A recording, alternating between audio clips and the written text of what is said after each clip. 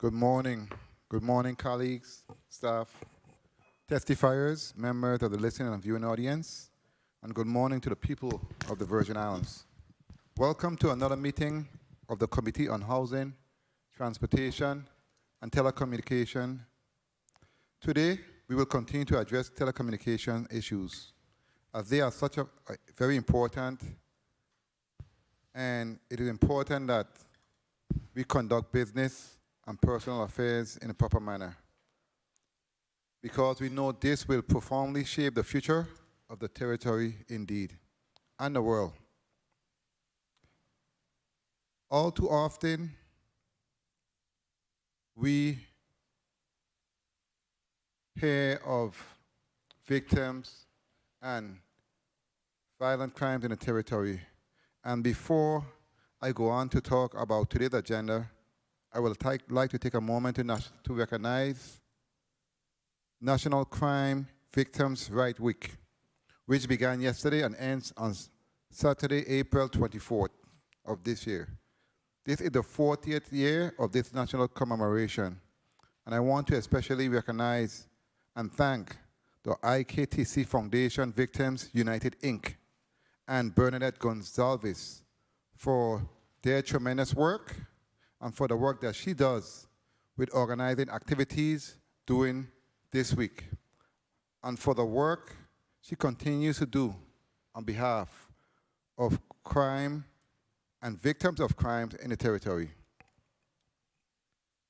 This past weekend, my staff and I engaged in a bucket drop fundraising event, and will continue to do so in order to assist that organization and many other organizations, because it's important.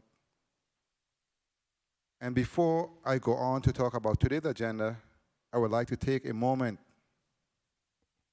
to speak about those who too often we forget that justice does not simply involve punishing the perpetrator of a crime. But at the end of the crime, we got to understand and realize that there's a person who was victimized by it and who may have to spend the rest of their lives coping with it and trying to undo or merely survive the physical and emotional damage that has been inflicted on them. And as a society, we have a responsibility to reach out to crime victims and address the various needs that will arise in their lives. And the National Crime Victims' Rights Week is one opportunity to begin doing just that. We also this weekend participated and engaged in another food distribution in which we were able to assist the St. Thomas Rescue in basically distributing over 600 boxes to many churches in the territory and elderly residents. And we are grateful for the opportunity to assist and continue to engage in community service and giving back on a yearly basis. To return to our agenda, first, we will address the specific issue of avoiding damage to the territory's telecommunication infrastructure. For nearly a decade, a growing portion of our telecommunication cables has been buried underground. Most of us remember the lane of fiber optic cables by VI, NGN, and VIA before and after the hurricanes. And we are living through a major installation of underground fiber by AT&T and its successor entity in the Virgin Islands, Liberty Mobile. We are also beginning the next phase of placing electrical lines underground, as WAPA just had an underground breaking ceremony last week to initiate an undergrounding project that will expend nearly $650 million to move a significant portion of our electrical lines and transformers underground. Placing our electrical and communications line underground projects protects them from the hazards of windstorms. As such, these are important and long-awaited development in the territory. At the same time, placing the lines underground makes them vulnerable to human activity, as entities digging or excavating for other purposes often do accidental damage to underground lines or pipes laid by the entity or other individuals. We have seen significant examples of this in the past, including a recent incident on March 25th, which left thousands of Virgin Islanders without telephone, cable, or internet. Unfortunately, this is by no means an isolated incident. Within the last few years, there have been all too many such cases, including November 14, 2017, when thousands on St. Thomas and St. John were without service. September 17, 2018, via customers in the area of St. Thomas were affected by another incident that cable was cut by the Water and Power Authority. November 14, 2018, via customers on St. Croix were left without telephone, cable, or internet due to an accidental incident, which was done by the Water and Power Authority. February 4, 2020, St. John was left without internet services for over 4 hours as VINGN cables were cut by AT&T on October 9, 2020. 7,000 customers were left without service as via cables were cut by Liberty Mobile AT&T trenching. The legislature moved to address this issue in 2015 by passing Act number 7798, the Call Before You Dig law, to set up a process whereby persons doing excavation would call a notification center, which would then have any utility owners mark the lines in the area so that the excavator could avoid them. However, this act has never been fully implemented. About 13 months ago, we heard an update from telecommunications providers and the Department of Public Works last March on this matter. Since then, the global pandemic has demonstrated the critical importance of uninterrupted communications as people were forced to rely on the internet in order to work and to communicate with friends and family that could not be visited in person. The pandemic also unfortunately showed us slowed progress and legislative hearings through most of last year. And recent fiber cuts have made it clear that we have a long way to go in making sure that existing underground infrastructure is not damaged by the installation of new lines and equipment. This is particularly important right now, since, as I mentioned before, WAPA is moving to place more of its lines underground this year. As such, this hearing is timely and important, and we look forward to working with all the stakeholders to make sure that the call before you dig works the way it is supposed to. The second part of our hearing takes a more general look at the state and future of telecommunications in the territory. Whether we like it or not, we are in the middle of a transformational times, as the current developments in telecommunications are bringing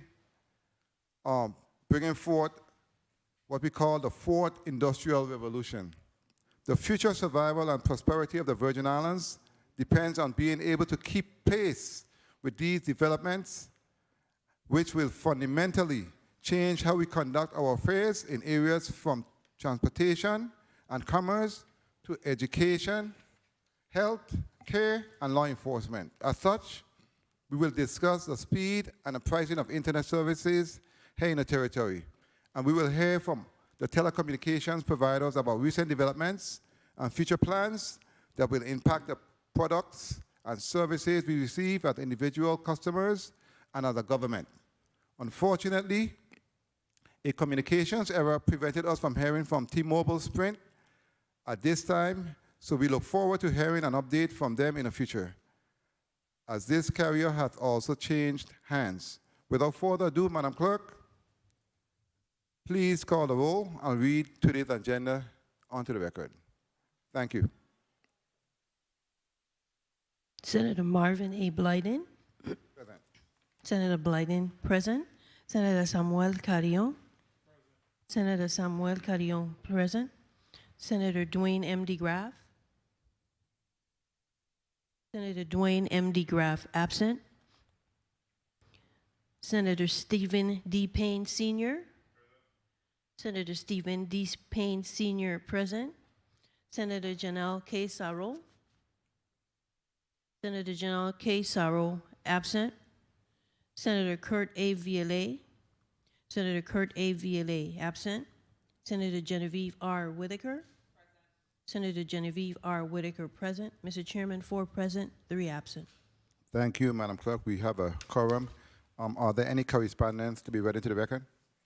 Yes, Mr. Chairman. Please proceed.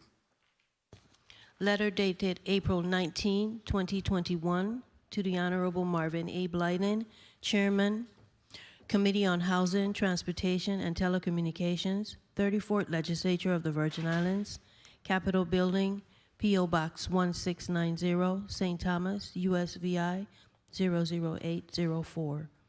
Dear Senator Blyden, I will be tardy for today's Committee on Housing, Transportation, and Telecommunication hearing. I apologize for any inconvenience this may cause, and I look forward to participating upon my arrival. Thank you for your kind consideration in this matter. Respectfully, Kurt A. VLA, Senator, 34th Legislature of the Virgin Islands. Thank you. Can you please mark Senator VLA as tardy and also mark Senator Dwayne DeGraff as excused? Can you please call up the testifiers for the first block of today's agenda?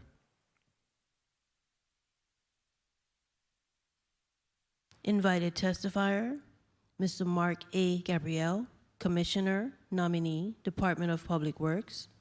Mr. Stephen Adams, CEO, Virgin Islands Next Generation Network, FING.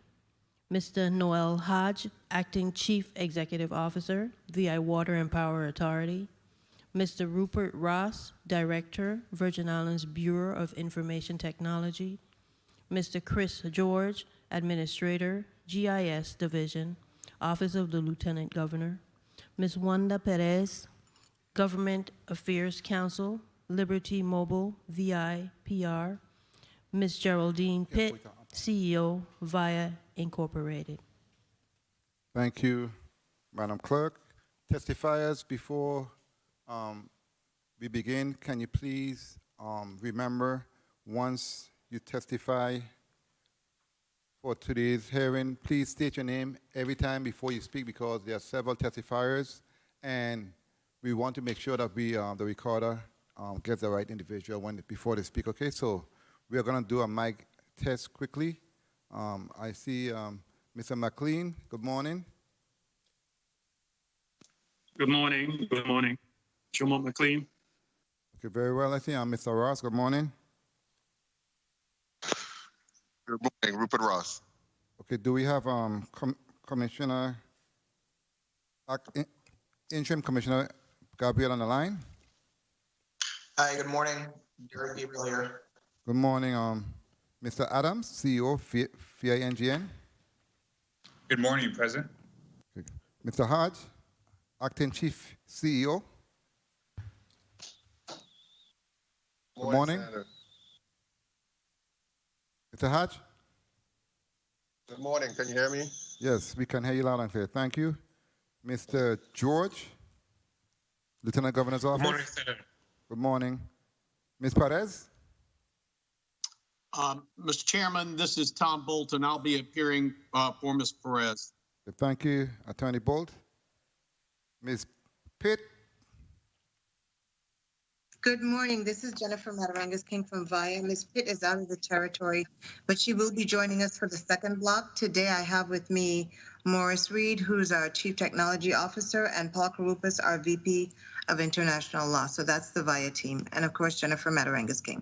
Thank you. Okay, thank you so much. Okay, we are going to begin with our testimony. We will begin with Public Works. You may proceed with your testimony.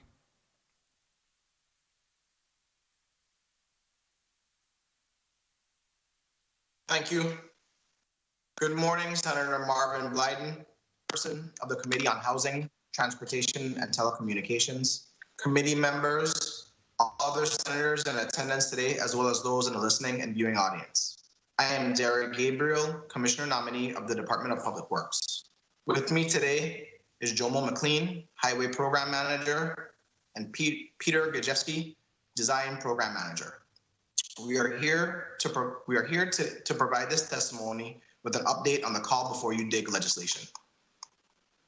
As both public and private sector partners seek to improve resiliency of our telecommunications and public utility systems in the territory, undergrounding cable conduits and utility lines has become an essential practice. For the Department of Public Works, these projects have a significant impact on the largest area of our jurisdiction, our public roadways. As such, Act 7798 seeks to provide some coordination and notification housed within the department for these efforts.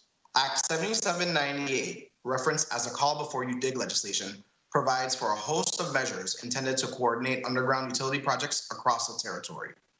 Among other things, a comprehensive one-call notification center must be established within the department. The legislation calls for the notification center to provide a wide range of services, such as notification of demolition and excavation near all underground facilities, develop and implement a public awareness and damage prevention program, operate and accept calls 24 hours a day, record and respond to information requests, establish and maintain a positive response system, as well as maintain professional liability and errors and omissions insurance to cover the duties above. To fund these measures, the Underground Facility Damage Prevention and Safety Fund has been established by the Department of Finance. It further states that all operators are required to share in the cost to establish the notification center. While we agree with the intent and spirit of the legislation, it is, however, a full-time undertaking that requires immense coordination and lots of resources to implement, namely human capital, physical space, equipment, and funding. These items currently all need to be identified. Recommendations. We believe one of the most difficult parts of this process is having accurate records of our underground infrastructure. We understand our private partners' concerns regarding releasing proprietary information. However, for this endeavor to be a success, as-built must be submitted to the Lieutenant Governor, to the Office of the Lieutenant Governor and DPW upon completion of each project. To ensure this occurs, the department suggests including bonding and as-built requirements as part of the excavation permit approval process. This guarantees that accurate survey-grade as-built drawings are provided prior to project completion. The implementation of this provision may be unpopular, but it will certainly ensure compliance with this provision by any company or third-party contractor. Additionally, if the government of the Virgin Islands, through the Office of the Lieutenant Governor, is expected to maintain a system of record for all public and private utilities, their staff will need highly specialized equipment to scan and verify existing as well as new lines in order to mitigate the risk and liability associated with this endeavor. While the law stipulates DPW has the authority to promulgate rules and regulations pertaining to this process, for stronger enforcement, we suggest outlining more consequential ramifications in the legislation, such as license revocation. As you are aware, the department has limited enforcement capabilities. The severe enforcement authority we have is to issue a stop order or refuse to permit future projects. But that may be an after-the-fact action, as the underground facilities may have already been impacted. Utility coordination meetings. DPW restarted hosting monthly utility coordination meetings in late 2019.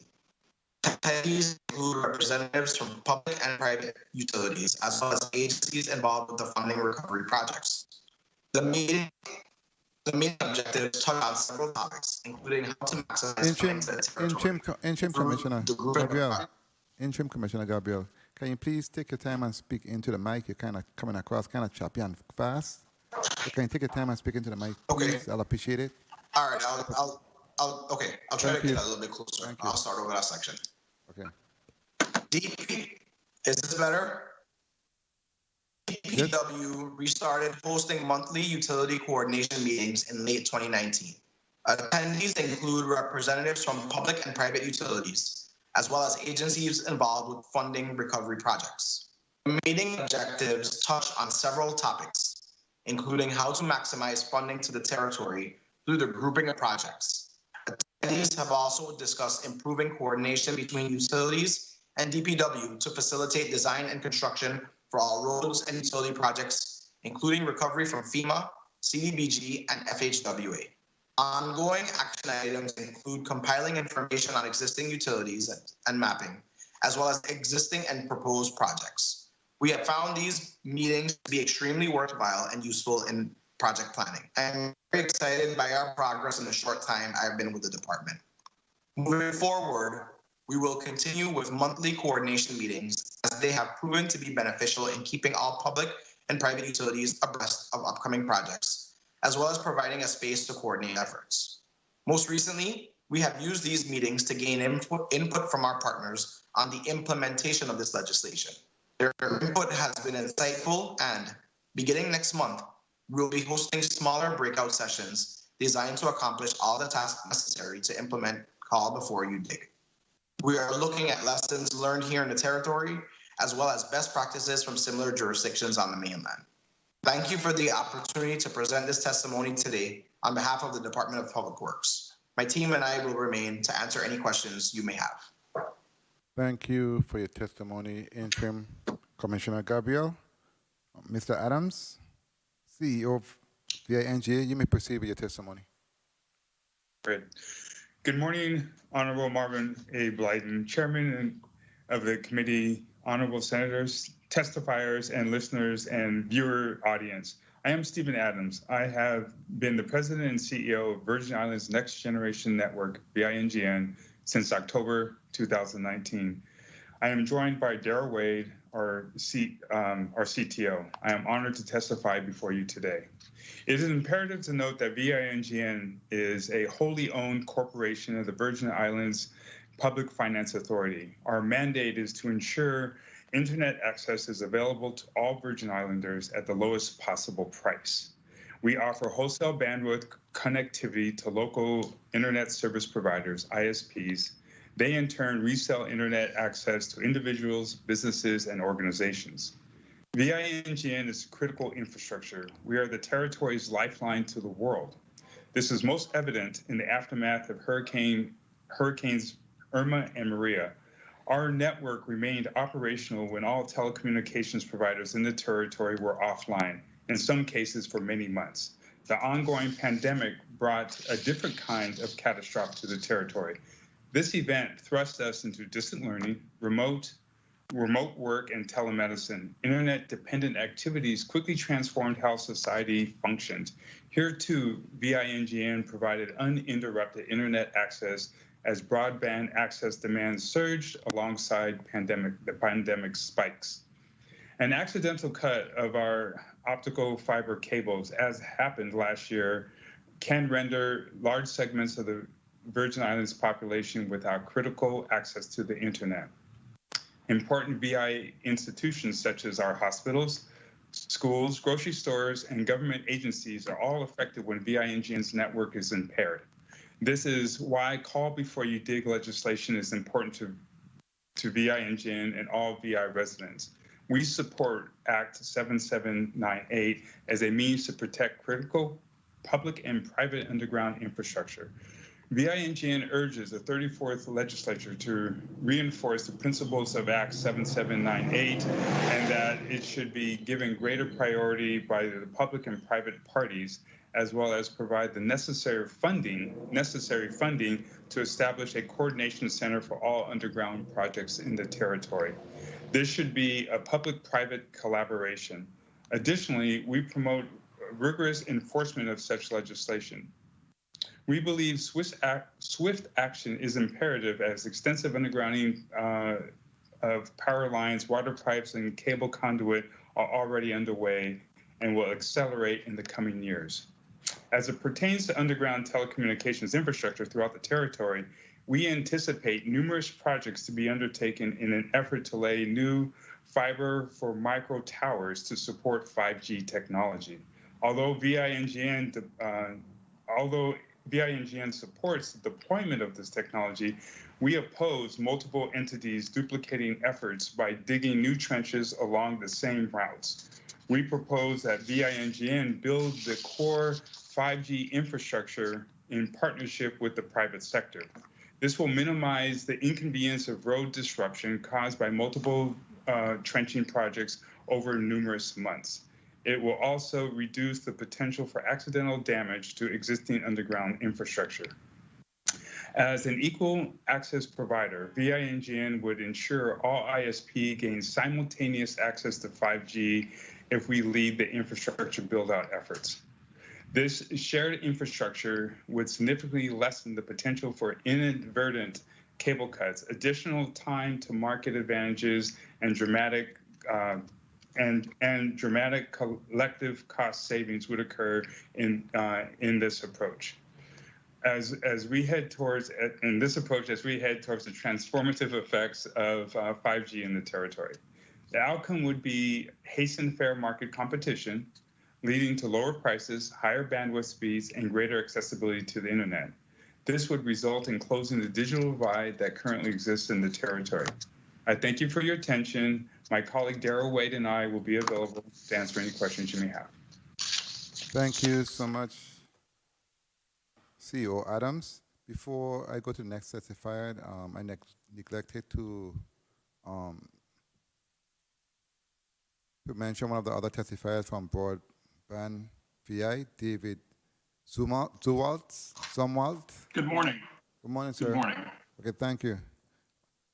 Next, we will have testifying Acting CEO, Water and Power Authority, Mr. Hodge. You may proceed with your testimony.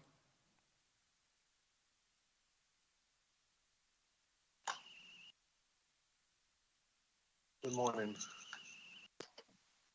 Good morning, Honorable Majority Leader Marvin A. Blyden, honorable members of the Committee on Housing, Transportation, and Telecommunication, other senators present, testifiers, and the listening and video viewing audience.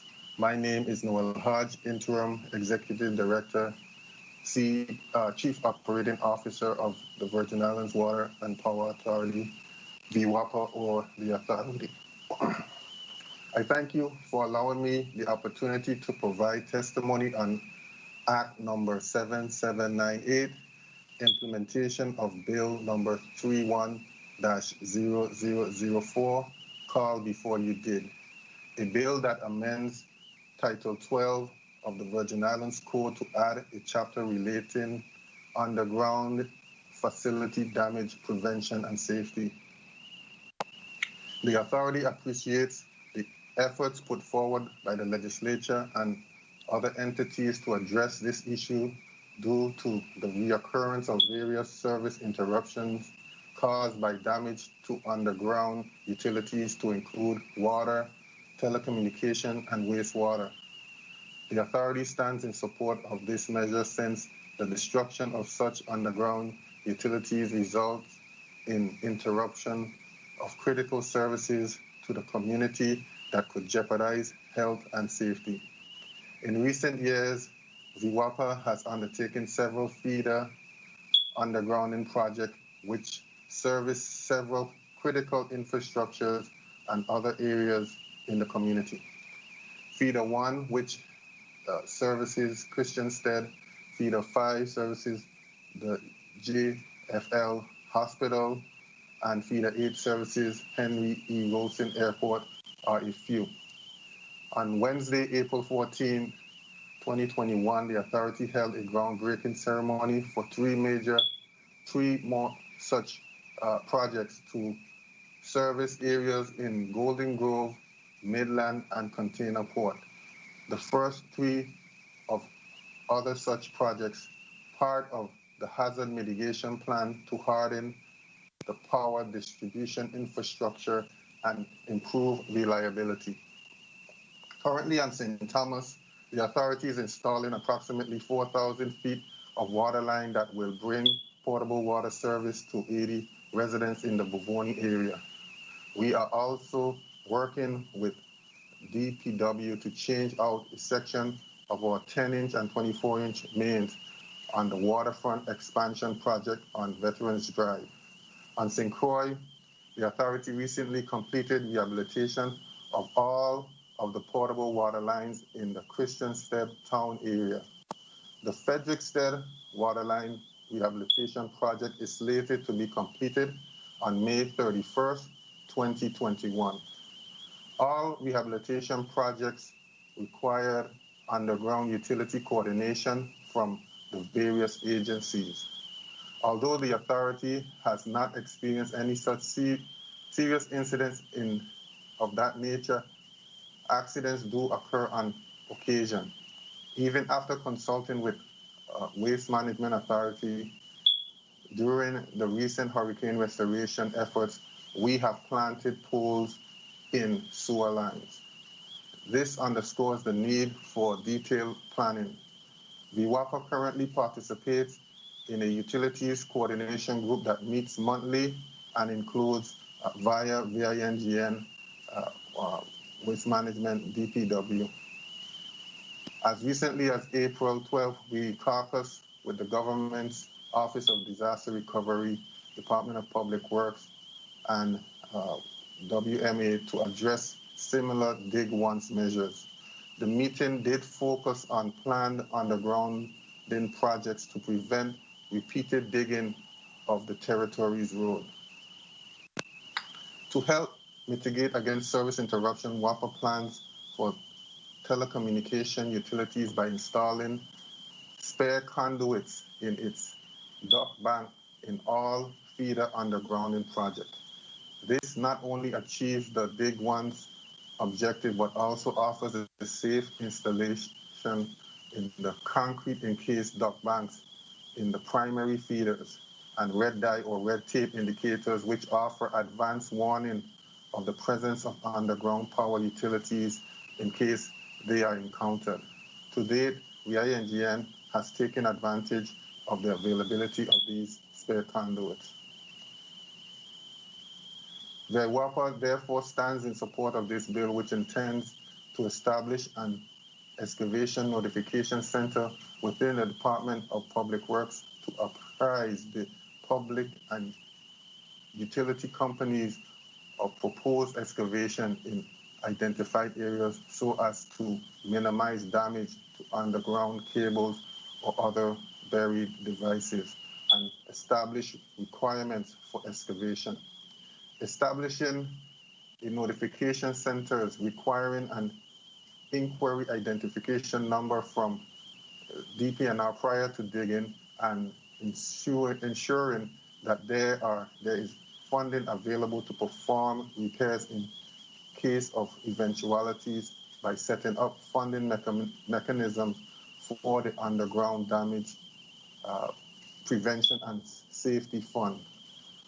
These are all good measures for ensuring public safety and providing an effective source of information to avoid service interruption. In conclusion, UWAPA makes the following recommendations and observations. In addition to calling the notification center, the legislation should include instructions for how to respond in the event a utility is compromised. All wires are not equal and no two fluids are the same. It should be recommended that safety should always be the priority. So individuals should clear the area and protect themselves and their crews, and that no attempt should be made to handle or repair the damage. Definitions section. Public improvement should include the word rehabilitation to cover waterline projects. Number 3, composition of the center's board of directors, staffing levels, full-time, part-time, hours of operation.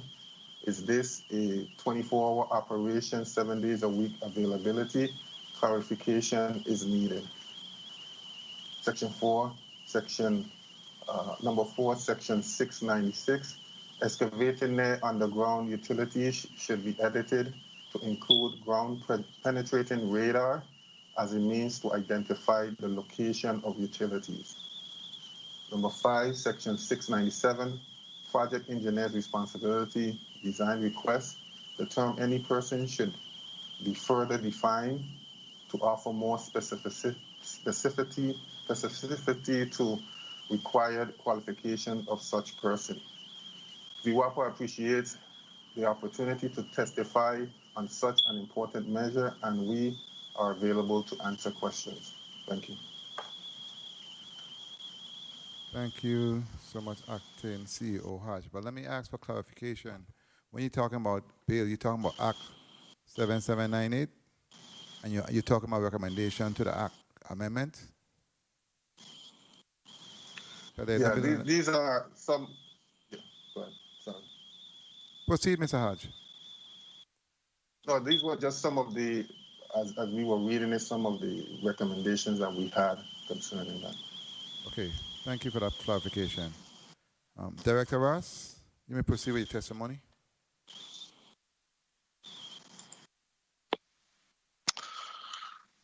Good morning, Senator Blyden, Chairperson of the Committee on Housing and Transportation and Telecommunications, and committee members, all other senators, and those in the listening and viewing audience. As the Bureau is focused on information technology and we support the Department of Public Works on their recommendations related to Call Before You Dig. We will support them in their implementation initiatives, and we concur with their recommendations. Thank you, Senator. Mr. Ross, that's the shortest testimony I ever heard in my life. Thank you so much. I hope when we start with the conversation, you're more engaged based on question. Sure. Appreciate it. Next, I will go to Ms. Perez, Liberty Mobile. Mr. Chairman, this is Tom Bolton. Oh, I'm sorry. I will Attorney Bolt. be presenting on behalf of Liberty. Attorney Bolt, you may proceed. I apologize. Chairman Blyden, members of the 34th Legislature's Committee on Housing, Transportation, and Telecommunications, senators, legislative staff, ladies and gentlemen, I'm Tom Bolt, attorney for counsel for Liberty Mobile USVI, Inc., the successor in interest to AT&T Mobility USVI, Inc. On behalf of Liberty, I sincerely appreciate this opportunity to appear before the committee to discuss issues and implementation of Call Before You Dig, Act 7798, and other important information on current status and future of telecommunications in the territory. I would also note that other members of our Liberty team are with us this morning, including Liberty Chief Executive Officer Naji Khoury, who was at our last hearing, Victor Vera, Director of Wireless Radio Access Network Engineering, Jose Arias Lopez, Director ATO RAN Construction, and Catherine Rodriguez Clean, Director of the U.S. Virgin Islands Area Retail Store Operations. The established by the U.S. Department of Transportation in 1994, the nation's 71 one-call centers receive approximately 15 million calls annually, and the estimated 40% of the incidents in which underground pipelines, conduit, and other facilities were damaged were calls by those who did not call before digging. It should be noted that there is federal legislation on one-call notification programs provided in 49 U.S.C. 6101 et sec. And this legislation provides for the implementation of practices identified in the best practices report entitled Common Ground, which is periodically updated. In 1998, the U.S. Congress adopted the Transportation Equity Act for the 21st century, T21. In T21, the U.S. Department of Transportation was charged with conducting a study of best practices in place nationwide for enhancing worker safety, protecting vital underground infrastructure, and ensuring public safety during excavation activities conducted in the vicinity of existing underground facilities. The Common Ground study identified and validated over 130 best practices to enhance safety and prevent damages to underground facilities. In the 2002 Pipeline Safety Improvement Act, 49 U.S.C. 6101, the federal government strengthened its support for one-call programs by requiring the U.S. DOT and the Federal Communications Commission to establish a 3-digit nationwide toll-free number to be used by state one-call systems. The legislation further authorizes the Secretary of Transportation to provide technical assistance to and participate in programs sponsored by a nonprofit organization specifically focused on reducing construction-related damage to underground facilities.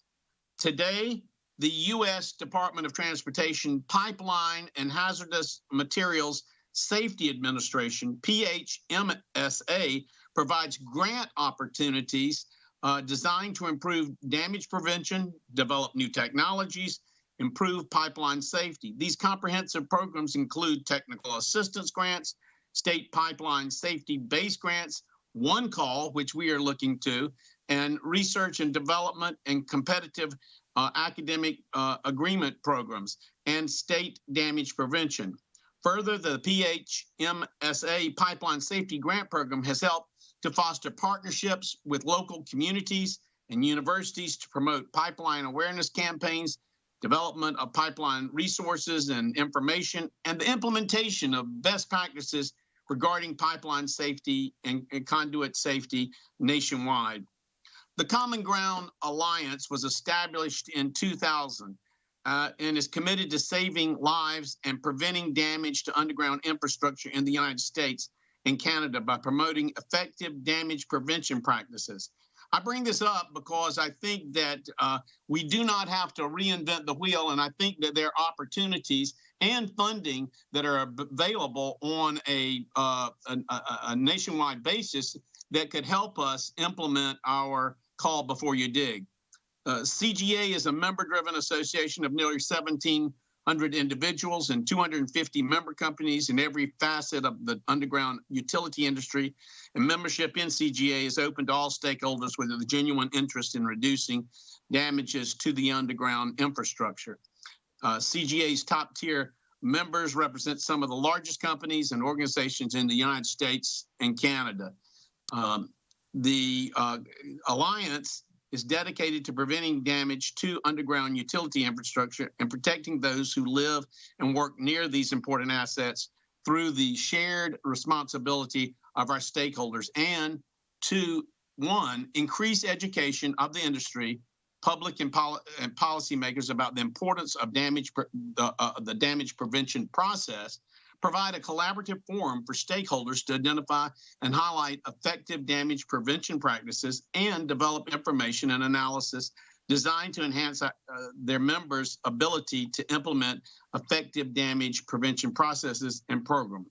Last year, the Common Ground Alliance launched the Next Practices Initiative to encourage innovative and new practices and to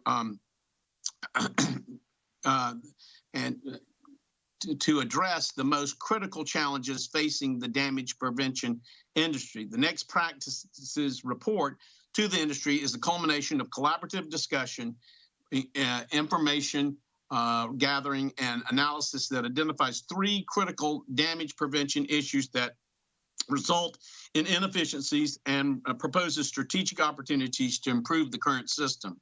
Critical issue number 1, facilities not marked accurately and on time.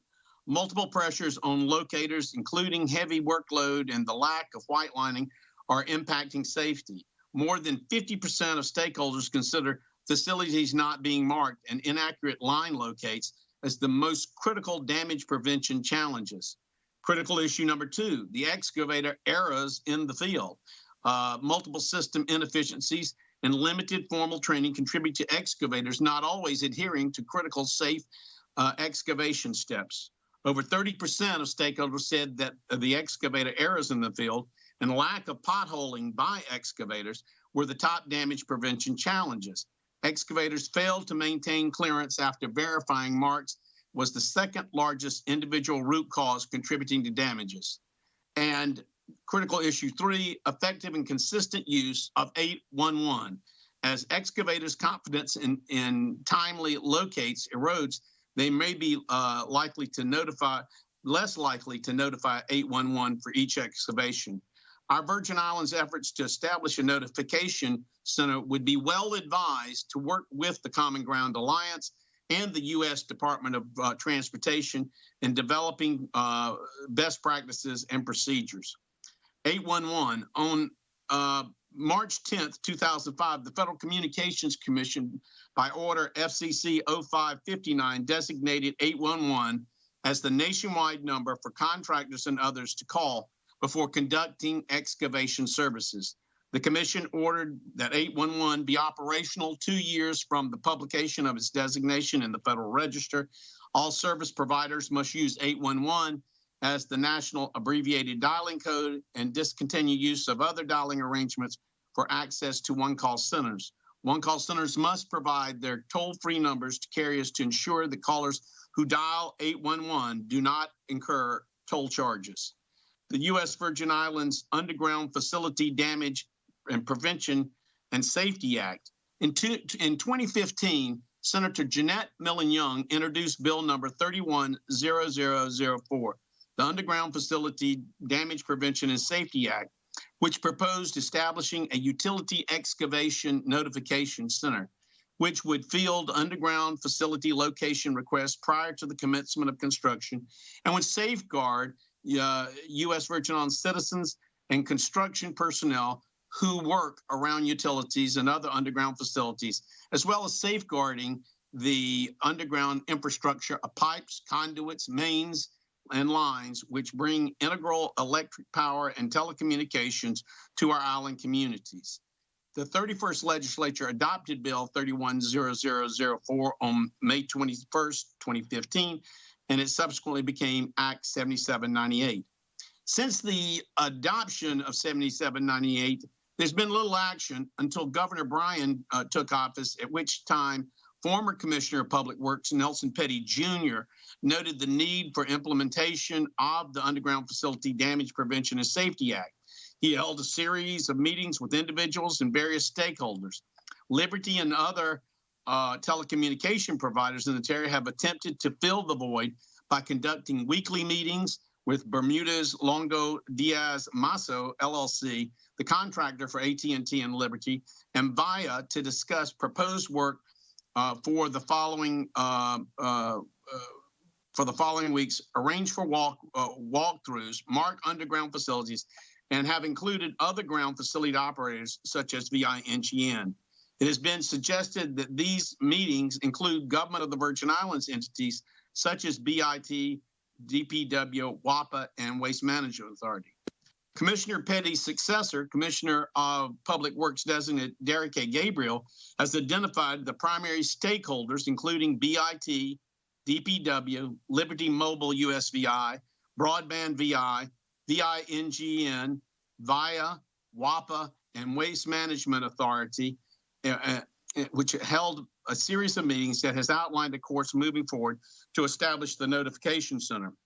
We've also drafted proposed bylaws for the One Call Virgin Islands, Inc., a local nonprofit that would consist of the various stakeholders from both the private and the public sector that would determine a budget and a fair and equitable system of assessing fees to provide for the operation of the notification center and be able to apply for funding from the U.S. Department of Transportation, Pipeline and Hazardous Materials Safety Administration, PHMSA, and the stakeholders have been charged by the commissioner to review the proposed bylaws for One Call Virgin Islands, Inc., and submit same to the department, submit their comments. Upon adoption, One Call Virgin Islands will elect its board and officers.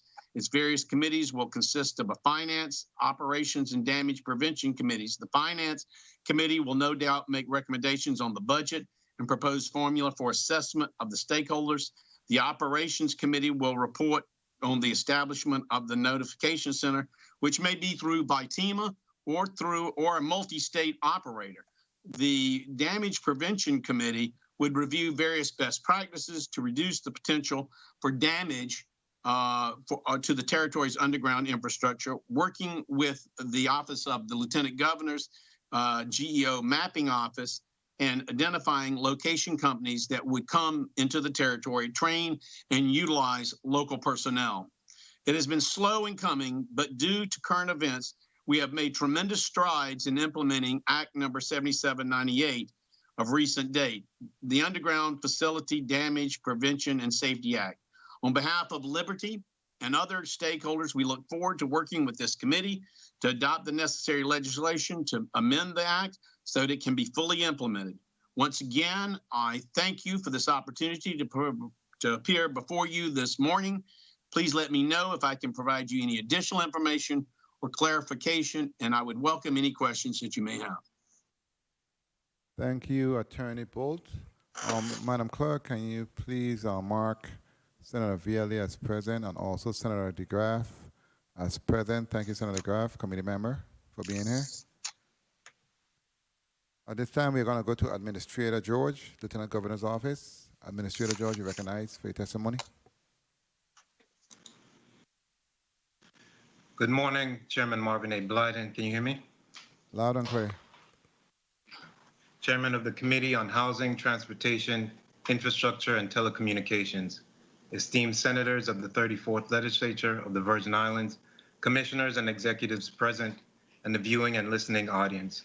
My name is Llewellyn Christopher George. I'm the Administrator of the Territory's Geospatial Information Systems Division, otherwise known as the GIS Division, appearing on behalf of Lieutenant Governor Tregenza A. Roach, Esquire. It is an honor to provide testimony regarding issues with and the implementation of Call Before You Dig, Act number 7798, and the role the GIS Division plays in the Territory's critical utility coordination.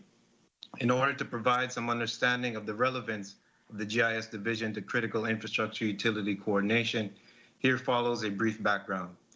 Geospatial information incorporates geographical figures with related data and has been in use for humanity's recorded history. Over time, systems have evolved in order to map, analyze, and assess real-world problems, from paper to high-speed digital networks able to provide data in real time. A GIS division is a recent incorporation into the Virgin Islands government, and initially its function was solely for tax assessment and property identification. Upon my appointment to role as administrator of the GIS division, Lieutenant Governor's Office facilitated the creation of the first territorial GIS platform in 2014. The goal of this advancement in the Virgin Islands digital mapping was twofold. First, to provide a modernized public-facing web portal which provides a multitude of relevant mapping information from various sectors of local and federal government. This portal is now commonly known as MapGeo, located at usvi.mapgeo.io. The utilization of MapGeo has grown significantly since its inception and currently is the most widely used government website, totaling over 7,000 unique users per month. The second aspect of the territorial GIS platform, and what is more relevant to the implementation of Call Before You Dig legislation, is to facilitate a secured intragovernment data warehouse whereby agencies and private entities can utilize relevant GIS information for their daily operations. In 2017, prior to the advent of Hurricanes Irma and Maria, within the Intergovernment Data Warehouse on the GIS platform, the GIS division created a critical infrastructure data sharing partition. The goal of this partition is to enable critical infrastructure utility agencies to share data between each other for planning, asset management, and hazard mitigation. It is specifically designated, but not exclusive to, the Department of Public Works, the Waste Management Authority, the Water and Power Authority, VIA, VINGN, and VITEMA.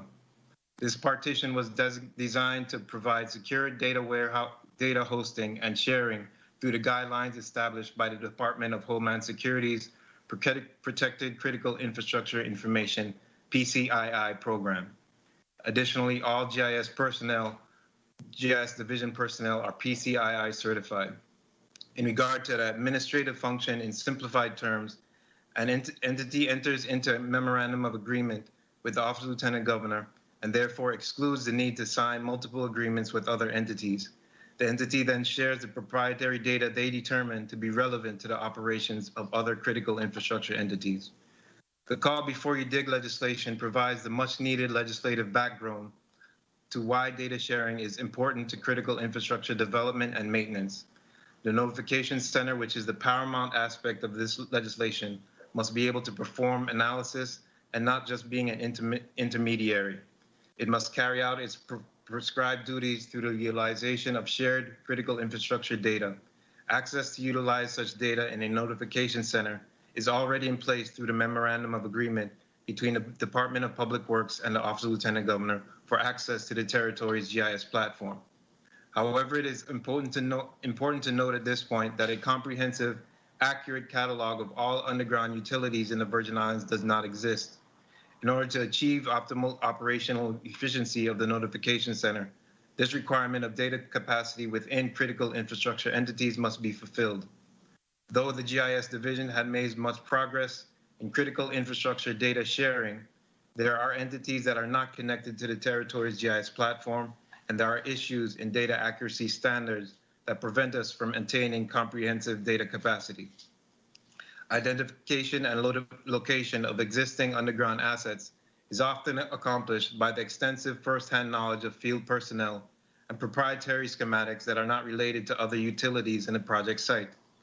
This, as one can conclude, leads to a multitude of issues, including unnecessary trenching in Virgin Islands roadways and unexpected damage to existing underground infrastructure. It will also lead to a notification center that will be ineffective and providing speculative information. In the short term, there is various preliminary steps that can be taken to achieve a mode of efficiency for the notification center until such time when a comprehensive data catalog of critical infrastructure is created. During the preliminary design phase of any underground utility project, an accurate underground survey using penetrating technology for extent of the intended project site must be conducted. This survey must be utilized and presented to the Department of Public Works in the project plan. It will be advantageous for funding be provided to the Department of Public Works to acquire ground penetrating technology. Currently, the hardware and processing software cost is in the range of $75,000 to $100,000. This could be an additional asset of income generation for the Virgin Islands government, as well as being the primary tool in developing the necessary comprehensive underground utility data catalog mentioned prior. Once the project plan is approved, work proceeds, and is completed, the exact location of the utility must be captured in geocoded format using a survey class data collector. This format will include the necessary GPS locational data, as well as the general descriptors of what the utility entails that can be utilized on the territorial GIS platform. This information can then be accessed by other critical infrastructure agencies, as well as the notification center, to adequately perform its necessary analysis. It is the opinion of the GIS division that all critical infrastructure utility agencies become a functional member of the critical infrastructure data sharing partition on the territorial GIS platform. It is also necessary that these utility agencies provide accurate locational information regarding their assets. This will give said agencies the most optimal data to work from for the development and maintenance of Virgin Islands underground infrastructure. This will also enhance the function of the notification center to not just being an intermediary point of contact, but to evolve into a hub performing locational analysis of the entire network of underground utilities in the U.S. Virgin Islands.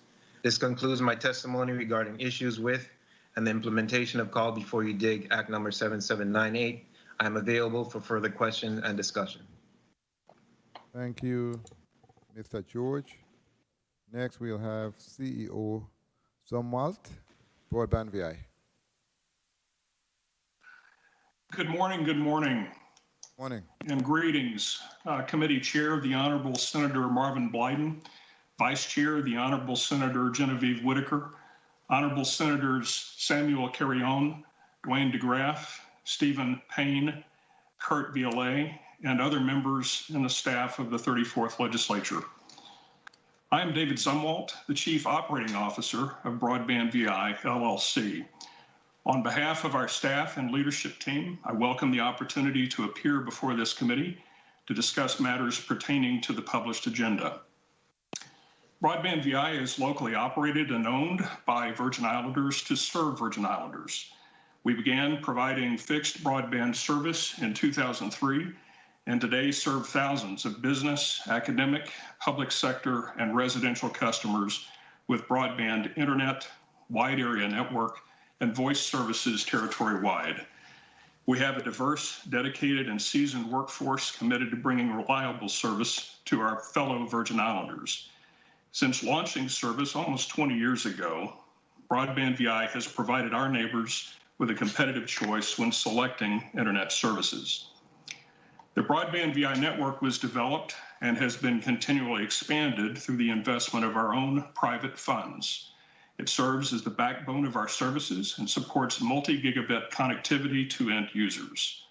Shortly after the Virgin Islands Next Generation Network went live with middle-mile fiber services in 2013, Broadband VI became one of its first ISP partners and today is arguably its largest customer. We believe our ability to leverage and simultaneously use multiple technologies, fiber, wired, and wireless, and multiple network backbones, such as ours and VINGN's, positions us as the most resilient service provider in the US VI today. The Federal Communications Commission has overarching jurisdiction for telecommunications in the United States and its territories. To encourage growth in network capability over the past several decades, it provided financial support through the Universal Service Fund, or USF, to certain incumbent service providers, which was not available to emerging competitors such as Broadband VI.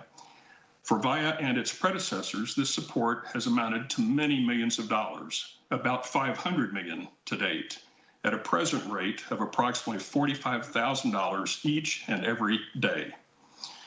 The devastation wrought by Hurricanes Irma and Maria in 2017 and their long-lasting impact on communications infrastructure led to questions about the investments or lack thereof made by companies who received the high-cost support, especially in regards to resiliency, performance, and the expense of such networks. The FCC reconsidered the program's objectives and on September 26, 2019, unanimously approved Stage 2 of the Uniendo a Puerto Rico Fund and the Connect USVI Fund that established a competitive process for the construction, maintenance, and upgrade of service based on satisfaction of basic eligibility in 3 competitive criteria: cost to the fund, speed and latency, and resiliency and redundancy. Here's what the FCC said. The mechanism we design awards support only for quality, storm-hardened deployment, and we create incentives for exceeding the minimum network performance, resilience, and redundancy. We make available support up to the budgeted amount of $186.5 million, and will provide support below that amount only if the winning applicant has indicated that it will deploy in conformity with the criteria we establish at that support level. Therefore, we are able to award efficient use of support without sacrificing our other goals for Stage 2 fixed support. To be clear, the previous high-cost support recipients did not have any defined service obligations in exchange for frozen support, and were not incentivized to provide our fellow Virgin Islanders with a robust, affordable, and resilient high-speed broadband network in spite of the hundreds of millions of dollars and decades of support. It is clear from the FCC's comments that the FCC had no intention of maintaining the high-cost program as it was. The FCC specifically rejected claims from PRTC and VIA that they had any reliance interest in continuing to receive frozen support, and in any event, found the policy benefits of shifting to a competitive approach outweigh any private reliance interests.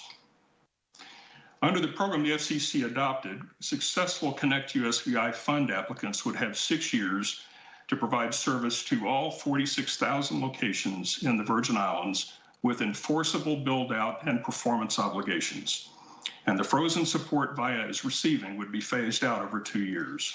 2 companies filed applications, VIA and Broadband VI. After a comprehensive vetting of our management, operational capabilities, financial resources, and technical plan, on November 16, 2020, the FCC announced that it had selected Broadband VI as the winning applicant for Connect USVI Stage 2 support, providing $84.5 million over a 10-year period for Broadband VI to construct a territory-wide gigabit network that will reach all 46,039 identifiable locations in the USVI within 6 years. Coupled with our continuing significant private investments in infrastructure, the prospect of having a resilient broadband network on par with the best-in-class networks in the continental US is within sight. Pricing for the gigabit service will be reasonably comparable to rates in urban US areas and affordable to our fellow Virgin Islanders. We are pleased to have been selected, and we look forward to ramping up our labor force, investing capital, and working with the local and federal governments to complete the hard work ahead. As we go forward with this transformative project, Broadband VI will need cooperation not just from the federal government, but from the Virgin Islands government as well. For example, we're likely to require permits for infrastructure components of our network. We may need to enter into contracts with various agencies for infrastructure access, and we will want to work with you to help leverage the network to bring new businesses to the Virgin Islands, something we expect based on the essential nature of high-speed broadband connectivity. It is therefore important for the Senate to understand that the Virgin Islands government is a key partner in our plans to bring state-of-the-art broadband to your constituents and our neighbors. FCC policies are designed to incentivize private sector investment in networks that, through technological innovation, customer service, and market foresight, can continually grow the telecommunications infrastructure and services needed to meet consumer demand today and tomorrow. Market forces are the primary drivers of the strategies and offerings of Broadband VI. On the other hand, WAPA and VINGN are constrained by different and occasionally opposing public sector priorities. For these reasons, we believe it is important for the legislature to carefully consider the effects of laws that may intend to support shared objectives, but can consequentially impair key economic drivers, such as the innovative and investment imperatives of the private sector. In other words, excessive regulation, administrative overreach, or process complications that impede our build-out plans and our legal obligations to complete the gigabit project in 6 years will also deter investment and slow economic growth to the detriment of Virgin Islanders. As one illustration, VINGN, WAPA, and VIA relied on significant federal support when building out their networks, and were largely able to do so without being subject to the dig once guidance that is now being discussed for implementation in policy and/or law. When building out underground infrastructure, these entities benefited from the quiet enjoyment of their grants and the implementation of their plans unimpeded by joint use requirements and third-party scheduling considerations. To the extent we utilize underground infrastructure, Broadband VI should be accorded the same consideration, and this can occur as long as public policy and legislation is limited to the achievement of specific shared objectives. In this case, the construction of our gigabit network within 6 years.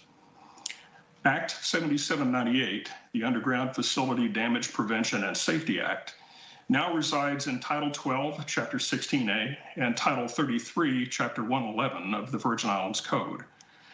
Its legislative intent is set forth in Section 691A, which reads, "The legislature declares it to be the policy of the government of the Virgin Islands and the purpose of this chapter to aid the public by preventing injury to persons and property and preventing the interruption of services resulting from damage to an underground facility caused by excavation or demolition operations, and to provide minimum recommended guidelines for one-call legislation." We believe this statement of legislative intent captures the essence of an important shared objective, and we support it as written. It's appropriately limited, and it gives no license to any party which might seek, either individually or collectively, to assert control over the initiatives and priorities of another. It maintains the balance of all participants' core competencies. And the body of the act is largely consistent with the stated legislative intent, although we would not wish to see it expanded. As written, it raises some concerns and questions for us, including the composition of its board of directors and the mechanics for establishing cost sharing. This is in Section 692B.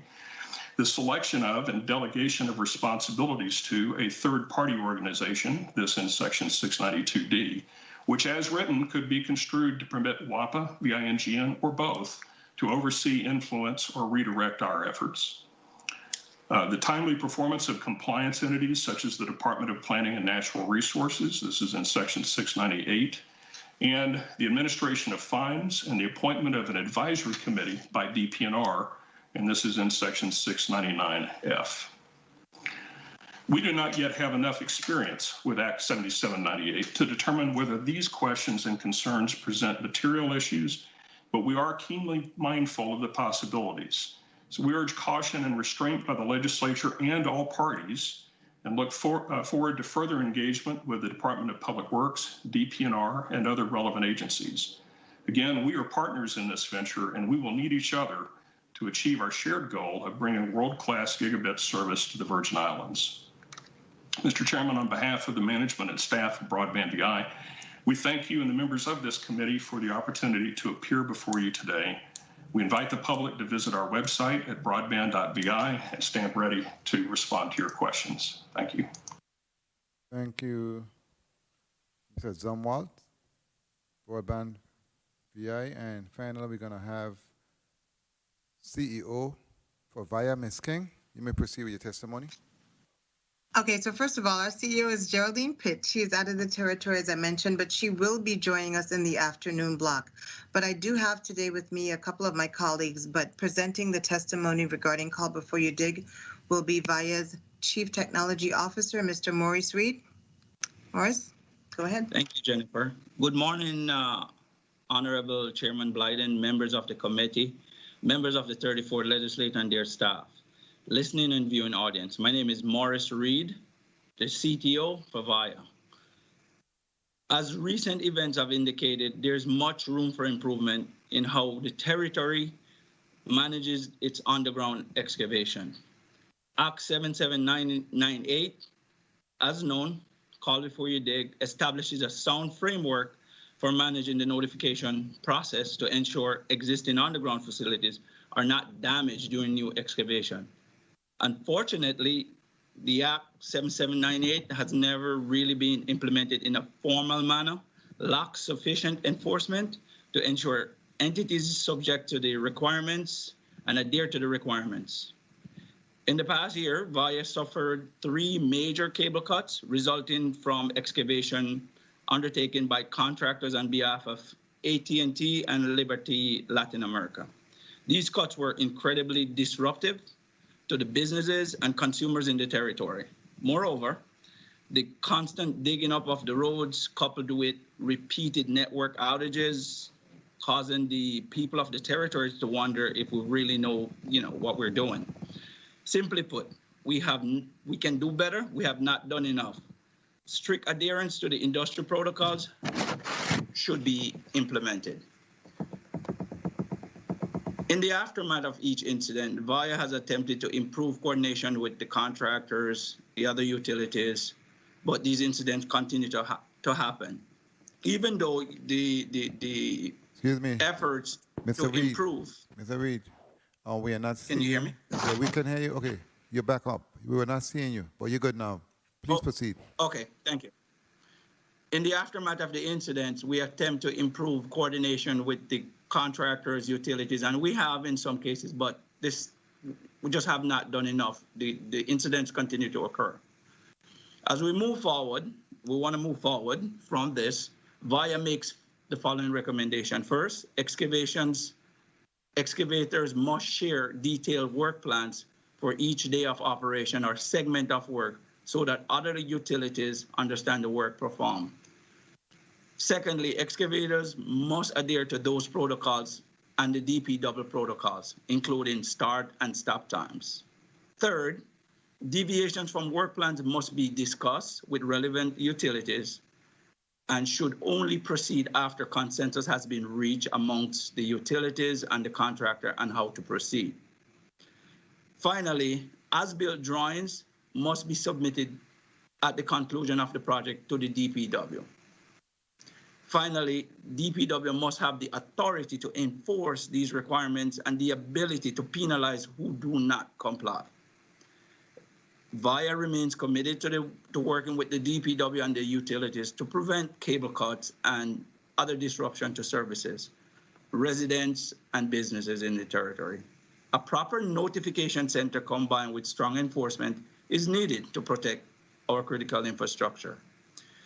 Thank you for allowing me the opportunity to testify today. I'm available for any questions that you may have. Thank you, Mr. Reed. Colleagues, we have heard from all of the testifiers, and we have many testifiers today. And again, testifiers, before you respond to any question or speak, please place your name for the stenographer to record. We are going to start with a 7-minute round, and it's going to be the order. We're going to start with Senator Whitaker, Senator Carrion, Senator Payne, Senator DeGraff, Senator Vielle, and then myself. But before I go to my colleagues, let me ask Interim Commissioner Gabriel for the listening audience. This is for them in terms of what we are talking about. So in practice, how does call before you dig work? For instance, if I'm a homeowner, I'm trying to dig a hole to basically do some type of project within my property. Do I need to call the notification center? And what is the threshold for a level of excavation that will occur that's going to require anyone to make a call, whether private or public? So can you explain to the public so they can have a better idea of what we're going to be speaking about? Sure. Good morning, Derek Gabriel, Commissioner nominee of the Department of Public Works. So in the way it works is you're supposed to notify the notification center housed within the Department of Public Works through the 811 number. You call in, you let our representatives know, and then the Department of Public Works is supposed to coordinate with all utility partners that may have lines in that area. Send people out to mark, coordinate with the person that wants to dig. If it is a resident, we make sure that, of course, if there are any lines on their private property, that is properly addressed, marked out, and then we proceed. But again, Senator, it's important to note for the public's perspective that the notification center is not stood up right now. So right now what we have is people are calling the department. Of course, our public and private sector partners are getting with us on our utility coordination meetings just to try to make sure that everybody's on the same page. Right now, for the ongoing project, BLDM, AT&T, and Liberty are reaching out to our telecommunication partners and our infrastructure partners based on the segment of the project that they're in to make sure that they are not having any adverse impact. Of course, as the testifiers have said, we have had a couple of incidents, but we're trying to make sure that we implement best practices and lessons learned to make sure there are no more negative impacts. But of course, this is construction and things do happen. We're working together to make sure that we mitigate those measures. But of course, it does take all of us to make sure that this works out for the benefit of the territory. Okay, thank you for that. Well, let me ask you, based on what you said, what staff at the Department of Public Work carries out the role of coordinating and communicating between the various parties? So, Senator Blyden, I'm sorry, Derek Gabriel, Commissioner nominee, Department of Public Works. Senator Blyden, right now we have no dedicated staff. I am working with our department to make sure that we are putting in some positions to get some dedicated staff. But right now, as it is, we're handling it through the Commissioner's office. And of course, through the Federal Highway Engineer, through the Office of Highway Engineering, with Mr. McLean and Mr. Gajewski. So, and that's important because in terms of staff, you're going to need to have a budget, do an analysis to see what it costs, etc. So we look forward to getting that information from you. We're going to start with Senator Whitaker. Senator Whitaker, you're recognized for your 7 minutes. Good morning. Good morning, Chairman. Good morning, colleagues. Good morning to people of the Virgin Islands. Good morning, testifiers. I too join in recognition of National Crime Victims Week as one who has worked specifically actually with victims of crimes, going back to my days of working with the U.S. Attorney's Office as a student and going forward. So again, we lift up those individuals and we continue to pray for those families. Today's hearing really is really important. As senators, we are really charged with oversight responsibilities. So I'm going to jump right into Commissioner nominee Gabriel. Have you, in fact, reviewed this legislation, and do you understand the components as it pertains to standing up the board, as well as what is the timeline? How far away are we from, first off, establishing the board of directors? We already put on the record about staffing. Have you conducted actual desk audits to see within the Public Works who can begin the process? Can you please give us that information as to timeline, as to when would be the first board meeting, and have you coordinated as well with the Department of Planning and Natural Resources, because one of the components of the law is that there be an advisory committee when it comes to violations? Good morning, Derek Gabriel, Commissioner nominee of the Department of Public Works. So Senator Whitaker, you did ask quite a number of questions. I'm going to try to address them all. We have started to coordinate. We've been circulating draft bylaws to try to, amongst the public and private partners, to try to get some feedback and get that going. Again, as I mentioned in my testimony, most of our public and private, I would say, excuse me, all of our public and private partners have committed to participating and to joining breakout sessions, so that we can all look at how we can stand this up simultaneously. As far as communicating with the Department of Planning and Natural Resources, we do have a good relationship. I did reach out to Commissioner Oriole to let him know that we would start looking at this. He is committed again to working with us on that endeavor. As far as our timeline goes, it's difficult to say right now. Like we mentioned, there is no funding identified for this endeavor. We don't have any dedicated personnel. We have started to look at people within the department that can perform the functions. But right now, again, as I've said in previous testimonies, we're really stretched in. So as far as timeline, I would reserve comment for that right now until a later date, but we're trying to get that stood up as quickly as possible with our public and private partners. Would you say this issue of disruption of service to be high on the agenda as we're going into hurricane season? Would you put this as a top, is this on your top of your list? Really high? Is this something highlighting? Yes, it is. Okay. Yes, it is. I do not buy the argument about funding. Right now, you can go ahead and work with your staff. You have a lot of people up in upper management and so on that can move forward with that. And through the chair, I would request, number one, I need dates of these upcoming unification meetings. And I, for one, will need a timeline because you have to actually put that in writing as part of your strategy. Going to the Liberty representatives. I want to, and also both also engaging via on the perspective of, are you both, and also of course I cannot leave out broadband, how are you all working together to address what was placed on the record with outages? And as we go into the hurricane season, what efforts are you all making to meet, to discuss issues surrounding concerns over outages, and as we are struggling with, actually implementation of this law as it appears, what interim steps you can make to address those concerns among the customers? I'll start off with Senator Tom Bolt with Liberty. There's a meeting every Thursday at 10 o'clock with VIA and Liberty and BLDM to discuss the ongoing trenching.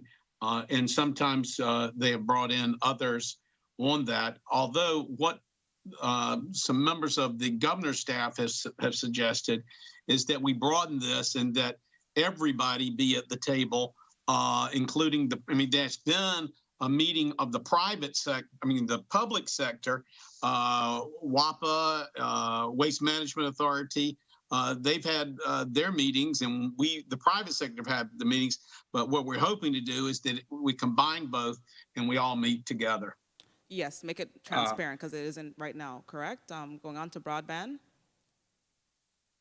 Broadband via. Yes, for the good morning, record, your efforts to collaborate.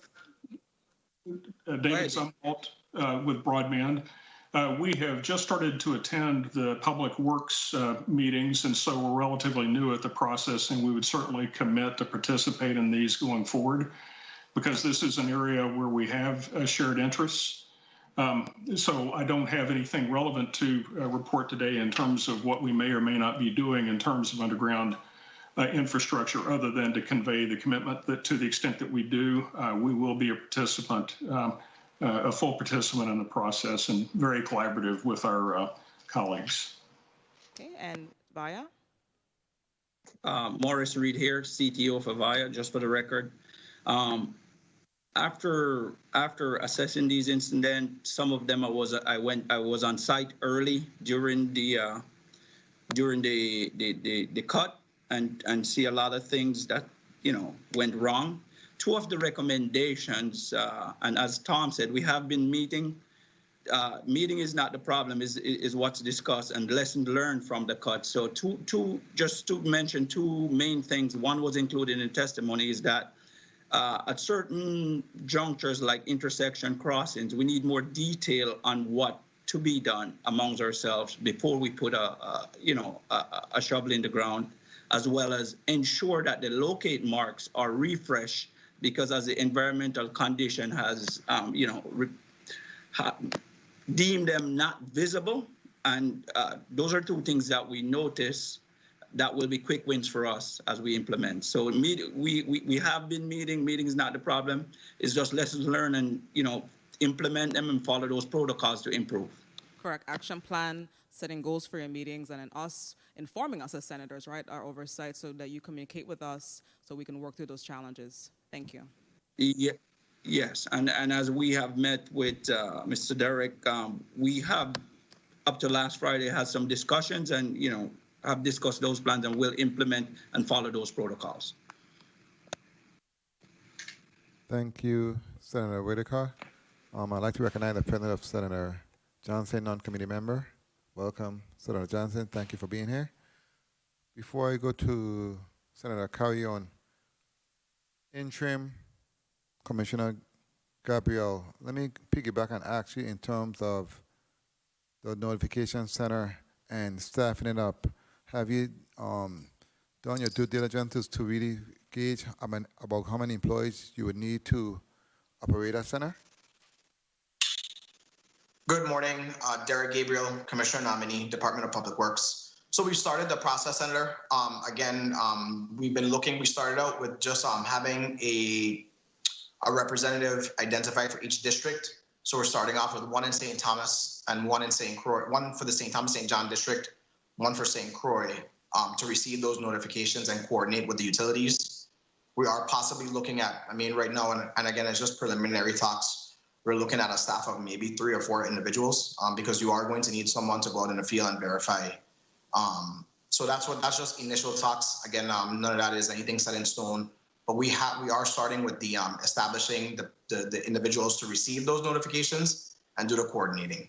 And let me ask Attorney Bolt, CEO Adams, and yourself, in your view, should the funding for a notification center be entirely provided by the operators, entirely funded by the VI government, or a public-private partnership? And what, in your mind, are the pros and cons of each funding approach? Starting with you, the Gabriel, and then Attorney Bolt, and then Mr. Adams. Sure. So I'll try to be brief. So I think it should be a shared responsibility.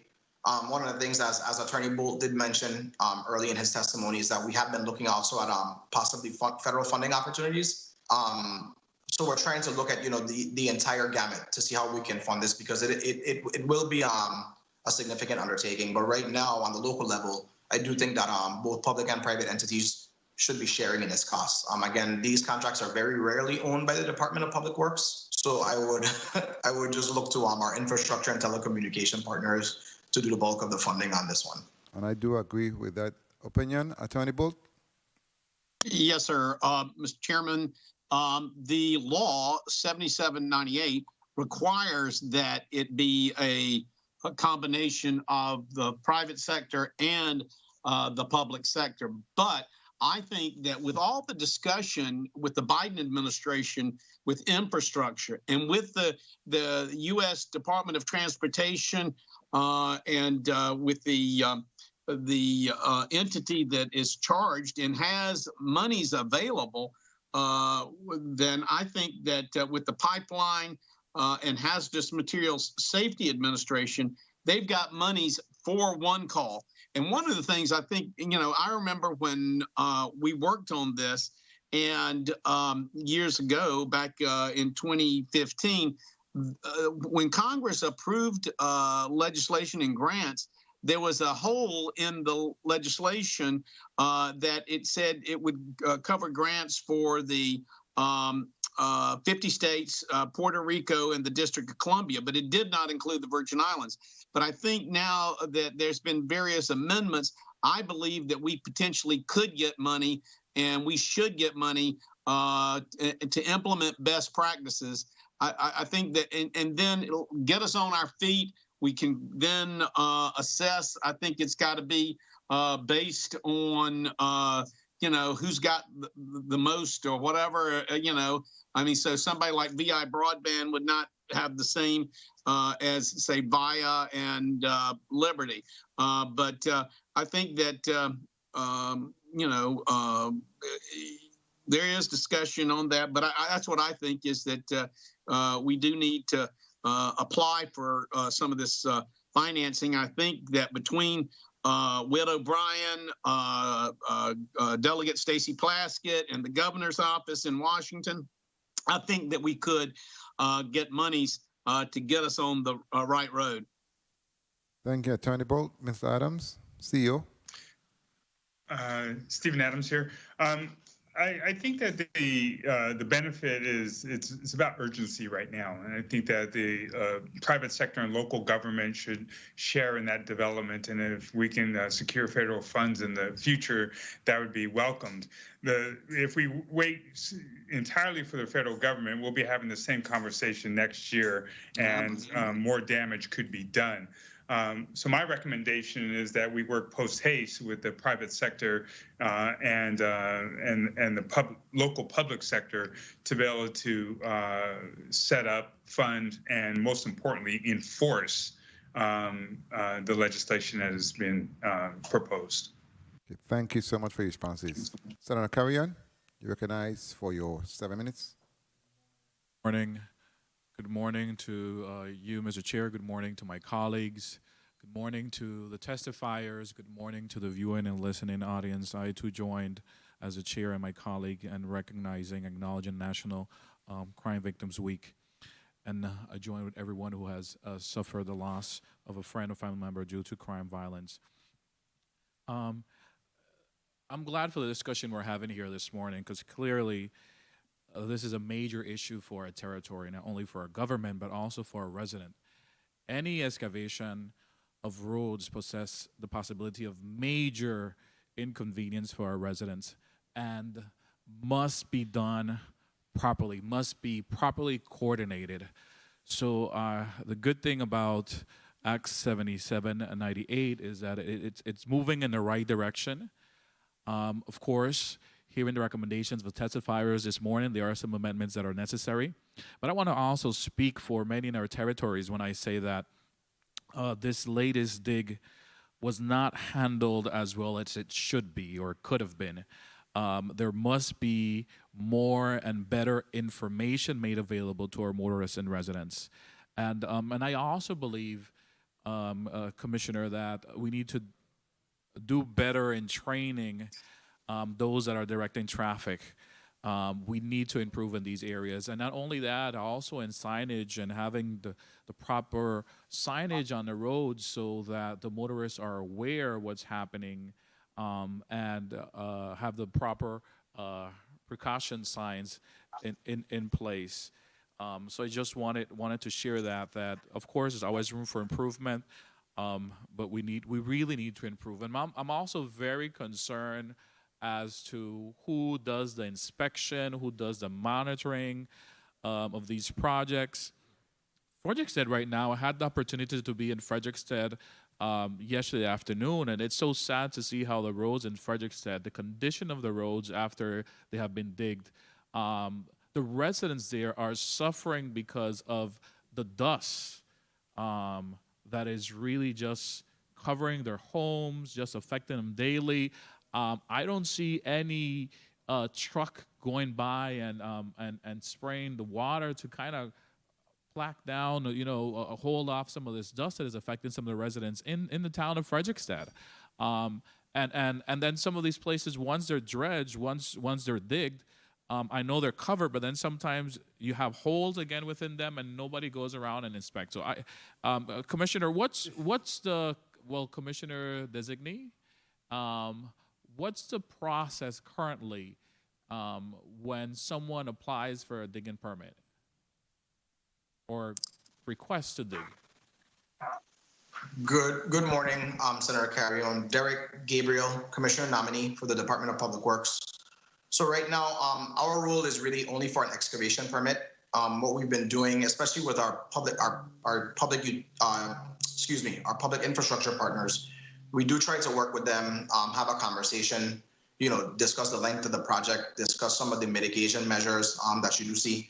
But on the private side, it's actually a very formal and extensive process where we actually give them supplemental stipulations that they need to execute for these projects. The one, I would say the biggest lesson learned, Senator, was exactly what you talked about. The fact that, again, these are not our projects. So it does take a lot to have our project managers inspect them. It's not a requirement. So moving forward, we're looking at having having a third-party monitor that reports specifically to the Department of Public Works for this, for the measures that you're discussing exactly. So currently, who goes out then to make sure that they're following the stipulations that have been provided by the department? So right now, and I'll let Mr. McLean answer that. But right now, I believe it's the program manager that is assigned by the department. But Mr. McLean, do you mind adding a little bit more specificity? Jomo McLean, Department of Public Works. That's correct, Senator. In Mr. Gajewski has been, as on the AT&T project, the Liberty project, Mr. Gajewski has been the project manager for DPW.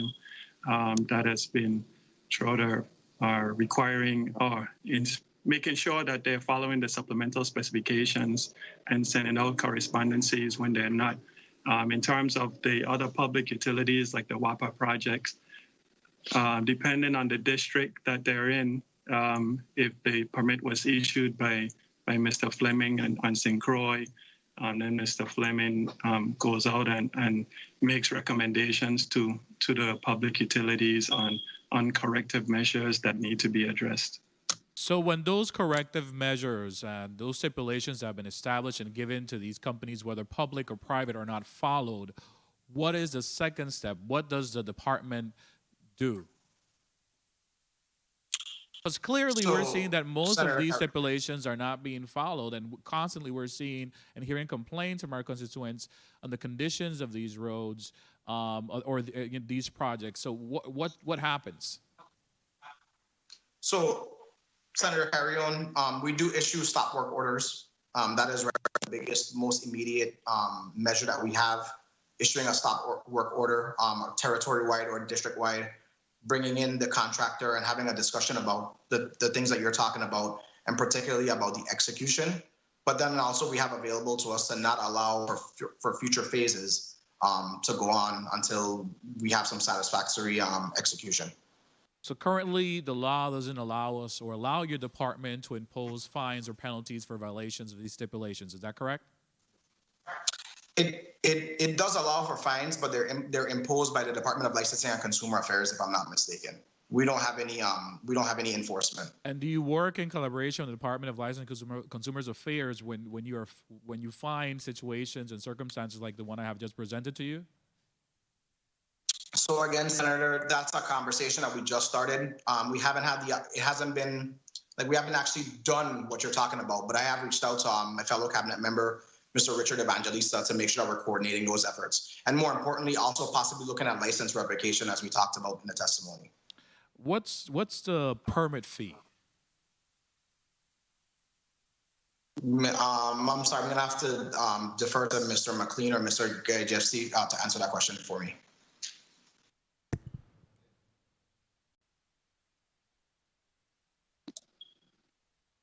$25.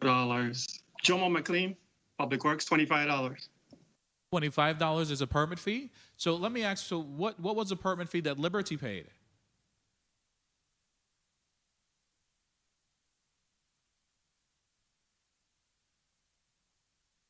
Mr. McLean, you might answer again, sorry. The permit fee, Jomo McLean, the permit fee for anyone is $25. Wow. Is there a yearly fee or any other type of fee that they pay for using our roads to have their wires, fibers? Jomo McLean, the only fee that we charge is for the excavation permit. There's no usage fee or anything that we charge. So you mean to tell This me is that This is Tom Bolt with Liberty. What the law does provide is that if you violate the provisions of the call before you dig, you can be assessed a civil penalty in an amount not to exceed $50,000.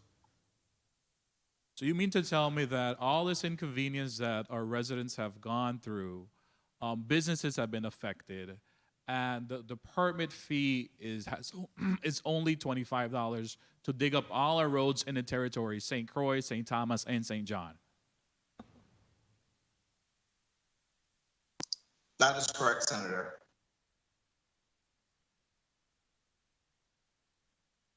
Something is clear. Something is clearly wrong here. Something is clearly wrong in the way how we do business here in the government, in this government. But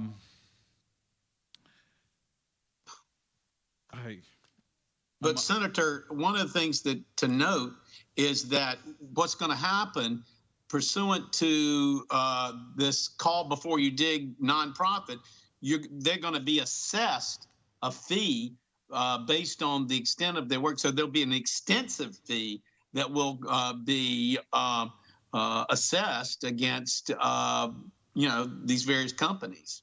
It won't be any $25. There'll be an extensive fee.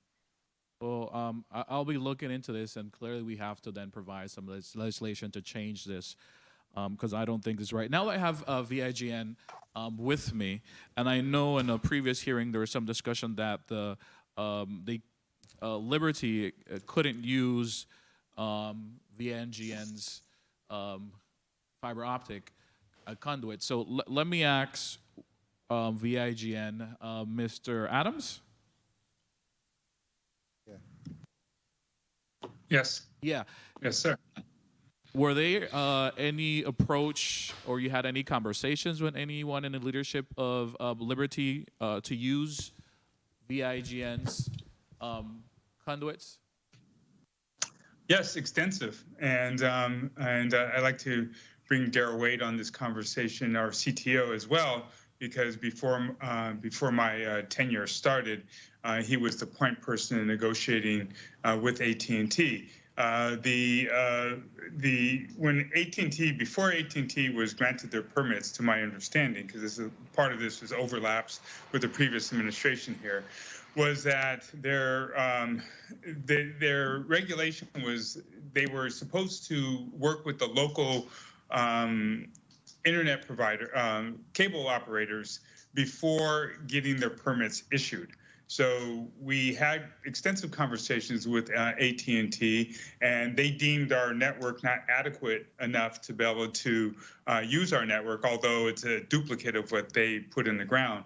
If you look at the maps from my last testimony last year, I showed maps that showed AT&T's network at the time, now Liberty, and VIGN's network. And there was a one-for-one mapping of their entire network. That's one of the reasons why we were cut last year, was because they ran duplicates. If you look in the roads in both St. Croix and St. Thomas, you'll notice that in some cases there's mere inches between VIGN's backbone fiber and AT&T's fiber. We offered them to be able to use our network. We asked them to name their price, and we were rebuffed multiple times.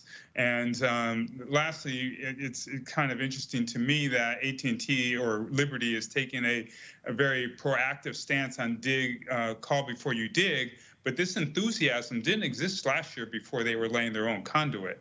It's only after 90% of their conduit has been led that they're now leading this effort to be able to, what I believe, to thwart the efforts of VIGN, VIA, and Broadband VI, and ultimately Sprint if they come to the market as well. So I think it's really important to note that VIGN's network is for all internet service providers and telecommunications vendors. The federal government, when funding VIGN and the legislature, the VI legislature, in its bond securitization, looked at VIGN as being the backbone to minimize what we have now, which is all these digging opportunities that are being engaged. as I stated in my testimony, and I'll conclude with this, is that the digging's not done. Right, 5G is coming, and there's going to be micro towers, and and if each of the telecommunications providers are allowed to dig for each of their micro towers, which is going to go along the same VINGN network, then we're going to have the same thing happen again. That's why I proposed in my testimony that VINGN basically be the arbiter of 5G in the territory, because we are a government instrumentality to be able to make sure that there is one network that is a redundant and very secure network that all the ISPs and telecommunications provider use going forward. Thank you for sharing that, Mr. Adam. I don't know if my time has been called. 5 minutes ago. Oh, 5 minutes ago. I'll be really lenient today. Senator Carrion, Mr. Chairman, this is Naji, CEO of Liberty Mobile. Am I allowed to say a few words? Yes, you can say it on my time. You can move forward. Thank you so much. Thank you, Senator. You may proceed. Thank you, Mr. Chairman. Again, this is Naji from Liberty Mobile. Senator Carrion, I appreciate your questions. CEO Adams, nice to meet you. We haven't met before. I wanted just to answer two of the points that were made up, and I think it's important. The reason why Liberty is interested today and was not last year, Mr. Adams, simply because we now own the asset, and we did not own it a year ago. And we do care about the territory, and we do care about the communities and the people that live in the territory. That is why we are interested in this hearing and making things better. Number two, yes, I understand from the AT&T team prior to mine that they had very good conversation with your leadership team. And unfortunately, there was no agreement, I think for two very simple reasons. One, the conduit that you have proposed and the fab you have proposed did not cover the future plan of AT&T, nor had enough space in the conduits. That's number one. Number two, the quality of the build out was not to AT&T standard, and therefore they could not build it. As you all remember, we talked in last hearing that AT&T is the first net provider. There is the first responder network provider, and it has certain requirements that are extremely stringent, and those requirements were not met by the network built by VIGN. There was a decision made by AT&T a year or two ago, and that's exactly the reason. There might have been also some pricing discussion, but those are the fundamental reasons why AT&T decided to build an infrastructure on its own and spend tens of millions of dollars to do that. So that's what the decision is. Good or bad, I'm not going to judge. It was not made by myself or by my management team, but that is the true facts back in 2019. Okay, thank you. Back in 2000. Yes, Senator Biden, of course. I'd like to have CEO Adams. CEO Adams. Take your time. Take your time. Take your time. State your name and respond, and then I need to respond. Proceed. Thank you. Stephen Adams, VINGN. I'd like to see some of a response to Mr. Darrell Wade, our CTO, because he was the person that was the point with the negotiations with AT&T at the time and this alleged inferior network that we were running, which is interesting because, Broadband VI hasn't had any problems with our inferior network. So, Darrell, can you give some insight of the due diligence process and how there's an incorrection in this perception here? Yes, good morning. Darrell Wade, Chief Information Officer at VINGN. So what was stated is true that within the last year or two, we have had deep discussions primarily with AT&T here in the U.S. Virgin Islands, not so much with Liberty. Like many people and local citizens, we were unaware of their construction until we saw machines on the ground. With this being said, in our initial discussions, there was a lot of going back and forth of sharing detailed map information of our infrastructure. And as CEO Adams also mentioned, down to the name your price for what we were able to provide. At no time did AT&T at the time mention about any segment of the VINGN network inadequate to supply this service. Me understanding the capabilities and availability of the fiber that we have in the ground, can clearly refute any of those arguments that this network was inadequate.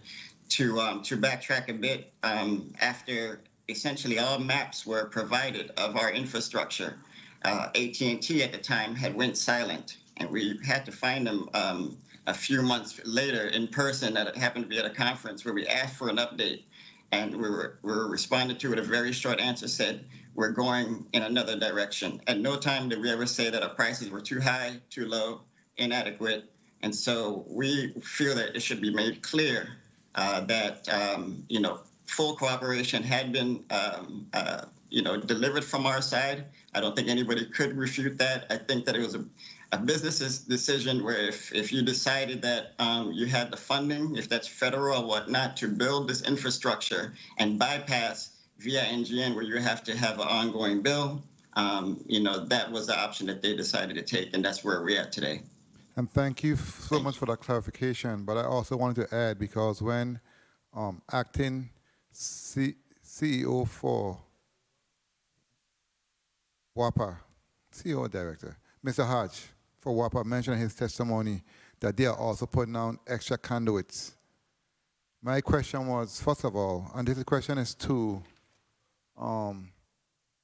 Mr. Adams and to AT&T and Via, right? My question is, who is the experts? Who does the inspection to say it qualified, it does not qualify, it have enough space, it's large enough, the standard is of the right quality? Who in the industry does that for the different telecommunication companies? Because here it is, we invested hundreds of millions of dollars in our infrastructure, and we had the middle mile, we already had the middle mile, we just need to get to the homes.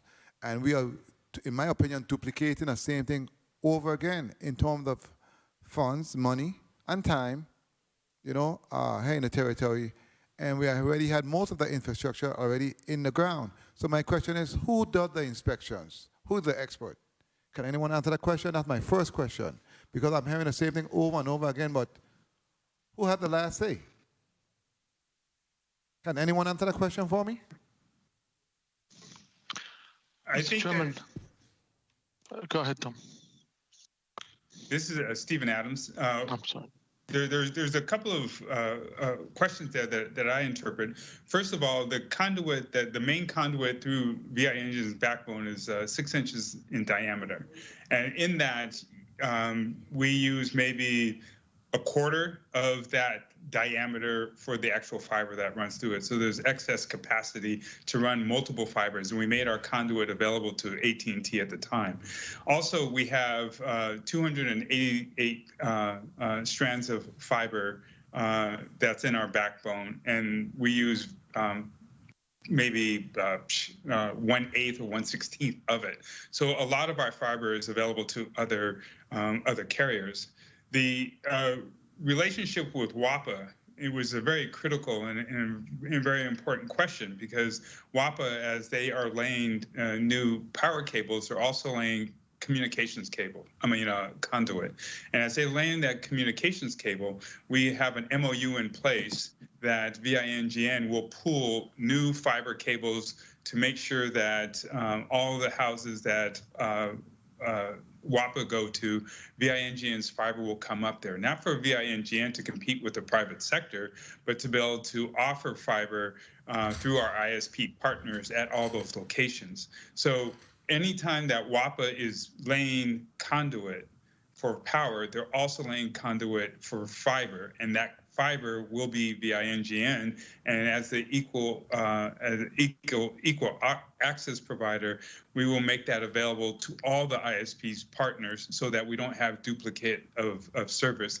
That also goes for 5G as well. In some cases, they'll be running along our routes, and in some cases, it'll be on WAPA's route. But in all cases, our intention is to make sure that all the ISP and telecommunications partners will have access equally. And you still didn't answer the question though. And also, what's the standard in terms of undergrounding those conduits? What's the standard? Six. You said you have 6 inches. What's the standard? 6 inches standard. Okay. 6 is standard. Okay. And in some cases, AT&T laid 4 inches, and in some cases even 2 inches. But it depends on what you want to put in the conduit. The standard is based upon what it is that you want to lay, and it's the grade of the conduit that's more important. So you have a conduit, particular grade that can take moisture and pressure from being in the ground. That's what's more important, more than the diameter. But the conduit that we have in the ground, that AT&T has in the ground, that Avaya has in the ground, are all meeting industry standards. It's just a matter of what's the capacity. Thank you. That's what I wanted to hear. I needed to hear in order to move forward. Also, Mr. Hodge, can you elaborate on your statement concerning installation of spare conduits, and are yours the standard conduits also, and who is doing the inspection, or who is the expert guiding you in what type of conduits to put on the ground? That's my question. I need that question to be answered clearly. Morning, Noel Hodge, Interim CEO, WAPA. WAPA for many years have installed a spare conduit in our electrical dump bank well before the establishment of VINGN, and we have continued this practice. Initially, we did it for just our own communication whenever we would be adding fiber and stuff like that. And it is the standard 6-inch conduit, and we do encase our ducts with concrete for added protection. So we have our electrical engineers do the field inspections for each project, and we build those up according to specifications, industry specifications for electrical distribution. So this is something that we've done, and we continue to do it. Thank you, Mr. Hodge. I'm still not satisfied, but I don't want to kill the time. Senator Payne, you recognize for your time, and I'll get back and follow up. You recognize for your 7 minutes, Senator Payne.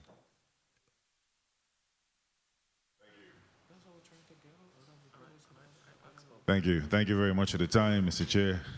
Looking forward to your follow-up question. Looking forward to it. Good morning to the listening viewers, the audience, and all that good stuff. Good morning, colleagues. Good morning, good morning, good morning. Excuse me, I apologize. Let me see. Yes, it's still morning. April is Sexual Assault Awareness and Child Abuse Month here in the Virgin Islands.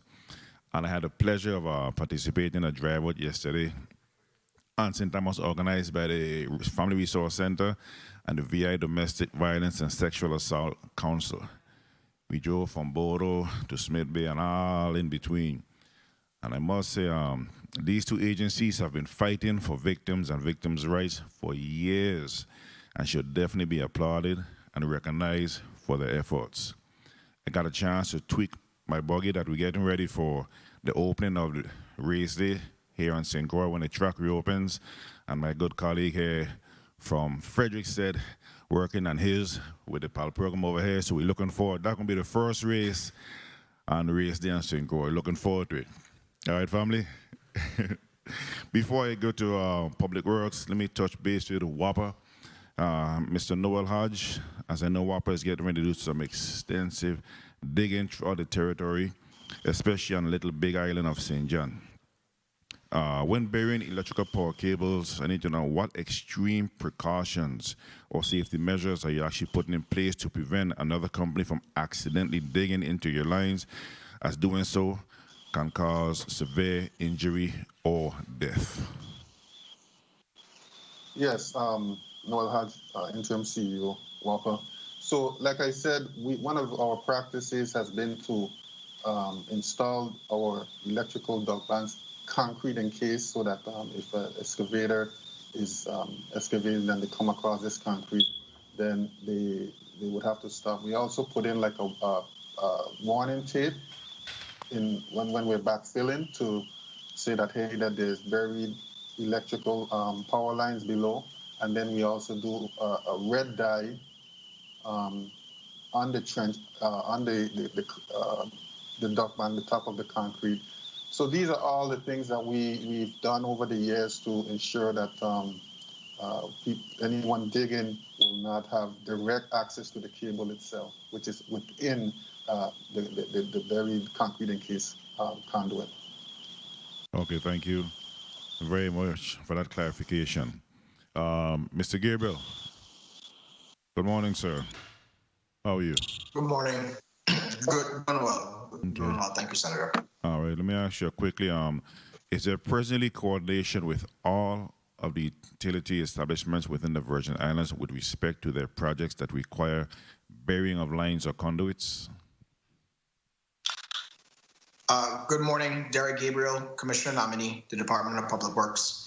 Yes, we've been having several meetings, as was stated earlier. We've been meeting with our telecommunications partners on the public and private side, but also with our infrastructure partners on the public side to coordinate those meetings and to coordinate those projects. Mr. Gabriel. Doing those on a weekly and Mr. monthly Gabriel. basis. Mr. Gabriel, 1 second. Yes. Slow down a little bit.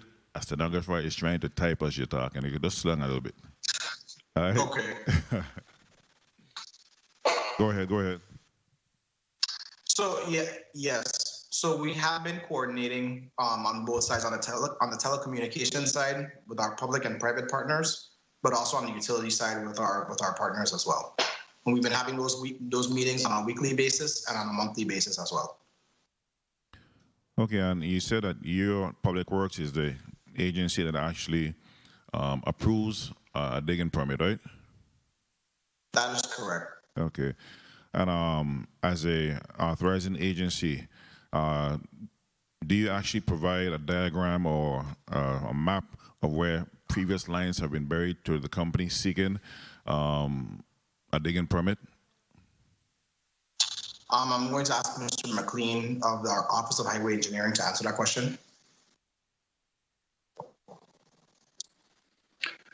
Jomo McLean, Highway Engineering.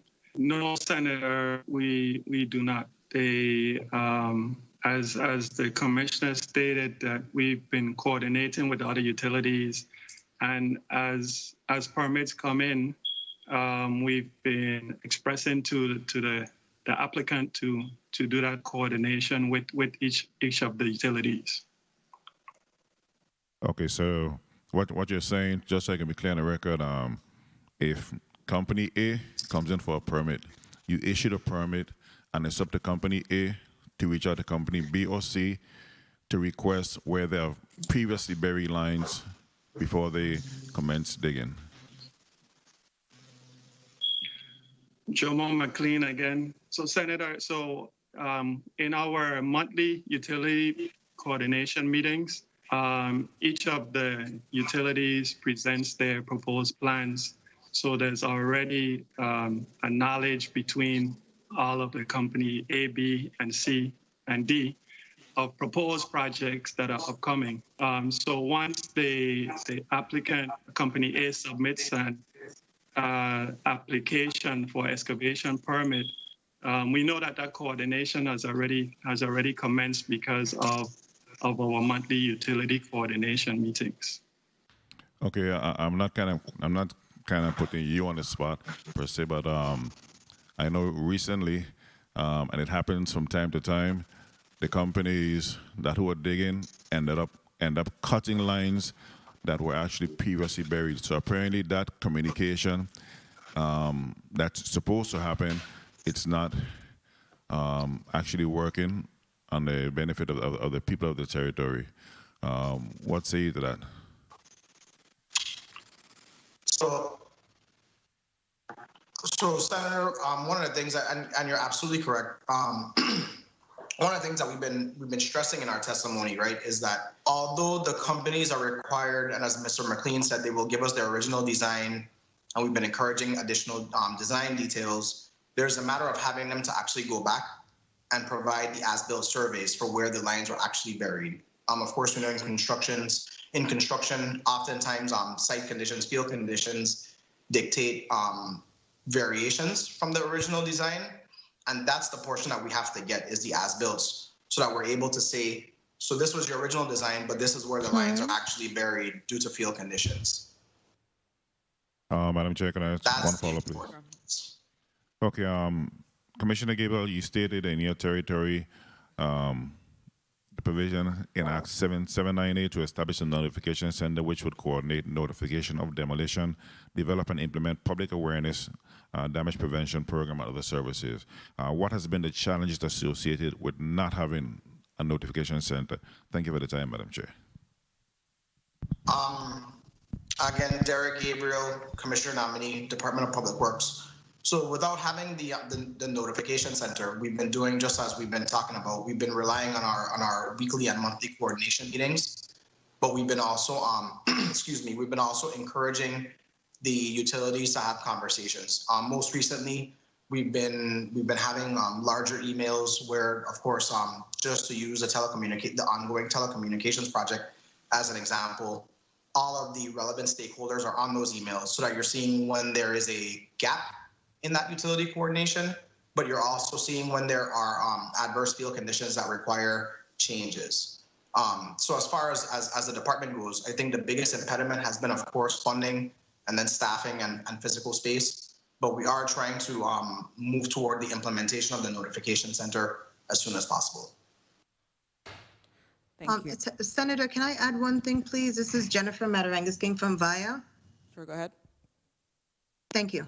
I think more importantly, I think just in terms of interest in this happening, I was around, some of us were in 2015 when this was happening, and there were a number of people involved who just said, listen, we don't have the funding, we're not interested. So I think the biggest thing moving forward is the fact that almost everyone who's here is on the same page, seeing the importance of it and the interest, because that's been the biggest issue.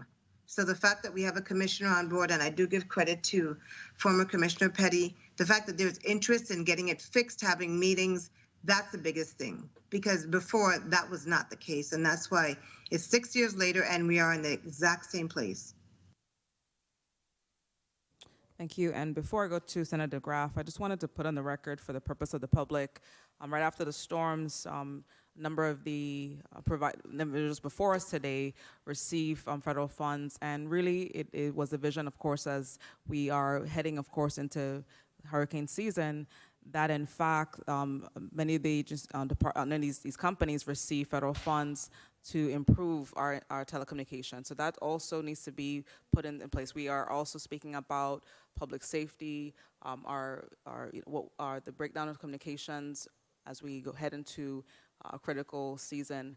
And so to all on the call, please work diligently to Commissioner nominee. It really needs to be on the top of your agenda and a much more aggressive approach. Monthly meetings for a critical issue wouldn't be sufficient. We're talking about, we gotta get into more bi-weekly and so on. And again, coordinating with this committee in that endeavor. Senator DeGraff, you're up for your 7 minutes. Yeah, good morning, colleagues. Good morning, colleagues. Good morning, testifiers, all of you listening and present. Commissioner Gabriel, if I come to you to get a permit to do a dig from Sniggle Gata, down into Gata, through Dronigan's Gata, and up Neltyborg, what the process then? I pay $25 and then commence? Thank you for that question, Senator. I'm going to ask Mr. Jomo McLean of our Office of Highway Engineering to answer.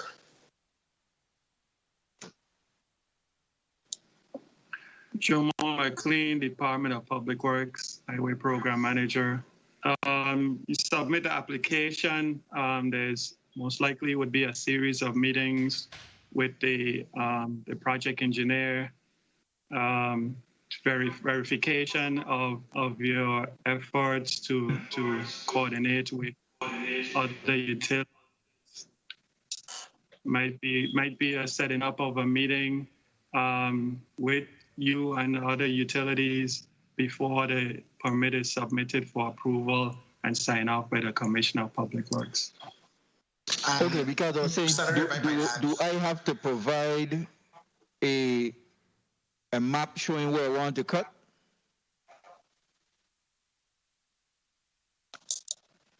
Yes, Senator. Okay, because the scenario that I just gave you really was just being, it was just being facetious. It's a joke, because to go from Integara Sniggle got all those areas. So what I'm saying is then the process of putting in for this application to dig, what is the timeline given before the permit is given to the individual or the entity? Jomo McLean. It depends. It's project specific. For example, we've had WAPA's permit for St. John for several months before it was approved. I believe AT&T's application was at the department for several months before it was approved, for more than 4 months before it was approved. Sometimes we might a permit from WMA in a matter of weeks. So it depends on project. Each project is different. Right now, the average width of the road, the average road width in St. Thomas, St. John, St. Croix is what, 20 feet? Jomo McLean, on average, maybe 22, 24 feet. 24 feet. Then WAPA digs a trench, VINGN digs a trench, VIA digs a trench, Liberty digs a trench, an average of 6 to 8 inches each. So how is that coordinated? Like how we drive on the left, one side will be given for one end of the group, or the other side will be given to the other end of the group. How is it done in the territory? Jomo McLean, again, Senator, it varies. Typically, some utilities might be above and below each other. Most likely, the sewer line might be the lowest. WAPA's trenches are typically larger because in most cases their standard electrical trench might include 6 conduits plus communications. So WAPA's trenches are generally going to be larger than any of the other utilities. Okay, so based on Act 7798, the Act took effect on January 1st, 2016. In Section 4, it says the Act in effect January 1st, 2016. Section 5, no later than 90 days after the effective date of this Act, the Commissioner of the Department of Public Works shall organize and staff the notification center and notify all underground facility operators, excavators, locators, and other stakeholders involved in underground utilities, damage prevention, and of requirements of the Underground Facility Damage Prevention and Safety Act. Commissioner, how many of these companies have dug since 2016? VIA, well, let me just ask them. VIA, when did you cut VINGN, WAPA, who them is Liberty? When have you cut since 2016? Have any of you cut since 2016? Let me put it that way. VINGN, Stephen Adams from VINGN. Okay, I'm not aware that we've done any undergrounding since the original construction of our network. If any, there have been restoration projects after storms, but no major infrastructure builds. Okay, WAPA, any?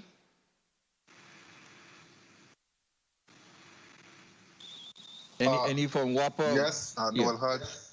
Yes, Noel Hodge, interim CEO WAPA. Yes, there's been a number of occasions where we planted poles and affected waste management, wastewater lines. VIA, when did VIA cut? Or trench? Most of the, Morris Reed here, CTO for VIA, for the record. Most of our work has been forced relocates that we've been working alongside DPW and not independently. The most we have done is replace poles, which would not be a new construction. It would be a replacement. So that's the extent of the work we have been done. Okay, so Liberty right now is the only entity trenching? It's basically AT&T is the name on the project. AT&T. Okay, and I said that because I'm saying because Act 7798, which is the law, possibly hasn't been implemented 100%. These different, if I may, Madam Chair, these different entities are still disrupting the flow of traffic. They're disrupting, digging up the territory. And the people are the ones being the entity who is suffering. You know, and this conversation between VINGN and the different telecommunication entities have been going on a long time. So it's basically when the elephants fight, you know, the grass gets destroyed. So we're at the bottom. And finally, Commissioner, do you have the authority to increase the fees for the dig applications, like how it was done for the burials? Burials went from $25 to $250. So is that something we could do to generate revenue? Thank you for the time, Madam Chair. Yes. Good morning, Derek Gabriel, Commissioner Nominee, Department of Public Works. That's a great question. Yes, it is something that we're looking at across the board. All the fees implemented by the department, and we're also looking at implementing impact fees as well. Thank you, Senator DeGraff. Senator Payne, you have a point of inquiry. You recognize? Thank you for the time, Mr. Chair. This is the WAPA, Mr. Hodge. Does the utility does it have adequate underground conduits that you can lease to other companies in the projects that you're working on? We put generally one spare 6-inch conduit on our electrical duct banks for communications. And is there a plan to lease it to other companies that would need? Yes, Senator. Okay, thank you for that. I'd like to comment, Mr. Chair. 1 minute, with the other Adams. 1 minute before I go to you. Mr. Hodge, based on the question my colleague just asked you, in terms of the extra conduit, again, I still did not get an answer. Who is the expert or the individual that says this is standard, it meets all the qualifications, etc.? Mr. Hodge, who are you dealing with in terms of assuring that based on Liberty's comment that it was not too standard? How do you know your conduit that you have in the ground is too standard? That's my question, and I need an answer for that. I still did not get a definite answer from anyone. Who is the expert or the individual that clarifies that yes, the conduit is too standard? Who?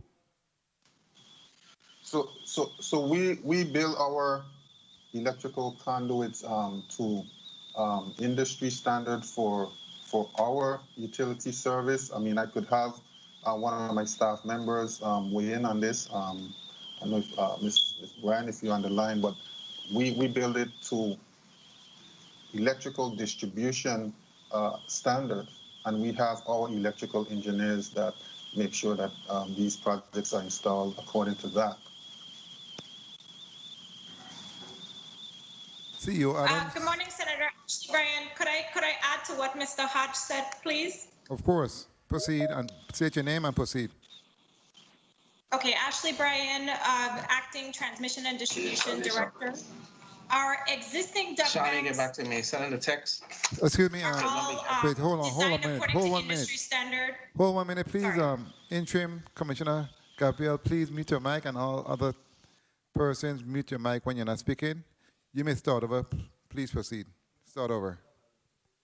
Yes, good morning again. Ashley Bryan, Acting Director of Transmission and Distribution for WAPA. Our existing duct banks were all designed based on the NEC code and the National Electric Safety Code. Some of our duct banks are older We have some for the transmission lines, for instance, that date back 30 years. So they go according to what the current industry standards are. For the federal projects, we have engaged several engineering firms to design the main duct banks. Like what Mr. Hodge said, our current practice internally is to have a spare for additional utilities, 6-inch usually for additional utilities. However, with the federal duct banks, we are actually installing 9-way duct banks on our primary runs that will have six-inch conduits for electrical and three 4 inches, for communications. Those would be the ones that would be leased to other communications entities if they should so choose. Okay, thank you. CEO Adams, you have a statement to make? Yes. Yes, I do have a statement to make, and it's about the spare conduit that WAPA has. I've negotiated with the previous CEO about we have an MOU in place between WAPA and VINGN that was ratified by both boards, that VINGN would have first right to those to the new conduit. We have sufficient fiber in the territory to be able to run fiber throughout the spare conduit, so there would not be a need to be able to for WAPA to lease out additional conduit. That was the genesis of why we have this MOU that was ratified by both boards in place, is so that VINGN would actually be the provider of fiber to any new builds directly to the homes. To my understanding, the build out that WAPA is doing is not main backbone electrical or conduit for telecom, but mainly to be able to underground existing conduit to go to the house, to underground our power grid. And it's the same thing for communications. We want to be able to provide the backbone and the connectivity to the homes so that any and all of the ISPs can have access. Our concern is that if WAPA does lease out conduit, that there will be some ISPs that will be priced out of the market, some won't have any access at all, and that's the return to monopolistic practices. What we want to do is to make sure that it's a fair ground and that we're not pulling lots of fiber and that everybody has access at the same time. That's the intention of the MOU between VINGN and WAPA. Thank you, Mr. Adams. And Interim Commissioner Gabriel, do you know if anyone from the Department of Public Works actually communicated with any of the service providers that's here today prior to giving a permit to AT&T to redig and install duplicate systems? Do you know if there were any communication with any of these providers here that's here with us today before that was Thank you, Senator. I'll ask Mr. McLean to respond.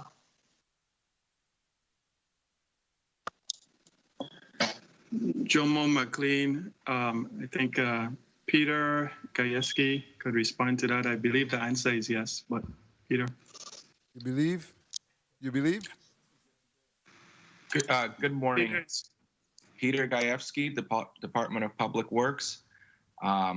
I know that there was some meetings that happened right after we had approved the permits, and I know that there was a stop work order in place, or that we're beginning to issue a stop work order when VINGN's lines were cut. There were some discussions between VINGN and AT&T,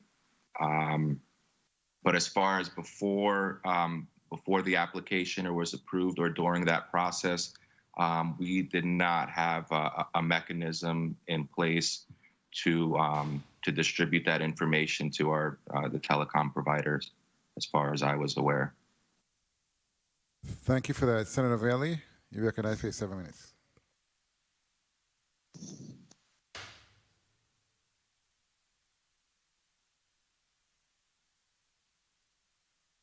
Senator Valley's mic. It's coming. Thank you, Mr. Chair. Good morning, it's still morning. Good morning to the people of the Virgin Islands. Good morning, colleagues, and good morning to the testifiers.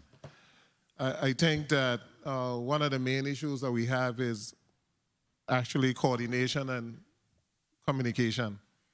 And I'm listening to the various testimony and trying to envision a way as to how we can have better communication and better coordination so we're not consistently digging up our roads.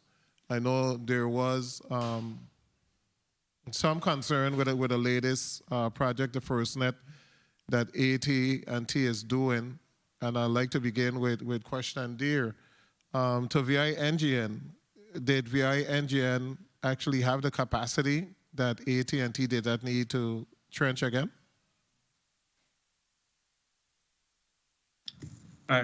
Stephen Adams, VI-NGN. Senator, yes, we did have the capacity, and we still have the capacity. One of the reasons for the stop order, which I think history is important here, is that we encouraged the government to put that stop order in place so that AT&T would come to the table and negotiate so that we could minimize the digging and the further damage to our network and Via's network. Because as a result now we have what, 3 different undergrounding of fiber via VI-NGN and AT&T? Mr. Val, if I may, this is Naji Khoury, CEO of Liberty Mobile. A pleasure to meet you. Yet I just wanted to clarify, obviously this is history from AT&T. I was not present there, so I'm just acting on information I have gathered. Yes, we as I had said before, we did talk to VI-GN. AT&T made a decision that it didn't meet their standard of construction, nor they had the capacity. Whether they were correct or not correct, I cannot judge them. I was not present. Hold up there, sir. Okay, so you went ahead and you began the process of running your own fiber by trenching all of the roads and a lot of roads in the Virgin Islands. In the existing contract that you have, what is the process for the restoration of road? You're supposed to restore it to what it was before? My understanding, Senator, is that there are requirements presented by the Department of Transportation, and we are following those guidelines. I'm not saying that this is an easy process. Hold up. So you're trenching and you're supposed to restore those particular areas to the condition they were before. And presently, in some of the areas that you're covering those trenches, they're doing a horrible job. In certain areas, I said it before, they have done an excellent job. The bypass in other areas, like near Canigata Ballpark, it's already, you can see the indentation in the area where they just covered over. It's uneven. By the contract that you have with the federal government, you're supposed to restore it to the condition it was in before. So I'm hereby recommending that you go back and make sure that every area that you trench looks like the work that you're able to do on the bypass. You can't just do substandard work and it's going to be accepted. I have made a recommendation to the Commissioner of Public Works, Mr. Gabriel. You need to make sure that they do quality work. Too many of our pavers are just doing a horrible job, and we have to go back and do it. Now, in reference to Mr. Gabriel, we have quite a bit of work that is going on in the tongues. That work was done by WAPA, but we're now hearing that there's also going to be a need for trenches or for sewer lines. Is that factual? I believe that's in the Tongue of Christians that I'm not familiar with. I don't. Right, the Tongue of Christians. So, is there was there coordination to get those once you were trenching to put in the sewer line one time, or are we going to come back and have to retrench again? So, thank you, Senator. Derek Gabriel, Commissioner nominee for the Department of Public Works. We've started having those conversations with Waste Management. We've been including some of the funding agencies like ODR to see if when WAPA goes in to do their work, if we can get the waste management work addressed one time so that it's in the true spirit of the one big. Yeah, but I'm thinking about completion of these projects, etc. And the reason why I'm bringing this up is that WAPA is going to do some major work for the underground conduits for the electrical system. They had a groundbreaking last week. Biden has his infrastructure proposal that is now going through the Senate and Congress. How are we going to coordinate that we don't begin paving one area and then a year from now, we're running new water lines, we're doing the underground electrical. What is the coordination there? I know WAPA said that they have some additional space, but that space that they have in the conduits cannot accommodate sewer lines, correct? I would have to ask WAPA to speak to that. Noel Hodge, that's correct.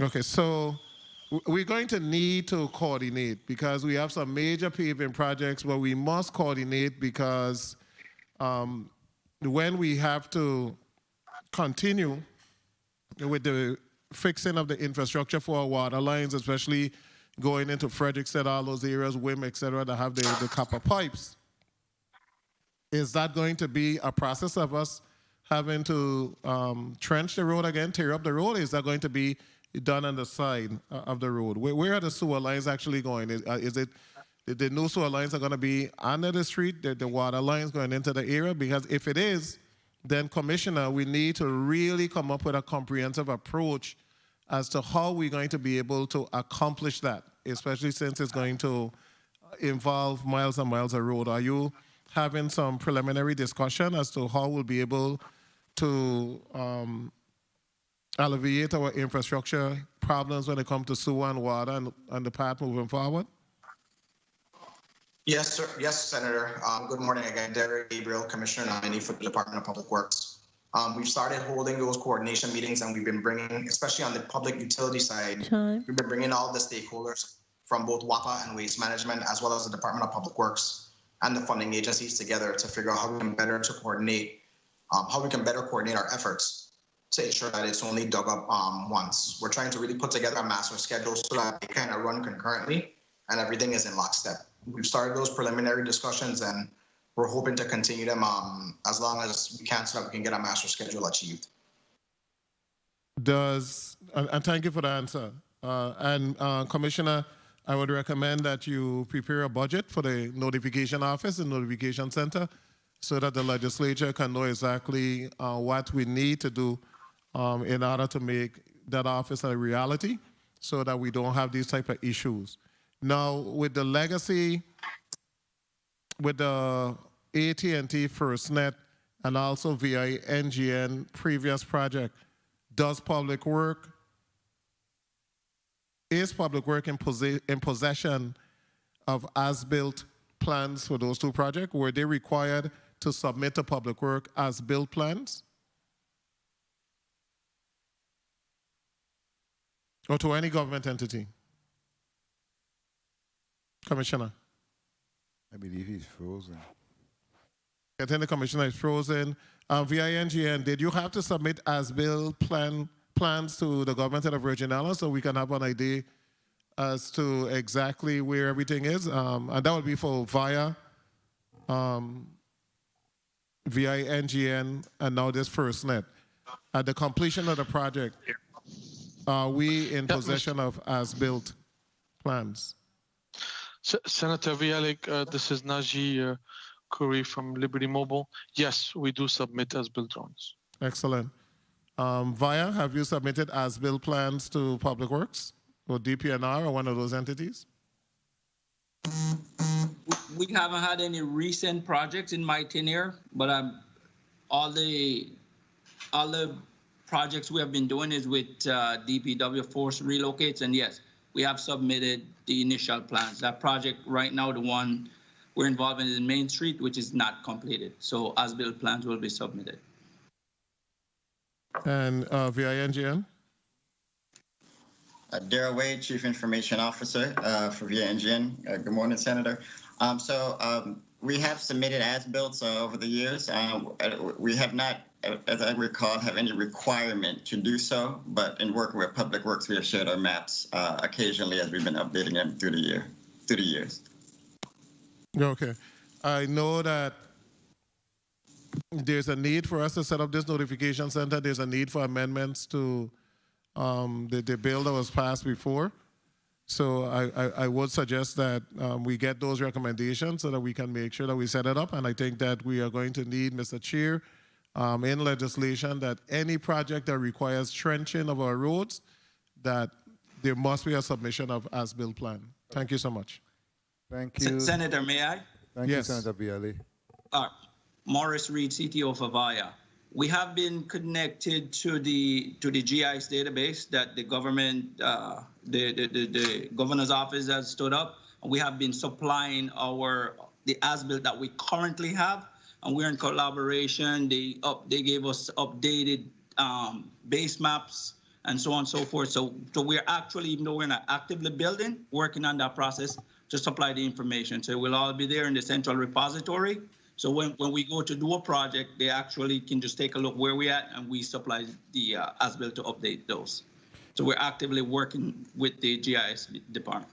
Thank you, Mr. Reed, for that. And I believe that a process needs to be developed in order to circumvent the technical issues that we are seeing occurring at this moment. And although the service providers are competing with each other, they should assure that they collaborate and communicate with each other when it comes to digging and laying fiber process. And if they do not, then they will have the problem that they are facing over and over again. And in addition, the Department of Public Works approves permits and should be the start and end point in this process.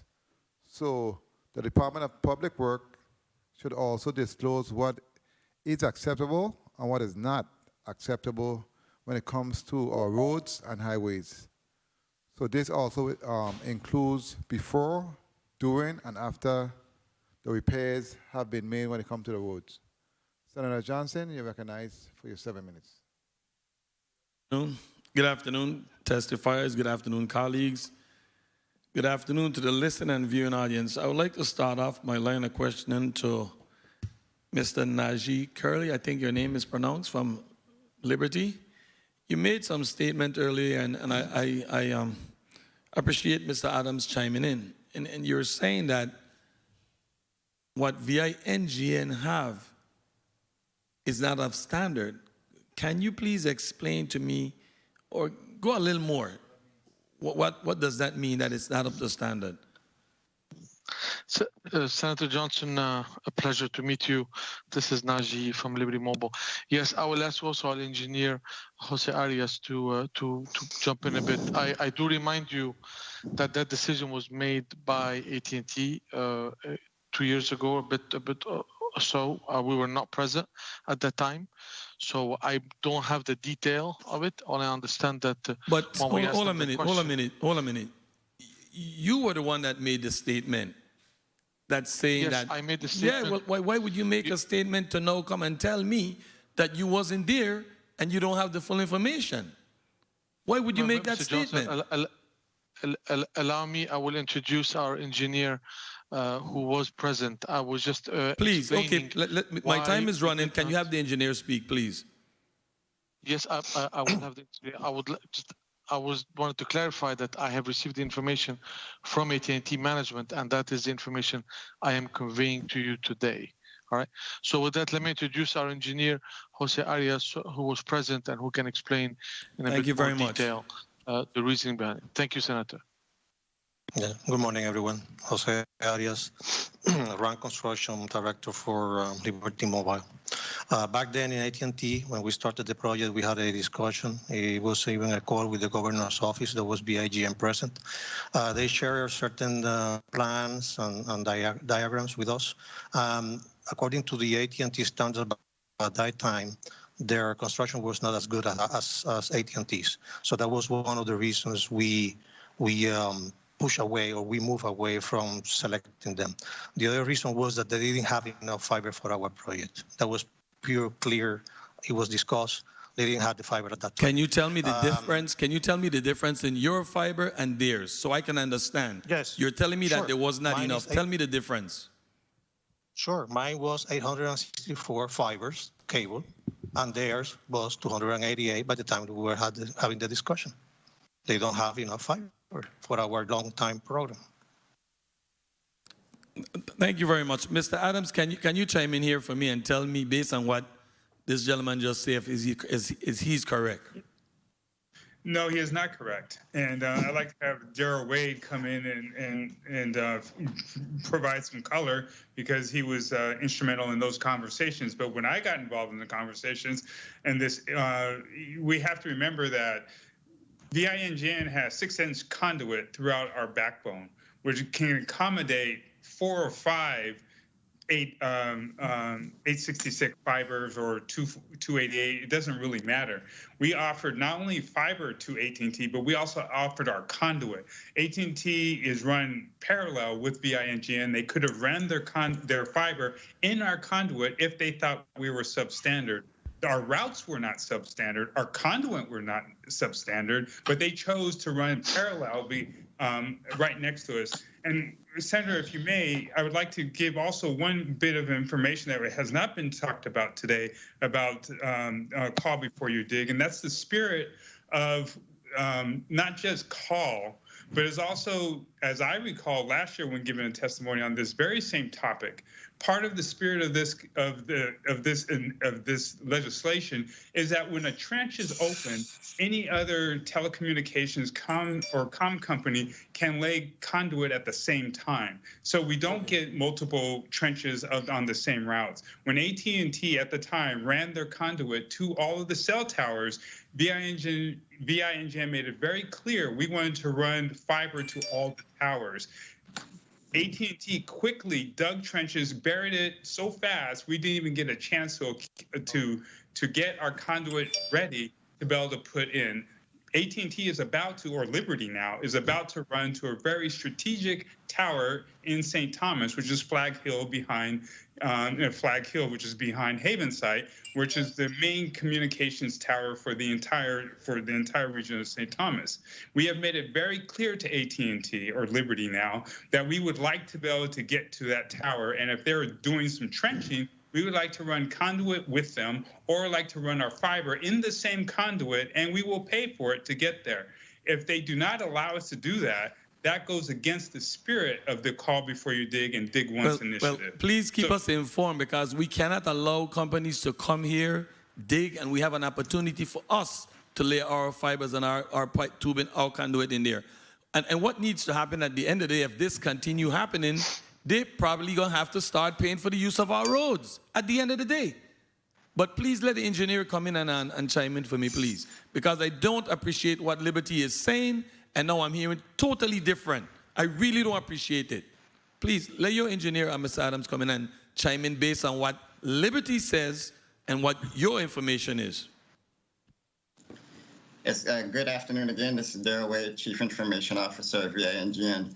So first, I'd like to put on the record that I believe that I was aware, I took part in every conversation since about 2019 between AT&T and VINGN. So I'm unaware of a meeting at which the governor was present when we had a discussion with this agency and this company at all. So unless that occurred with somebody I did not know, I have to refute that first statement that was made. So I believe it was in 2019, we initially received requests for a pair of fibers, maximum 6 pairs, which would give basically 12 fibers. Of course, with having a capacity of 256 fibers available for lease in this deal that we were trying to work out, we provided pricing for those, and then within a few weeks, AT&T came back and said, we need 856 fibers. Now, as an engineer, one engineer could design a system, different than the other.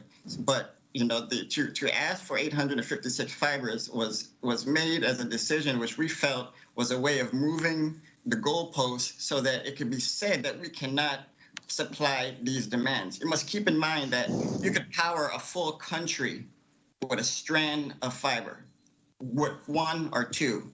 To have 256 gives you creative leverage to do additional breakouts. And of course, if you have more, the better. So there is no limitation there in terms of the dark fiber that we have that is arguably the top quality in the world in terms of if you were to compare it to any other fiber in the world, top brand, top quality. It was also installed, which we thought was to spec or to the spec at AT&T.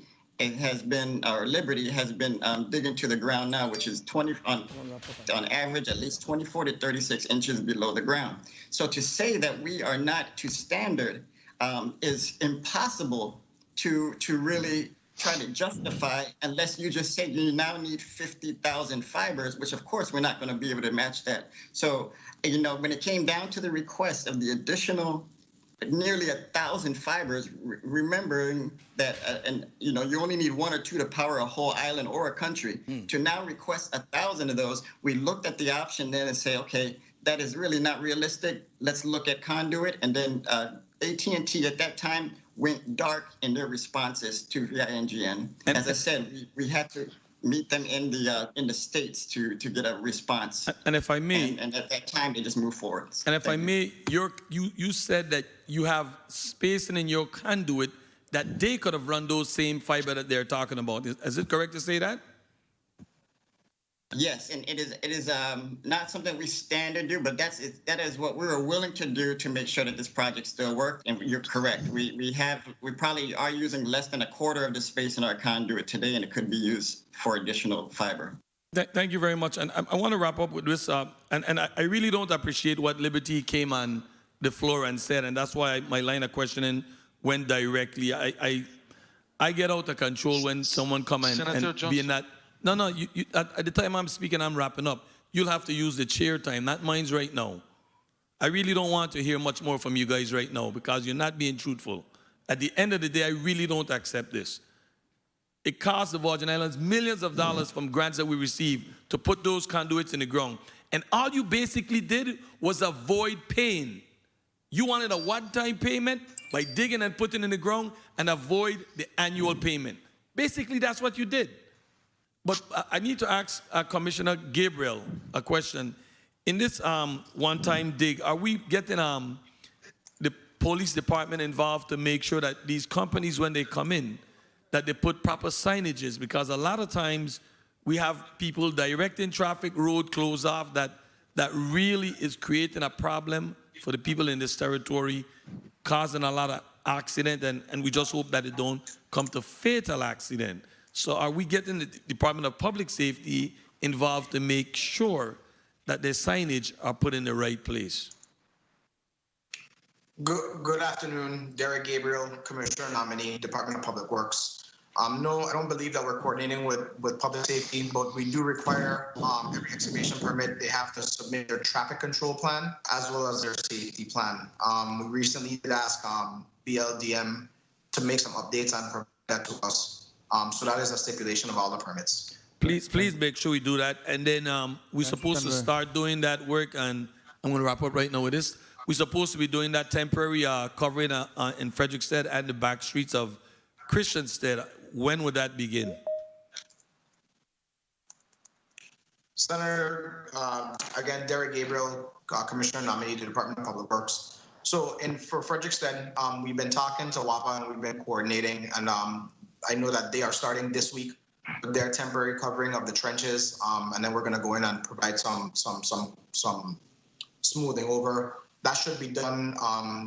They should be starting this week, I believe, in Frederickstead, and that should be extending on the WAPA side through May 31st to the completion of their project. In Christiansted, I do not have dates for that, but I will. I'll get back to you through the chair with some dates for Christiansted. Thank you, Senator Johnson. Before I go to Senator Villa, the point of information, Interim Commissioner Gabriel, based on CEO Adams' statements when it comes to Act 7798 and assuring that we are abiding by that act when it comes to the conduits and digging, etc., once it's open, how can we assure, and what is your department going to do moving forward in terms of assuring that VINGN have access to that site he spoke in reference to that we need here in the territory for our people in doing your part?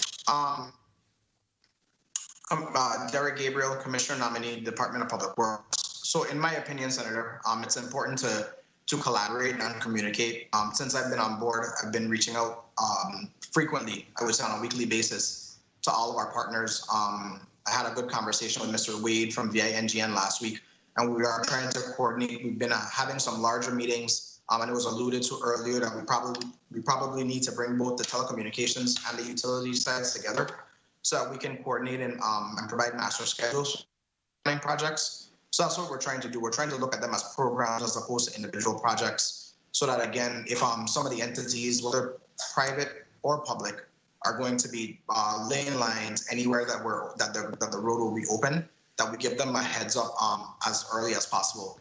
And then the other side of it, Senator, is really funding. I know some of the agencies like WAPA and Waste Management, they are tied to the constraints of their federal grants. But we're looking at ways, again, to just be more creative with coordinating and scheduling those efforts so that they can run parallel. And I'm gonna put it on the record today that we will be amending that act in terms of fines, because no one should be able to circumvent what they are supposed to be doing here in the territory, especially when it comes to our people here and access and assuring that we have better service here in the territory. So amendments will be coming from my office in terms of hefty fines for individuals who do not abide by the rules and regulations. Senator Viale, you recognize for your point of information. Senator. Please proceed, Commissioner. Yeah, I would like to also, like we said in the testimony, I would recommend that you also look at bonding requirements, because of course, a company won't want to keep their bond open for a long period of time. The bonding requirements also make sure that they will abide by all the stipulations that we have, not only in the legislation, not only that we have in our supplemental requirements, but also any future amendments that you may choose to approve. Okay, thank you for that. Senator Viale, recognized for your point of information. Thank you, Mr. Chair. Just wanted to put on the record that VINGN is literally owned by the government of the Virgin Islands. Right. The government of the Virgin Islands is who issued the permit for AT&T to do the trenching. So we are the ones to blame, because we had the opportunity to force them to utilize existing conduits or to utilize the entity that is owned by the government of the Virgin Islands. But I literally think that we dropped the ball there, so we can't even blame them now, because they're a private company and they're going to do what they have to do. But the government have a responsibility to make sure that everything is coordinated. The engineer from Liberty, I'm going back to the work that is being done and covering the trenches, removing the cement and St. Croix and placing back asphalt. Have you been analyzing the work of your subcontractors for that particular project? Yes, we have, and we always discuss it with DPW. We go back and we fix whatever DPW you ain't shows fixing. us. Okay, wait, I want to get away from that. Mr. The work that was done on the bypass is the way we want the entire island to be done. The work was done good there. The other areas, they put an asphalt over the trench. It's sinking. The work is sloppy. There's asphalt on the side. It looks like a construction zone when they leave. You have a responsibility to restore those roads to the original condition. So I'm asking that you send a team out and you look at the work that your subcontractors are doing, and you make sure that the work is done right. And Mr. Gabriel, as a commissioner, it's a mandate. You need to put pen to paper and tell them that they need to restore those roads to the original condition. It's in the contract. They're being paid federal funds to get it done. They're not doing it for free for us. Yes, sir. Sorry to interrupt you, but we're not getting federal funds. So who pays for the FirstNet contract? Not on the FirstNet, for the deployment of the fiber. It's not part of the FirstNet funding, if any. You're telling me that the trenches that are being dug now are not part of the FirstNet funding? It's not part of the FirstNet because it's a replacement of our microwave network by a fiber network. And you're saying that that is a direct AT&T investment that you're receiving no federal funds for that? Back then, when we were AT&T No, not back Mobility, then. I'm that asking was a the direct fact. question. Is Say again, sir? AT&T, was AT&T given federal funds to create a FirstNet system? Yes, sir. Part of the FirstNet system requires additional fiber, which is the reason why you're trenching? No. VINGN is just for some subject area expertise. Are these trenches that AT&T dig in, are they for them to be able to establish the FirstNet system? My understanding at the time was that first, I believe that this is kind of a little bit of a shell game that's being played, because AT&T got significant funds for FirstNet. And with their funds of FirstNet, that's a requirement that they have nationwide. And they're using that along with their own monies to be able to dig the trenches. I think that they use FirstNet as the excuse to be able to come in and to dig trenches. And now they're saying, oh, well, we're only using our own money to dig those trenches.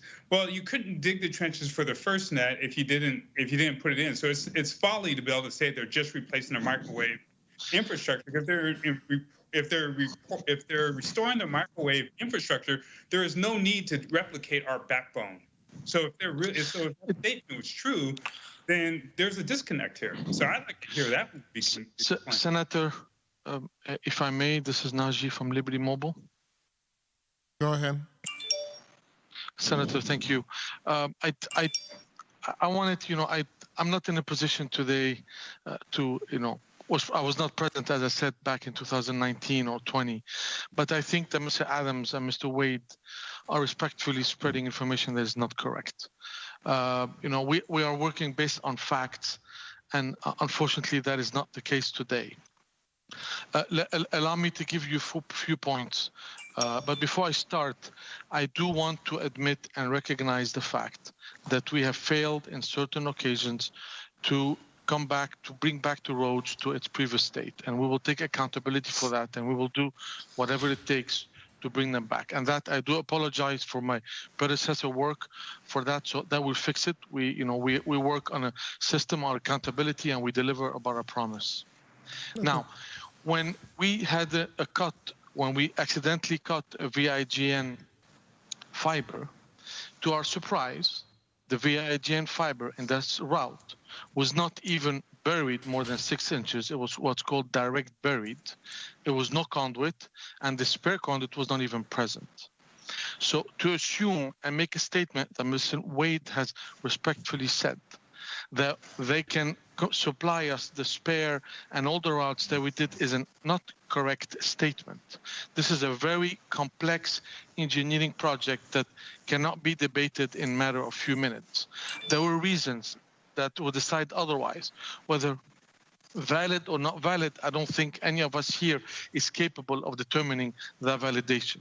However, what we are capable of doing is looking forward and working in a spirit of being able to work together.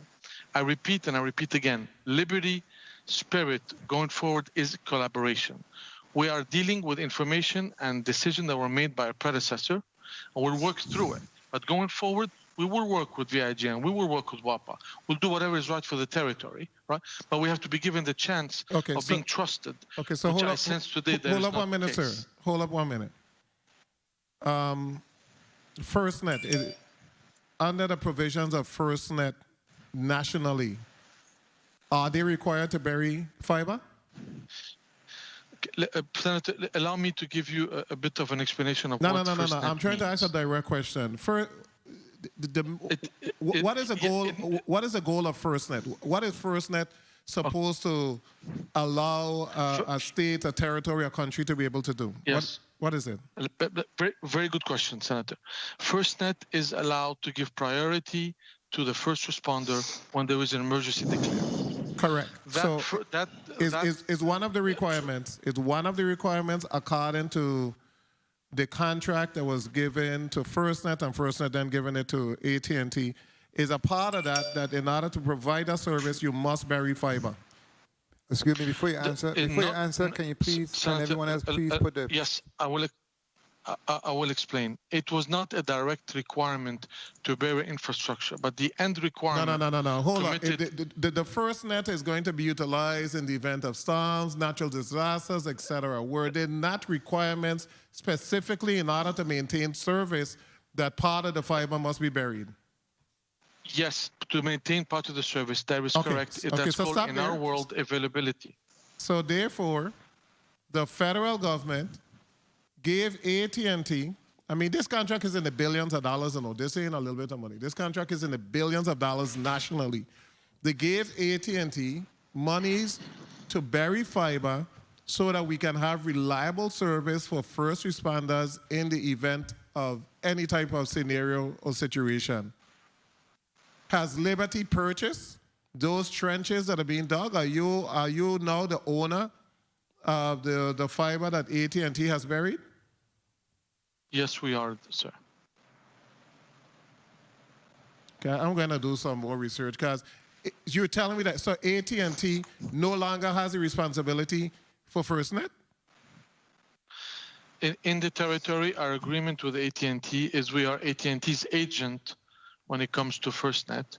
We service the customer that buy a handset that's FirstNet compatible, and we support the infrastructure to deliver the FirstNet service. And that infrastructure has very strict requirement in terms of availability and support. I think you're playing some serious semantics. You don't own one thing with those trenches.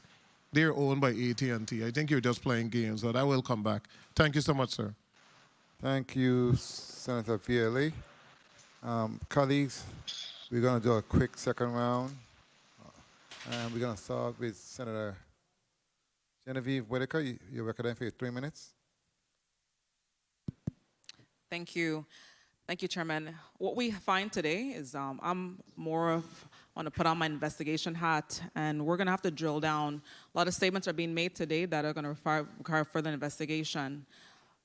Liberty, so just for clarification, you will be able to supply to our committee the documents to support the fact that you are now a customer, rather, again, as just follow up on my colleague, that in fact you have ownership rights over those conduits, and to really provide for us the relationship that you do in fact have with AT&T with respect to us moving forward.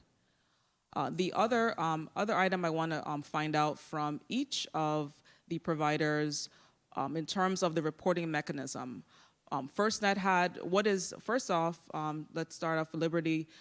When we talk about the effort to support our infrastructure for disaster and just for emergencies in general, what percentage are you within the completion to get us to the part where we're going to be prepared as per the submissions you've made to the federal government, to the FCC?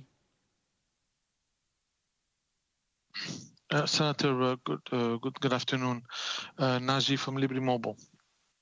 We are not at the end yet. We're probably a bit more than 2/3 there in terms of our commitment, where we need to be in terms of burying our infrastructure on the territory. Our commitment to AT&T and AT&T's commitment to the government is to have FirstNet available at 100% of the territory, which is the case today. Right. And our job and our goal is to continue to make this infrastructure more resilient, which is exactly the purpose of burying more fiber into the territory. So to answer your question, it is available at all our points today. Everywhere there is a signal from Liberty, there is a FirstNet capable signal, which can be used when there's an emergency called for. Going on to broadband, in terms of your receipt of FCC funds to help be able to provide the infrastructure, where are you? Senator, allow me to clarify. AT&T received funds under stage 1, which was last year and the year before, and that was back before the Liberty days. So that was just for the mobile network. That was not for the fixed network. Thank you for that clarification. Moving on to broadband. You're welcome. Yes, thank you, Senator Whitaker. David Zumwalt, COO of Broadband VI. We have not yet been formally authorized for the stage 2 funding. There are some prerequisites that the FCC is completing. And so our commitment will be certainly to work within the statute and with these teams here to the extent that we engage in undergrounding in the future. Thank you. Thank you, Mr. Dumont. And to Vaya, where are you in terms of the reporting? And one thing that's going to be important, at least for my benefit, I'm sure for my colleagues, is in fact some of those reports and information. We have to be able to sift through what is right now really a mess in order for us to exercise the needed oversight of what's going on. I remember 2 years ago running down the former FCC commissioner because he actually had a meeting at the airport here in St. Croix, and I had to run him down to even get information, which was supposed to be a public hearing, but was really me as just a citizen trying to get information from my people. Can you tell me, to Vaya now, where are you all with in terms of the phases of implementing, the full-scale implementation of the funds in terms of our infrastructure, emergency infrastructure? Okay, and I will defer to my colleague Paul Karupas. Paul, this is Jennifer Matarangas-King. Paul. Yes, hi, good afternoon. This is Paul Karupas with VIA. VIA has been a recipient of federal universal service funds for a number of years, and we've been utilizing them to improve our network, improve the resiliency of the network, and to maintain rates at an affordable level for the residents of the Virgin Islands. As the representative from Broadband VI indicated earlier, the FCC has changed course on how they're going to provide funding for the Universal Service Program going forward. So the burden will be upon Broadband VI on a going forward basis to utilize the federal Universal Service Funds. VIA's funding from the federal government will be eliminated within 2 years. It'll be zeroed out. I would also note that despite VIA's past history of Universal Service Fund receipts, the hurricanes of 2017, as everyone knows, wiped out VIA's entire network, and the rebuild of that network was conducted with VIA's own private funds and not entirely with federal universal service funds. So there was a substantial private investment made by VIA in the restoration of its network. And of course, now with the FCC changing course in their universal service funding decision, that the VIA has no recourse to recover those funds, and those funds were expended on by VIA, and those were private funds. Correct. So in closing, because my time is called, what we really, all of you, should be zoning in on, and we also need to have in the space here, emergency management by TEMA to be called in as we move forward, because again, we're not just talking about people's ability to use their services on a daily basis. We're again in the face of emergency, face of disaster, and we have to be a lot more diligent. And so really from today going forward, there's discussions about collaboration and discussions on that there have been meetings, but there needs to be concrete documents, action plans, and information shared as well as importantly to the public as we move forward. Thank you. Thank you so much, Senator Whitaker. Senator Carrion, you're recognized for your 3 minutes. Commissioner nominee. I'm sorry. Before I let you go, Senator Carrion holds the senator's time. The interim commissioner for public work did request to leave at a certain time because I think he has a meeting with the governor or something like that. So I need to excuse him, but you can still ask Mr. McLean because he's been there for some time. Okay, so you can still inquire of public works moving forward. So interim commissioner, what time you have to leave? Thank you, Senator. I was going to sign off. I was going to beg your indulgence to sign off at 1 p.m. That works. Okay, great. Okay, so we have a little bit more time with you. That can work. Thank you so much. You may proceed, Senator Carrion. You got your time back. Thank you, Mr. Chair.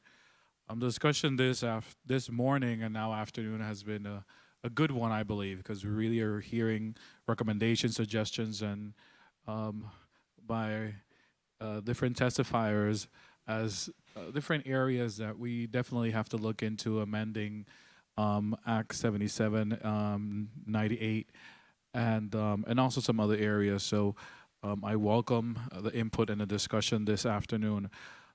Commissioner nominee, let me ask you, I realize you mentioned in your testimony about the department lacking human capital, physical space, equipment, and funding. What is your solution moving forward? How can we, as legislature, be able to assist you in really accomplishing what the mandate is for this act? Good afternoon. Derek Gabriel, Commissioner nominee for the Department of Public Works. So I think first and foremost, as Senator Viale mentioned earlier, we are working on trying to build a budget, put together something of what this notification center is going to look like. We have had the preliminary talks of what we're going to need for as far as staffing. As I mentioned earlier, we are looking at starting with 2 representatives and 1 for each district to be the ones to field those calls and coordinate with the entities. But I also think seed money is very it's important for this project. I did reach out to the Commissioner of Finance. Of course, the fund is established like we did talk about, but there's no seed money in that fund. So of course, I think it would begin with this body providing some seed money. Of course, I can definitely make some recommendations and provide a preliminary budget for the notification center. And we keep those conversations going because, again, as you've said, this is only going to get, it's only going to keep going. 1 minute. So as this project evolves, we also need to have the notification center evolve and grow. Thank you for that. Do we have a timeline by when maybe we will be able to see those recommendations in that budget? Yeah, I'm hoping to. Thank you again for that question. I'm hoping to have something to submit with the upcoming budget cycle. Because of course, the Committee on Finance and this body does need something to take a look at, to deliberate.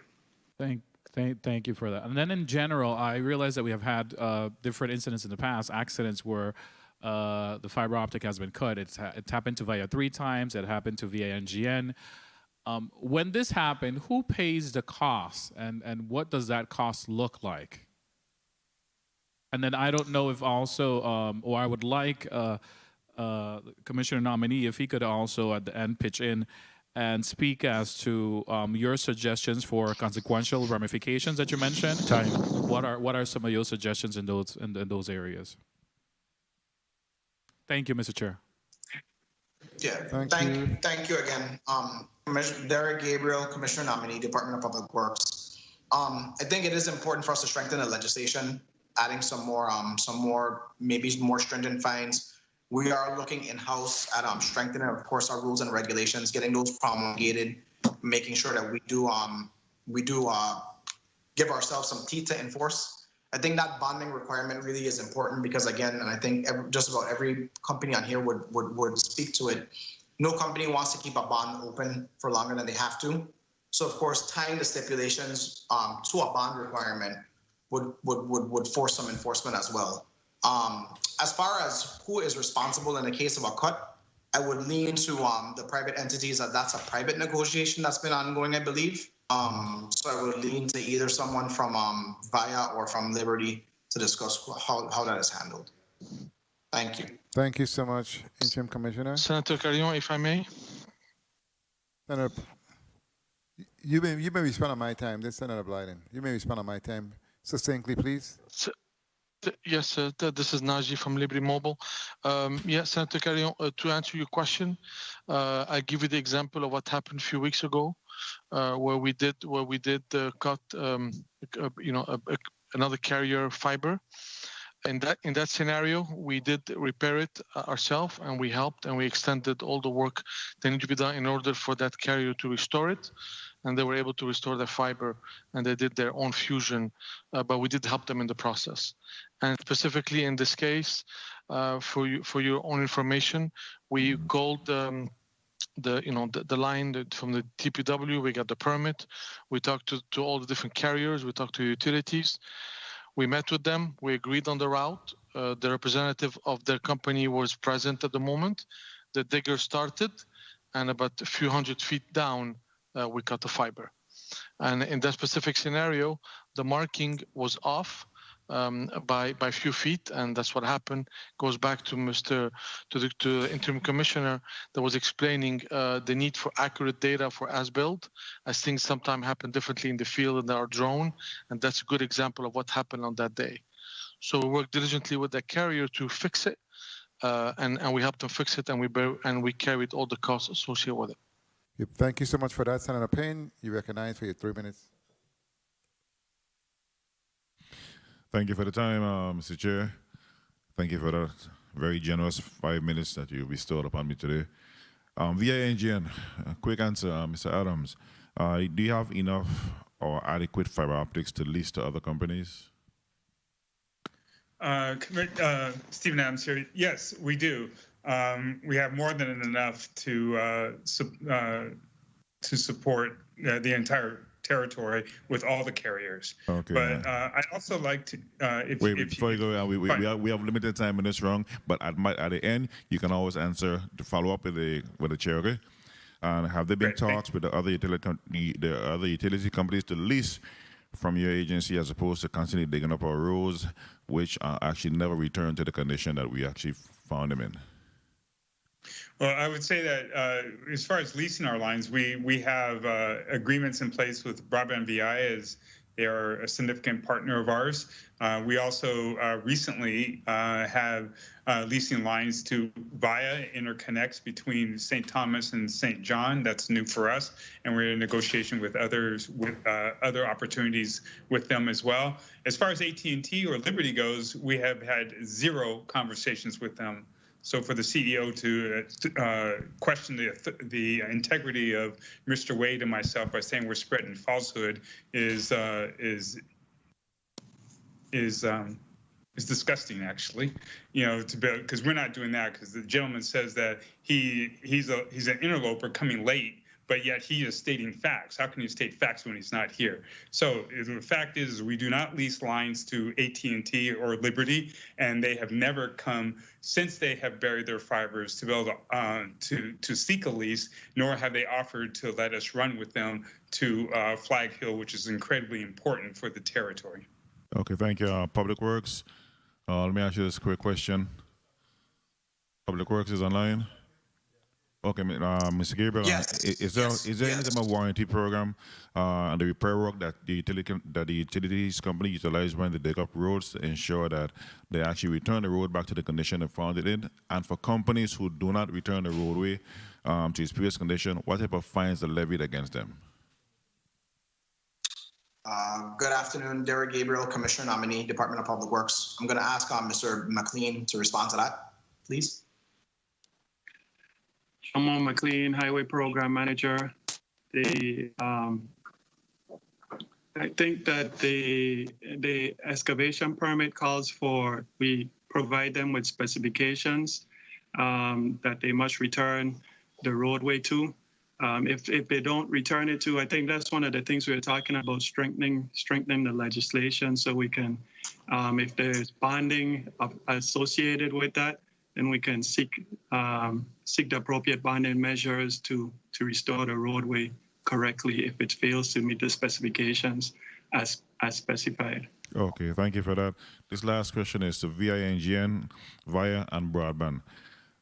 Is your infrastructure, start with VINGN first, is your infrastructure set up to presently handle 5G without additional upgrades or digging? And do you have adequate fiber optics to provide last mile service to all of the residents of the VI? Yes and yes. For 5G to be implemented in the territory, you must have fiber optics between towers. Which is one of the reasons why it was so important for us to run to the towers with the AT&T, and we're denied that access.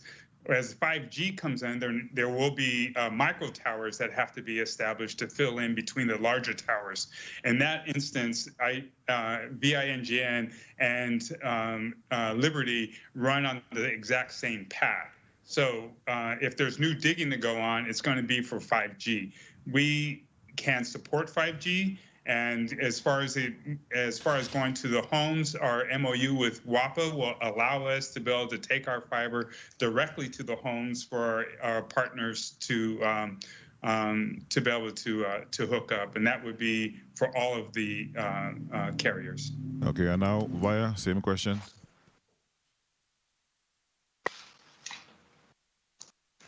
Morris Reed here, CTO of Avaya. Yes, we do have a significant amount of fiber optic in the field to support 5G. Time. However, what you must understand, 5G on the last mile, like Mr. Adams mentioned, to get to the towers and so on, you will need to build that part of the infrastructure as it doesn't exist today, because the placement of the towers would need to be surveyed and placed for you to get to them. Okay, on broadband. Thank you for the time, Mr. Chair. David Sumwalt, COO of Broadband. I am eager to answer your question, but I'm still subject to a quiet period under the FCC regulations until they authorize support. So I will assure you that I'll give you that answer as soon as I'm free to do so. Thank you. Thank you for the time, Mr. Chair. Thank you for your answers. Thank you, Senator Payne. Before I go to Senator Johnson, point of information. Clarification, wait, no, not yet. Clarification, CEO Adams, you said in reference to Flag Hill that you were denied access, or are you talking about still in the past? Because I know based on the statement, you say you have not communicated with them at all. Are you talking about the past, or when it comes to Flag Hill? The past, and we know there is intentions for Liberty to run fiber directly to the tower. We're looking at different types of technologies and our own path to be able to get to those same towers.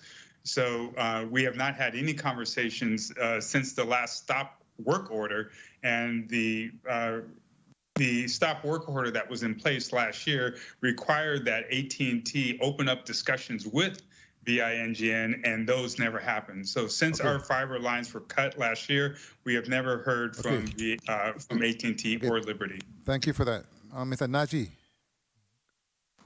Naji, good afternoon. Yes. Okay. Yes, sir. Good afternoon. Based on your statements today in terms of communication and collaboration moving forward, and based on Mr. Adams' statement and the importance of Flag Hill to us in the territory, are there going to be, I recommend that there be communication moving forward in that regard in order to facilitate and basically to respect Act 7798 and seeing how we can assure that once the conduit is open and once they have been accessed when it comes to digging, that VINGN be allowed to actually do what must be done in order to get to Flag Hill. Can I get a commitment from you today? Yes, sir, you can get my commitment, and I will personally reach to Mr. Adams no later than tomorrow to discuss it. I guess we didn't start on a very good foot today, but I'm sure we can make up our difference and we can chat tomorrow and figure things out going forward. Yes, you have my commitment. And as I repeat, we will collaborate. That is what we do at Liberty. I cannot speak about our past. I wasn't there. I can speak about our future, and yes, we will collaborate. Appreciate that so much. Thank you for that. Johnson, point of information. Good afternoon. Thank you again, Mr. Chair. I'm glad to hear Mr. Naji statement. But what I really want to ask is, Commissioner of Public Works, if Liberty reached out already for the permits for that new dig, and if they did, make sure that collaboration goes on, or else you need to pull that permit, because we're talking about the government getting that access to go up there, and we want one dig. So please, Mr. Gabriel, have they reached out? And if they have, make sure that collaboration go on with both agencies so that VINGN can get that access so we don't have to dig again.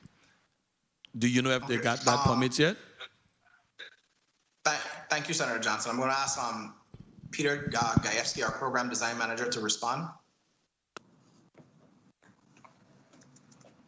Peter Gajewski, Department of Public Works. As was mentioned, I know that there were some commitments made between AT&T and VINGN to discuss piggybacking and being able to, or having AT&T install spares or share conduits to go to the cell towers. I was not involved in those discussions directly, and I don't know exactly how they went, but there were, I know that there were some verbal commitments made, certainly, and we will follow up and make sure that those commitments are being held. Thank you very much, but I definitely need you guys to pay close attention to it so that we don't run into a situation where Liberty digs go up and VINGN doesn't have this opportunity. Please pay close attention, and if the permit needs to be pulled, pull it. Plain and simple. Thank you very much, Mr. Chair, for this opportunity. Thank you, Senator Johnson. The commission only have, I think, 4 minutes left. So, Senator Graff, you recognize for 3 minutes. So, if you need to ask a question, you have time. Thank you, Mr. Chair.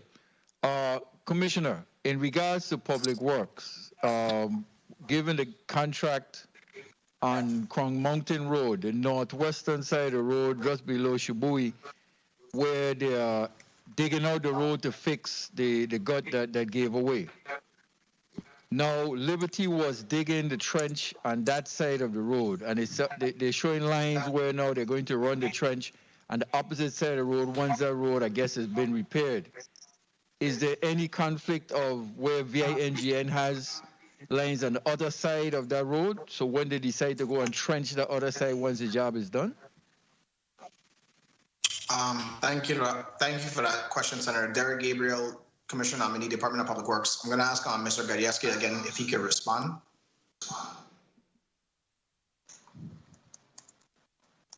Yes, Peter Gajewski, Department of Public Works.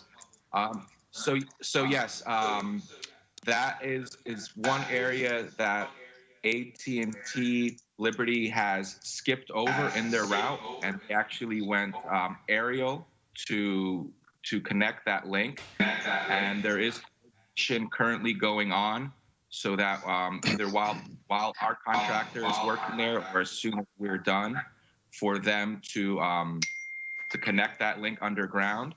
But yeah, there is, VIA does have a line in that area, and we are aware of the general location of that, and we are coordinating that conflict to make sure that there is no issues. No, so VIA is also aware, because again, I don't want, once that construction is over, and then we end up cutting somebody else's line, and then the people suffer from losing the services. 1 minute. So is everyone on board right now? Yes, everybody's very aware of that condition there, and it's being closely coordinated. Okay, and so how would that work? Would the construction of the roadway that gave out, that would be completed and paved and then cut again? Or it'd be completed and then they'll be trenched and then paved one time? How would that work? Okay, so the conduit will be installed before the final paving is done. The DPW contractor making the repairs will not be excavating in that area. So either DPW's contractor or AT&T's contractor will install the trench before the final paving is completed, and then DPW's contractor will do the final paving, and at the end it'll look seamless. Time. Okay. All right. Thank you for that, Mr. Chair. Just making sure, because I could see that being posing a problem. But they are on top of it, and I'm satisfied. Thank you for the time, Mr. Chair. Thank you, Senator DeGraff. Senator Viale, you recognize for 3 minutes. Thank you, Mr. Chair. Attorney Bolt, who is responsible for FirstNet in the Virgin Islands, AT&T or Liberty?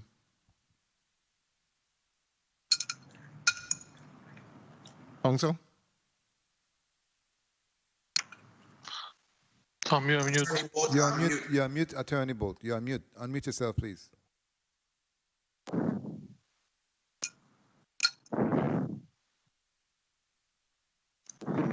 We are not hearing counsel.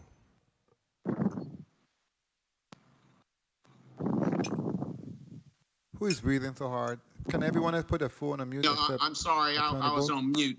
I think that Mr. Curry has addressed this previously, that AT&T is in charge, but that Liberty Mobile USVI is an agent for AT&T and is, but again, Mr. Najee Curry can address it.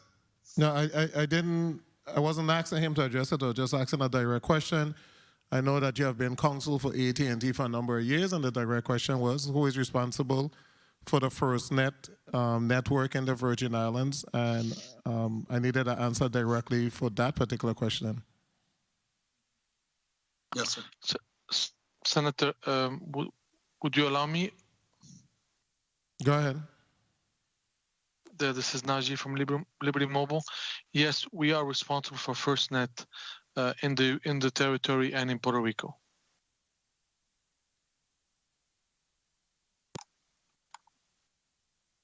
In AT&T website,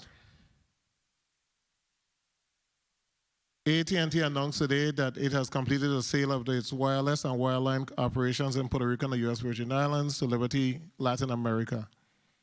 The transaction includes employees, network assets and spectrum, real estate and leases, customers including more than 1 million wireless subscribers and contracts.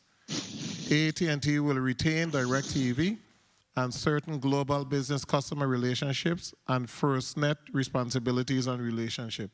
So right on the AT&T website, they're saying that they are retaining the FirstNet responsibilities and relationship. I want to conclude by saying, presently, VINGN has a trench. VIA has a trench. AT&T now has one. We have sewer lines from Waste Management Authority. We have water lines by WAPA. This is all along that same roadway. At some point, if we don't communicate, we're going to run out of a spot to dig, and we're going to continue to be cutting lines and interrupting service. We can't have the lack of companies and willing to sit down and do business, creating millions of dollars in damage to our roadways. At some point, they got to get it together so that we don't continue to destroy our roadways, because we're in the process of developing. We need new water lines. We have underground conduits for WAPA. It must be a coordinated effort so that we don't continue to pave and then destroy immediately after. Thank you so much, Mr. Chair. Thank you, Senator Villalea, and that is one of the main reasons why we are trying to assure moving forward that the one dig policy, which is Act 7798, is implemented, and not only implemented but being followed. Senator Johnson, you can have 3 minutes. Thank you very much, Mr. Chair. Senator Biden, before Senator Johnson begins, can I beg your indulgence to be excused? Yes, sir, you're excused. And thank you so much. Thank you. Thank you very much. I appreciate listening to my colleagues, because I can recall when Queen Mary Highway was being dug up, no one even knew what was going on. It took quite a while before anyone could have said who was digging. And today in the line of questioning, I realized that Public Works did not have the information at hand. So anybody from Liberty can say if they did get that permit for that first start of that dig? Anyone from Liberty know? Senator Johnson, myself, I don't. I'm sorry. This is Najee from Liberty. Any of your employees, your engineer? Because the first start digging on St. Croix was something out of the blue that everyone trying to find out. So I'm trying to find out, when you started the first dig, did you start it with a permit or then had to go and get a permit afterwards? Yes, sir. We started with a permit. Jose Arias, Director, and Construction, AT&T. Liberty Mobile.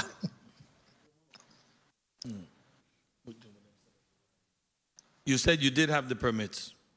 Yes, we waited for all the permits before we dig. Okay, thank you. And I'm on the same note with Senator, my good senator from the eastern part of the island, that the trenches and the way the road is being repaired is ridiculous at this time. There's a lot of the roadways, especially on the western part, that still have this big lump of cement. And as you drive on the roadside, you can see that the job is not being properly done. The only area that job look real good is on the bypass. So I definitely do hope that you send your engineers and your folks back out to take a look at the surface a little more clearer. Mr. Hodge, I continue hearing you speaking about WAPA doing this underground digging, and I'm listening to you, and it seems as if you're saying that you're going to be doing a lot of underground going directly to homes, and if that is true, what area are you right now planning to do this underground and go directly to homes? Look, Senator, I spoke about the 3 projects that we did that we had the groundbreaking for last week, which was Midland, Container Port, and Golden Grove. So those are the ones that I spoke of with the underground. And your underground trenches are going directly to homes? Well, it would go to the boundaries in many of those locations, property boundaries. When you say primary boundary, you mean like the main road that branches off to those homes in those areas? Yeah, that's correct. Time. Okay, thank you very much. Thank you very much, Mr. Chair. Thank you, Senator Johnson. Let me ask Via, because I think it's unfortunate but true that whether one is speaking about fixed broadband services to the same home or businesses, or mobile broadband to your phone or tablet, internet speeds are much lower in the territory than on the U.S. mainline. And when it comes to the prices are much higher here in the territory. Okay, in the U.S. mainland, the average person in connecting, when it comes to megabits, is 124 per second, which means, in practical terms, that one can download a 2-hour movie in about a minute and a half. And here in the territory, however, estimate places the average speed at 21 megabits per second, which means that it will take at least 9 minutes or 9.5 minutes to download the same 2-hour movie. So my question is to Via, what is being done to change that, and why is it that we are at that pace right now? Via? Morris Reed, CTO for VIA. In the past 2-3 weeks, we have launched our new 1 gig service and 500 meg. So we have made significant investments in upgrading the infrastructure, the network speeds. We have just started advertising that a few weeks back. Okay, thank you for that.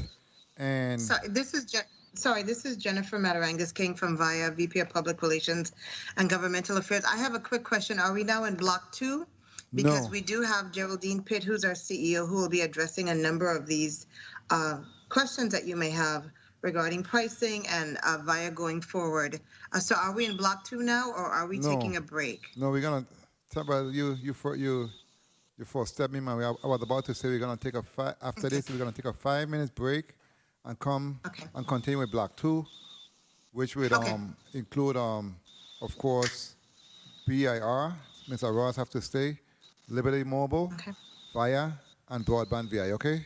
So with that being said, I know we've been here for some time. I'll let everyone take a break and do what they need to do for 5 minutes, and we'll be back in 5 minutes. So we stand in recess for 5 minutes. Thank you so much. Thank you. Thank you.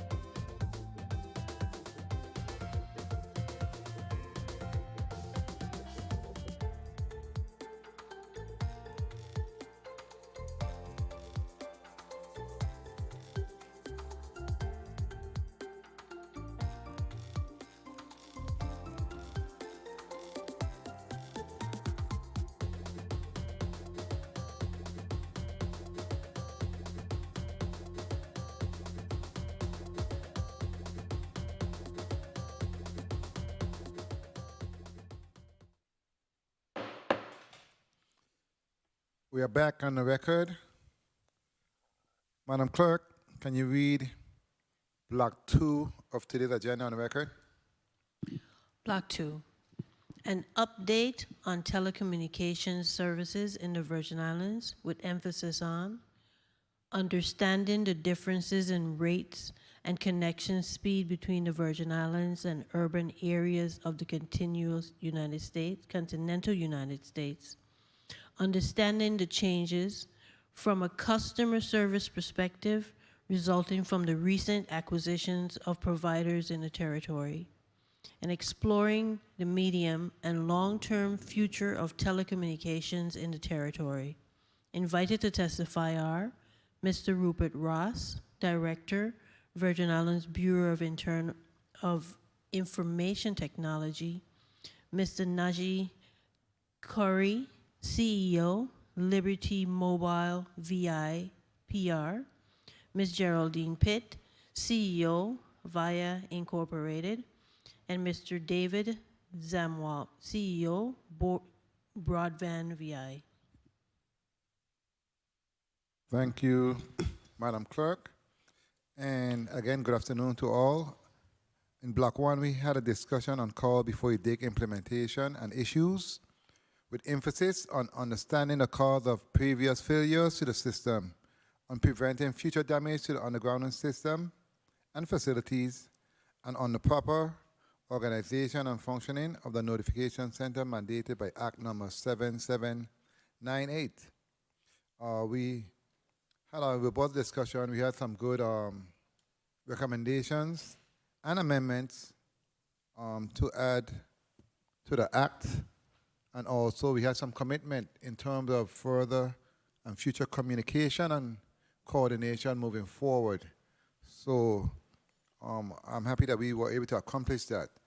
Now we have present to move forward a testimony. We're going to go in the order of Ms. Director Ross, then Mr. Corey, Liberty Mobile CEO, then Via CEO, and wrapping it up, we'll have Broadband VI CEO, Mr. Zumwalt. So, Mr. Ross, you may proceed with your testimony for this portion of the hearing.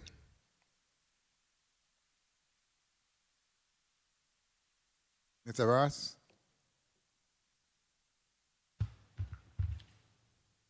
I guess he's not there at this moment, so we'll proceed with Mr. Corey, CEO, Liberty Mobile, VI, Puerto Rico. Yeah, Mr. Chairman, good afternoon. Thank you for the opportunity this morning.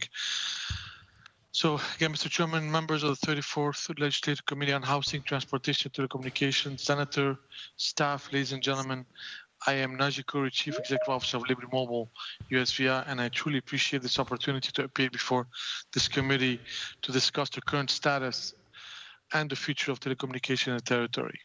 I take this opportunity as well to introduce Catherine Rodriguez-Kling, our area retail store manager for the U.S. Virgin Islands, who will join us a bit later to take questions later on. I will address the topics as outlined in the agenda for the Block 2 hearing today. Please note that the topic on the impact of federal mandates and funding regarding telecommunication was on the invitation letter, but not specifically on the final agenda. We believe this is a very important topic, so we included some information in this testimony. Let me start with the first point. Understanding the difference in rates and connection speed between the Virgin Islands and the urban area of the continental United States. First and foremost, the mobile rates and plans available today in the U.S. Virgin Islands are the same as in the mainland. We kept all existing AT&T rate plans. As I will explain later, we have in fact created unique rates that are different than the mainland and indeed more economical. As for the connection speed, our latest tests demonstrate that Liberty provides download speed on average of about 25 megabits per second. The Liberty mobile network has undergone significant upgrade over the last few months, and the speed tests are showing improvement of 33% of medium download speed measured by Ookla compared to our baseline of the pre-fiber project. Also, we're observing improvement of 55% on speed increase in April 2021, partial month, right, compared to March 2021 from 18 to 20 megabits per second. For example, a recent 5G speed test taken at Estate Loveland on St. Thomas revealed measurement of 370 megabits per second on download and 39 megabits per second on the upload. We will continue to work on our speed to give our customer the best experience. Now, we measured coverage in areas such as the Capitol Building, our Veteran Drive in St. Thomas, and found them to be good. Speed at this location may vary due to traffic and obviously the radio conditions affected by geography at Charlotte Amalie. Some cell sites in this area were migrated to fiber recently, and we will soon finish the process to complete the upspeed and optimization, which will improve speed as well. So within the Capitol Building, you will soon enjoy faster speed as you completed the fiber connection on their cell site. On the second point on the agenda, understanding the changes from a customer service perspective resulting from the recent acquisition of providers in the territory, meaning after the acquisition by Liberty for AT&T's asset in the Virgin Islands. As a reminder, Liberty Mobile USVI is a subsidiary of Liberty Latin America, right? With headquarters in Denver, Colorado, Liberty Latin America is a leading communication company with operation in over 20 markets in the Caribbean, from Curacao to the Bahamas and throughout Latin America, including service in the Caribbean on the Flow trademark. Liberty acquired AT&T Mobile USVI operation in the U.S. Virgin Islands over 5 months ago. As part of the transition, we have continued with the network upgrade and expansion plan that AT&T initiated a few years ago. Once completed, these enhancements will provide greater resilience and redundancy against natural disaster and improve network performance in the territory. Liberty is also a FirstNet reseller. FirstNet is an independent authority within the U.S. Department of Commerce designed to build and operate a nationwide broadband network that allows first responder to have a reliable communication system in place before, during, and after a natural disaster. For this, it is deploying the first nationwide high-speed wireless broadband network for public safety. The network will give priority to first responder to send voice or text messages, images, video, and location information in real time in case of emergency. As you mentioned, last week in the communications sent to our U.S. Virgin Islands customers, we have deployed 5G mobile speeds in over 54% of our sites throughout St. Croix, St. John, and St. Thomas. In addition to the 43 projects that we have completed last year, we also upgraded 19 cell sites with either underground fiber or enhanced microwave deployment. Regarding Liberty Fiber deployment project, we have completed 95% of the trenching work, pulled 88% of the fiber, and finished 100% of small temporary portion of aerial installation due to terrain requirement. That represent an 88% of total cable distance throughout the entire U.S. Virgin Islands. In St. Thomas, Liberty completed 90% of its trenching effort and pulled 77% of the fiber installation for a total of 78% of completed cable distance. As for the underground construction progress in St. Thomas, construction at the Estate Ross route and aerial construction at the Crown Mountain to Nana Hill segment are already completed. Splicing of both the Estate Ross and Nana Hill route will take place early this month to migrate the antenna as soon as possible, while construction and fiber installation of the Nana Hill to Charlotte Amalie segment has already been completed. Last mile construction on Flag Hill is pending authorization from the landlord, but construction to Flag Hill from the east has continued. Crews have also begun construction on the Raffion Hill, one of the last remaining section needed to complete the enhanced fiber ring deployment. A summary of the most important improvement followed Liberty's acquisition of AT&T asset was sent to the committee earlier this month on April 13, 2021, as well as additional information have been requested following the last committee hearing. These projects have already produced great results. Our U.S. Virgin Islands cell site have improved the available capacity by 78%. Mean download speed improved by 20% from the third quarter to 2020 to the first quarter of this year, according to the information we have received from Ookla speed test. The end result is faster, more resilient mobile network that will give Virgin Islands a better signal, fewer drop calls, and a faster mobile network. It is important to state that we do not provide fixed broadband services in the territory. Customer service is always a priority for us. The customer service number continues to be the same as before the acquisition. It's 800-331-0500 or simply 611 from your mobile phone. And calls from the U.S. Virgin Island customer are routed to our English-speaking representative. We have hired additional customer service agent to ensure provides fast average speed of answer when customer call. Customer can also access our special microsite for the U.S. Virgin Island customers at mobile.libertyvi.com for additional information about the transition. We currently have 5 retail stores open throughout the territory, providing services 7 days a week. These are manned by the same friendly local employee that were with AT&T prior to the acquisition. We aim to please our customer base, and last month we launched our Relationship Net Promoter Score, or NPS, a customer satisfaction measurement system for the U.S. Virgin Islands. We scored at positive 16.7, which is considered very good in the industry. We will not settle for those scores, but rather always continue to improve our service and delight our customer. Now, Liberty kept all active AT&T plans and products. We have improved our offering to our customer by adding plans such as an unlimited 50+ for residents of the territory. The plans offers customers that are 50 years of age and over unlimited voice, text message, and data in the U.S., Virgin Islands, Puerto Rico, the U.S. mainland, Mexico, and Canada for $60 per month for 1 line or $40 per line for 2 lines for subscribers who are enrolled in the auto-pay and electronic billing option. The Unlimited 50+ plan also offers free text message to over 120 countries and access to AT&T 5G network in the territory, Puerto Rico, and the U.S. mainland at no additional cost. The plan also provides discount and mobile fraud security features to new and existing customers. This is the first exclusive mobile service rate that Liberty created for our market, and the rates are the same in the U.S. Virgin Islands as in Puerto Rico.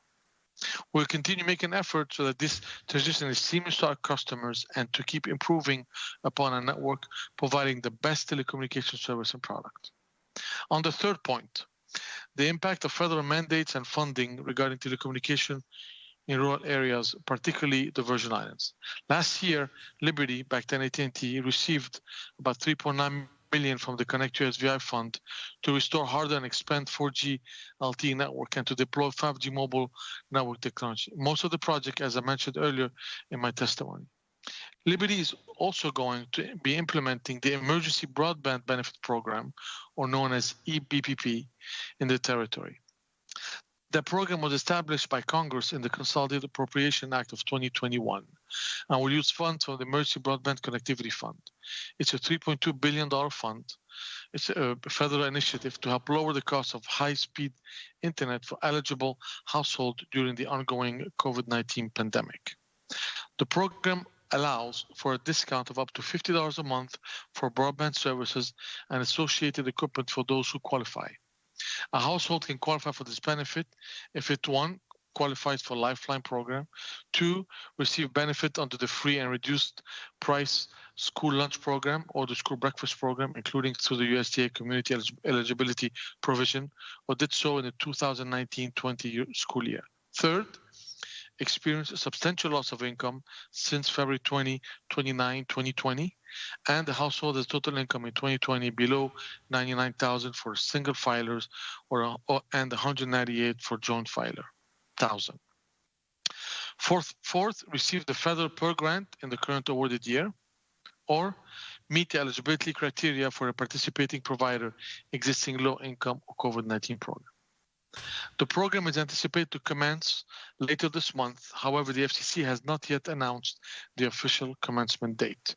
We hope to take full advantage of any federal program that allows our clients better service and a better overall experience at a lower cost. On the fourth point, exploring the medium and long-term future of telecommunication in the territory. Liberty will continue to upgrade its network, developing our services and improving our product.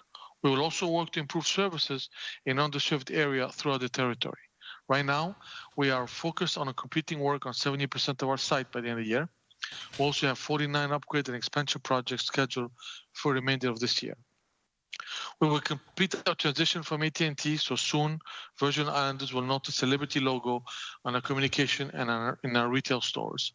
With our rebranding, we hope to present additional service opportunity for our customers. We hope to partner with the legislature and the government of the Virgin Islands as a whole and be agent of change to provide improved telecommunication services to Virgin Islanders. For this, we need to open channels of communication with the administration to allow the permitting process to move forward expeditiously. We have plans to continue adding capacity and expanding our footprint, but we need an expedient, efficient permitting process. This will allow us to keep costs down, which in turn will benefit Virgin Islanders consumer. We respectfully request that the member of the 34th legislature believe in the power of the competitive telecommunication market in the U.S. Virgin Islands and its potential for growth. For this potential to fully manifest itself, it is critically important not to over-regulate the industry. As you know, the mobile telecommunication industry is heavily regulated by the FCC, which preempts states and territorial regulation of services. So we encourage you review all laws and regulation prior to imposing additional one that may be preempted or unnecessary. We need your help with this in order to close the digital divide, which is one of Liberty Latin America's main goal. The U.S. Virgin Islands needs this. We can work together to achieve it. Once again, I thank you for this opportunity to appear before you today. Please let me know if I can provide you any additional information or clarification. I would welcome any questions that you may have. Thank you. Thank you very much, Mr. Curry. Thank you for your testimony. I just want to first recognize, before I move to the next testifier, recognize the presence of Senate Vice President Novelu Francis. Good afternoon, Senator Francis. Thank you. Okay, and so we're going to move on next to our next testifier, Ms. Geraldine Pitt, CEO of VIA, or who we have represented on her behalf. Let me see.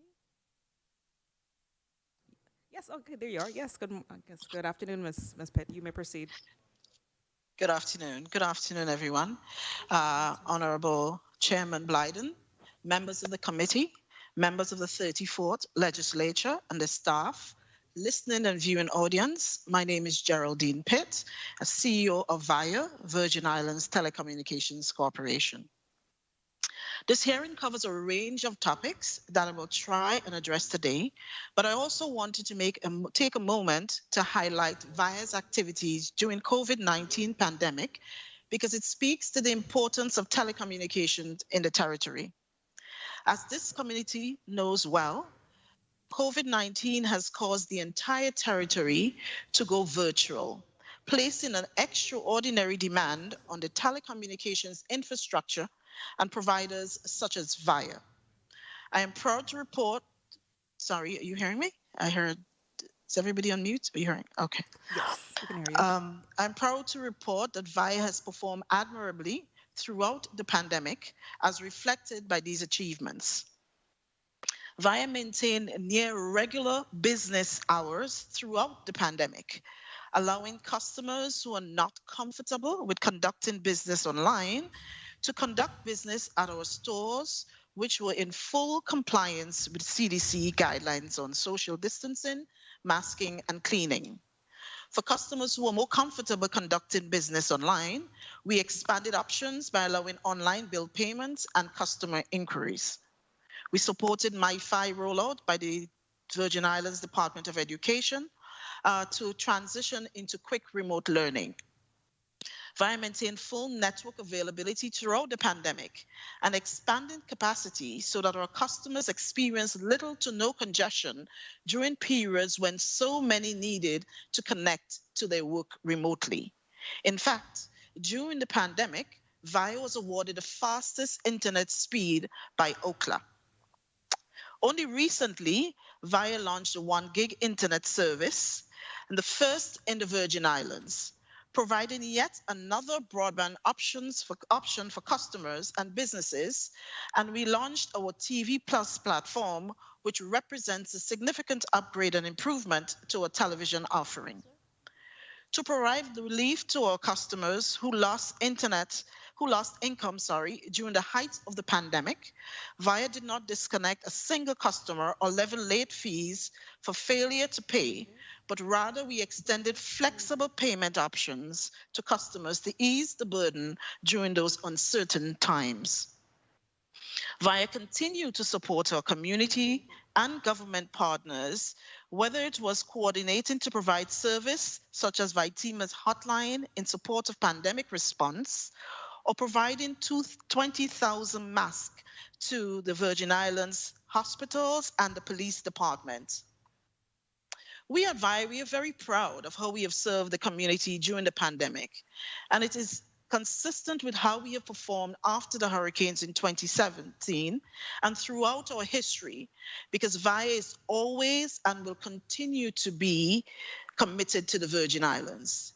It is therefore fitting for me to say thank you to the entire VIA team for their commitment, hard work, and personal sacrifice, especially over the last 12 to 14 months.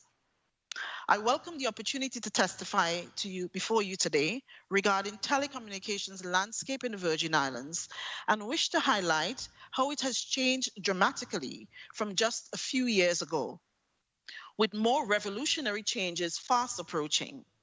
Unfortunately, regulations have not kept pace with these changes, and members should consider legislation that reflect market realities.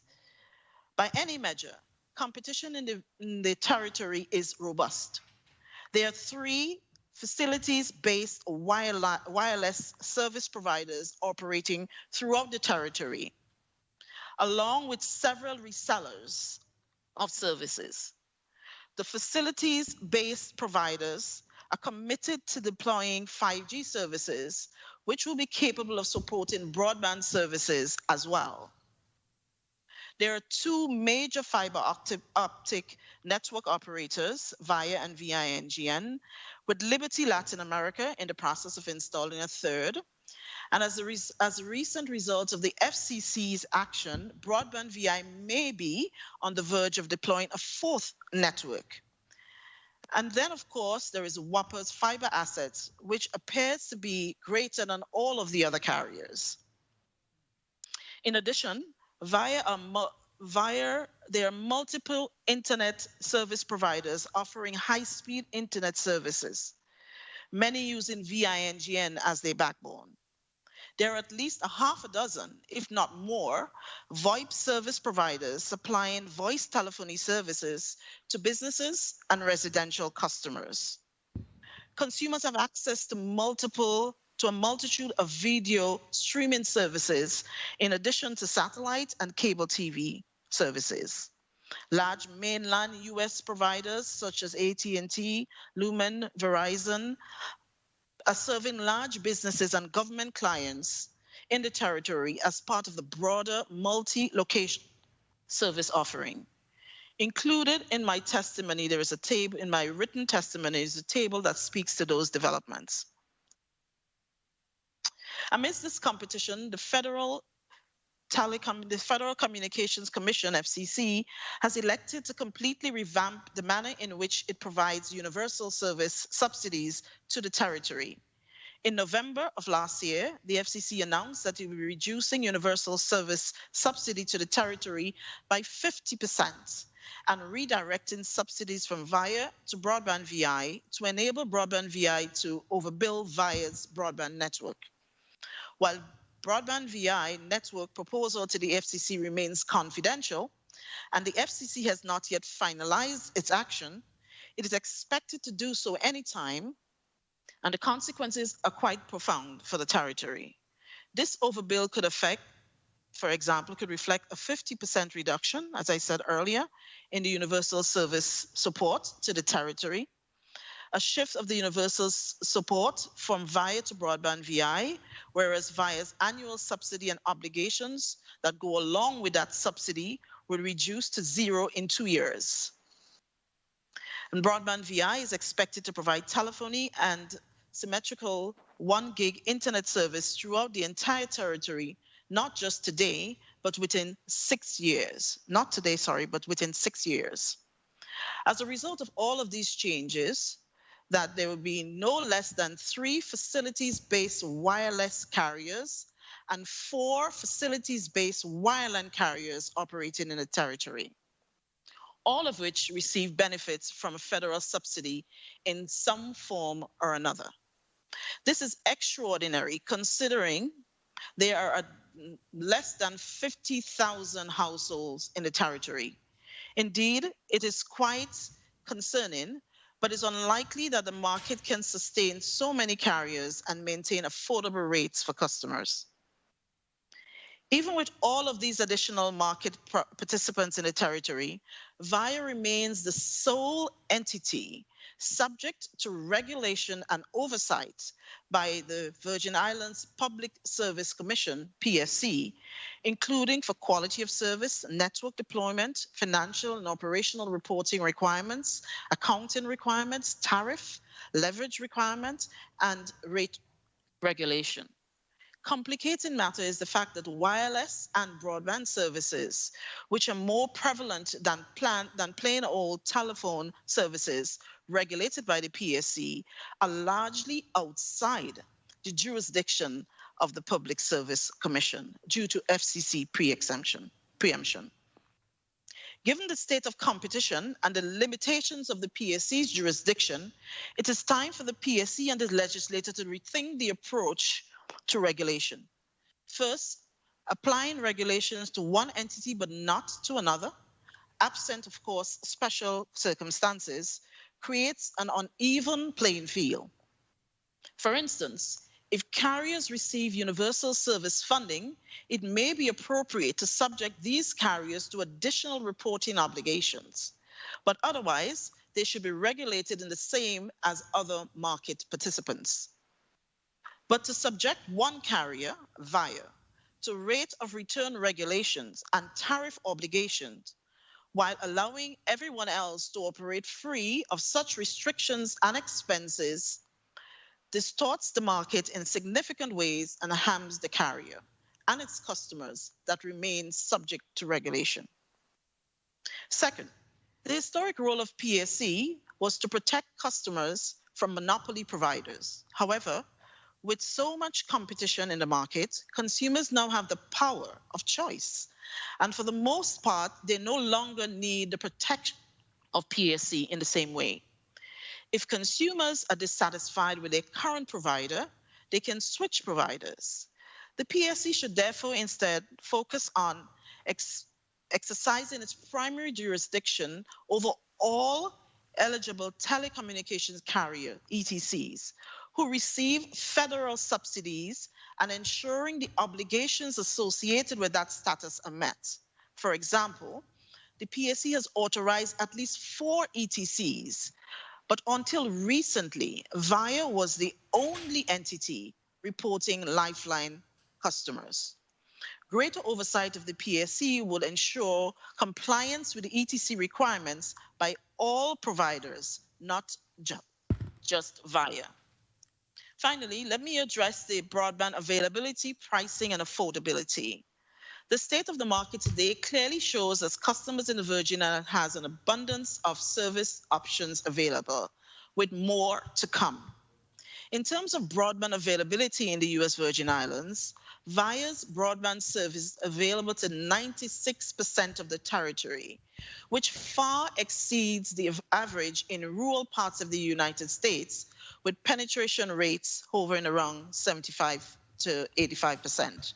Notwithstanding, we understand that the Virgin Islands deserve the best, and our commitment is to ensure that we continue to improve the speeds available to our customers. The issue of affordability is complicated because we need to make sure that we are comparing apples to apples.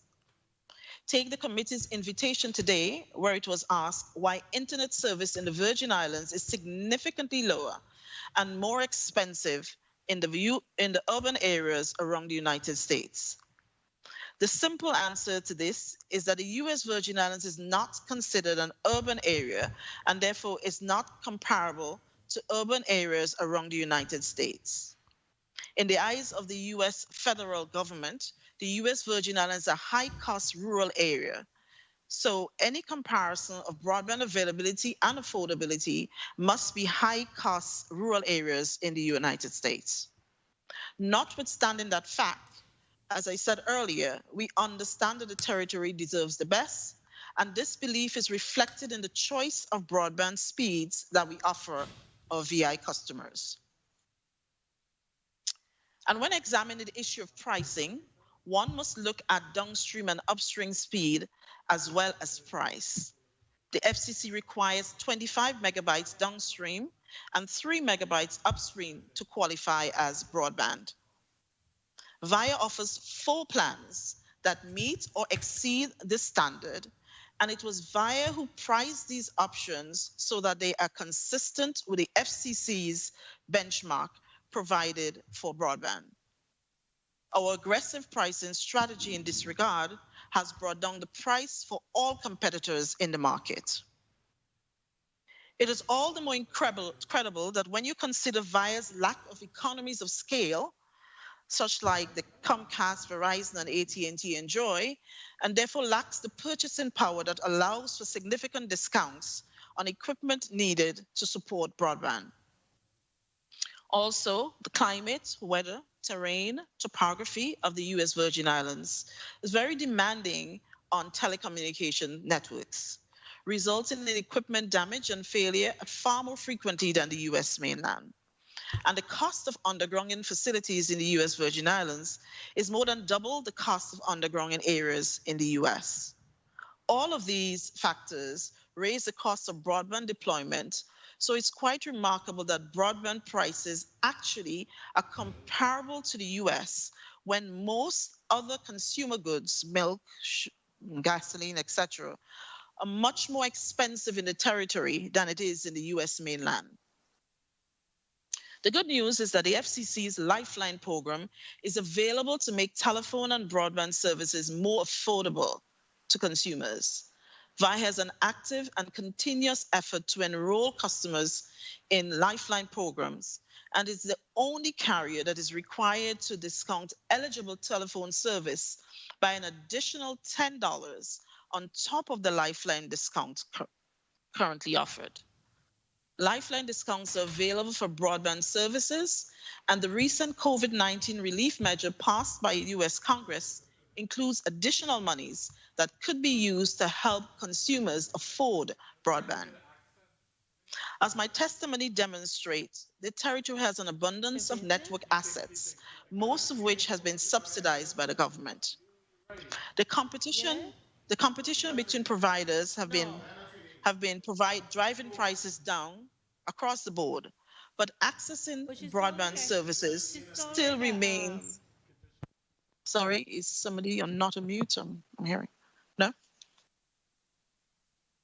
Still remains expensive for some customers. What is necessary now are measures to allow government to subsidize consumers. It is expected that the federal government will be creating additional programs that could be the source of funding for the territory in this regard. The rapid change in the telecommunications markets are extraordinary, and for most parties, it's been beneficial to the residents of the territory. More changes are coming, and VIA is looking forward to working with the committee and the entire legislature, the governor, PSC, to develop policies that would ensure that the benefits of telecommunications are available to everyone. Thank you for allowing me the opportunity to testify today, and my team and I are available for questions, should you have any. Thank you. Thank you very much for your testimony, Ms. Pitt, CEO Pitt.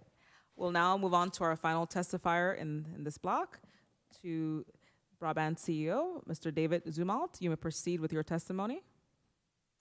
Good afternoon, and good afternoon to Senate Vice President Novell Francis and to the members of this committee and to the listening and viewing public. I'm David Zumwalt, the Chief Operating Officer of Broadband VI, and on behalf of our staff and leadership team, thank you for the opportunity to testify. I have some opening remarks that are in my written testimony that we heard in the first block, and so I'm going to move directly to the questions that were asked in the invitation itself. The first has to do with understanding the difference in rates and connection speeds between the U.S. Virgin Islands, and urban areas of the continental United States. It's important for this committee to understand that stateside pricing is affected by financial support that providers in high-cost areas receive via the Universal Service Fund, or USF. And it's similar to the support that VIA has received for many years. USF support is intended to make broadband services more affordable to consumers in these high-cost areas, and as such, may be lower than actual average costs. However, I'm proud to say that Broadband VI has been able to offer competitive services at or below the average price in the US VI without having previously had the benefit of receiving high-cost support purely with the use of our own private capital. Once Broadband VI begins to receive support from the FCC's Connect US VI fund, we will see even lower costs, as I will explain later. Broadband VI presently offers broadband speeds throughout the territory, ranging from 12 megabit per second download basic residential service to multi-gigabit services at the enterprise level. We are periodically asked why pricing for internet connectivity in the USVI is generally higher than stateside pricing. The same could be asked about most other things we consume here, power and groceries, for example. The straightforward answer is that our costs are higher here. The things we must buy in order to provide service and the logistics required to get them here do not presently come with stateside price tags. At the same time, we are making progress. Our residential streaming package now offers twice the capacity, but at the same price, as the residential premium package we offered 2 years ago. It's always our objective to improve the value of our services to our customers, to bring costs down while increasing internet speeds and service offerings. And it is in our interest to do so because we are consumers here too. Let's turn our attention for a moment to how power affects our costs. Broadband VI's Network Operations Center monitors well over 10,000 distinct network elements in real time, presents this information to our network team in tabular format and also on a map, and indicates any network element that is offline or in an impaired state. In a scene familiar to every service provider, at any given moment, our network might be reporting a handful of minor or major alarms, most of which are resolved from a console in our Network Operations Center. Picture a network map with many green lights and a few lights blinking yellow and red. Every utility power outage, however, lights up our network board like fireflies on a summer night. Will service be restored momentarily within an hour, a day? As a matter of practice, we have deployed uninterruptible power supply, or UPS systems, across our network, but a UPS becomes useless the moment a power outage outlasts its battery. Not so long ago, the internet was considered to be a best effort service for the most part. Internet access was used primarily for email and browsing the web, and momentary connectivity issues did not disrupt the overall user experience. Yet expectations rose quickly once consumers started to cut the cord in significant numbers, abandoning home phones in favor of cell phones with data plans, and canceling legacy cable TV subscriptions in favor of streaming services. This required us to diversify our power sources to improve reliability, adding costs. We're continuing to add backup generators, longer running battery plants, and in many cases, solar arrays across our network infrastructure, investments not required of many stateside ISPs. These costs contribute nothing toward improving our broadband speeds, but are essential to a resilient network. Usually, growth requirements can be discerned from trends teased out of operational data and long-range plans made accordingly. The COVID-19 pandemic, however, did not play by those rules. We experienced essentially overnight a well over 30% initial surge in demand with continued growth still to come, presenting significant and unexpected pressure on our network and capital. Daytime and nighttime network utilization, normally balanced between business and residential locations, suddenly concentrated in residential locations, coupled with a meteoric rise in video conferencing via Zoom and Teams, which we're using for today's testimony. Our network handled this dramatic surge and shift in demand. But this ultimately affected the way we schedule maintenance, perform upgrades, and route network traffic. We were quickly able to pivot, adopt workplace procedures to help keep our employees and customers safe, and assist our community in other ways. We maintained our workforce. We deployed equipment to allow our customer care employees to work from home, since many suddenly found themselves responsible for school-aged children and aging relatives. The Federal Communications Commission, which has overarching jurisdiction for telecommunications in the United States and its territories, asked service providers to adopt its Keep Americans Connected pledge and avoid service terminations during the height of the pandemic. We adopted that pledge and doubled its duration. We provided special programs for teachers who now found their classrooms being beamed into their homes. We assisted customers facing economic hardships, and we will soon be participating in the FCC's new Emergency Broadband Benefit Program that will enable us to discount broadband service in some cases by $50 a month. 2020 was an unforgettable year for us all.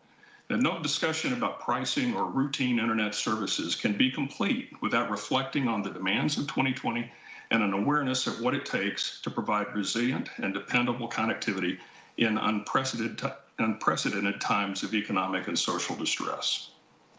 To the second agenda item, understanding the changes from a customer service perspective resulting from the recent acquisition of providers in the territory. This topic is probably intended primarily for other witnesses today, but a brief comment is in order. Broadband VI acquired Surge Broadband's operations in the U.S. Virgin Islands in 2019 and completed the transition in 2020 after working very hard to retain Surge customers and eliminate service issues. When consolidations are driven, as most are, by the desire to create economies of scale, which lowers costs, and diversify services, which improves offerings to customers, consumers win. To the third topic, exploring the medium and long-term future of telecommunications in the territory. In this morning's session, I briefed this committee on the FCC's Uniendo Puerto Rico Fund and the Connect USVI Fund. My comments are already on the record, so I'll simply summarize the program here. After a comprehensive vetting of our management, operational capabilities, financial resources, and technical plan, on November 16, 2020, the FCC announced that it had selected Broadband VI as the winning applicant for Connect USVI Stage 2 support, providing $84.5 million over a 10-year period for Broadband VI to construct a territory-wide gigabit network that will reach all 46,039 identifiable locations in the USVI within 6 years. Notably, pricing for the gigabit service will be required to be reasonably comparable to rates in urban U.S. areas and affordable to our fellow Virgin Islanders. To illustrate what this means, the current FCC benchmark for urban gigabit service is around $133 per month. As I mentioned before, USF support is intended in part to help bring higher cost areas in line with urban costs. When compared to the announced pricing for gigabit download speed with much slower upload speed that VIA is now advertising, it's clear that VIA's service is not designed to attract customers. So how will Broadband VI be able to align with stateside benchmarks and when? As I mentioned before, the FCC has encouraged growth in network capability and affordable prices in high-cost areas through the financial support it provides to certain incumbent service providers via the USF, a program that wasn't available to Broadband VI prior to Connect USVI. For VIA and its predecessors, this support has amounted to many millions of dollars, about $500 million to date, at a present rate of approximately $45,000 each and every day with no defined service obligations. I cannot speak to the specifics of the business models and priorities of VIA or its Massachusetts-based parent, but I can assure you that the $84.5 million Broadband VI will receive over 10 years as we build out and operate our gigabit network will bring better competition and more affordable services to the Virgin Islands, including compliance with the landmark or benchmark pricing required by Connect USVI. It's also important to note the promise these new affordable services will offer to the economic prospects of the Virgin Islands. Some of you may recall that I served as executive director of the University of the Virgin Islands Research and Technology Park beginning in 2005 through 2014. A cornerstone priority for RT Park has always been the diversification of our economy through knowledge-based businesses and network-connected services because they provide the means for our territory to reach customers and markets beyond our borders worldwide. Service providers such as Broadband VI have a significant role to play in bringing this desired economic diversification to fruition. Affordable, territory-wide gigabit connectivity will be a game changer for our businesses, our students, our entrepreneurs, and sources of capital who can better see the Virgin Islands for the opportunities it truly presents. To finally have the resilient, reliable, and affordable gigabit services Virgin Islanders deserve will help drive the economic engine the USVI needs to help reduce our dependency on a tourism-based economy while growing towards a truly global economy for which so many of our leaders have advocated. As we look to the not too distant future, Broadband VI will need cooperation, not just from the federal government, but from the Virgin Islands government as well. It is therefore important for the Senate to understand that the Virgin Islands government is a key partner in our plans to bring state-of-the-art broadband to your constituents and our neighbors. Since launching service almost 20 years ago, Broadband VI has provided our neighbors with a competitive option when selecting internet services. So, for the record, we understand that Virgin Islanders have a choice, and it is always our desire to be their choice. We know that our customers have growing expectations for their internet service and will hold us accountable for what we offer and provide. We are pleased to have been selected by the FCC for Connect USVI and look forward to ramping up our labor force, investing capital, and working with the local and federal governments to complete the hard work ahead. In closing, I hope that I've been able to provide a more complete perspective on the nature of Broadband VI's operations, challenges, and responses to the market's shifting demands.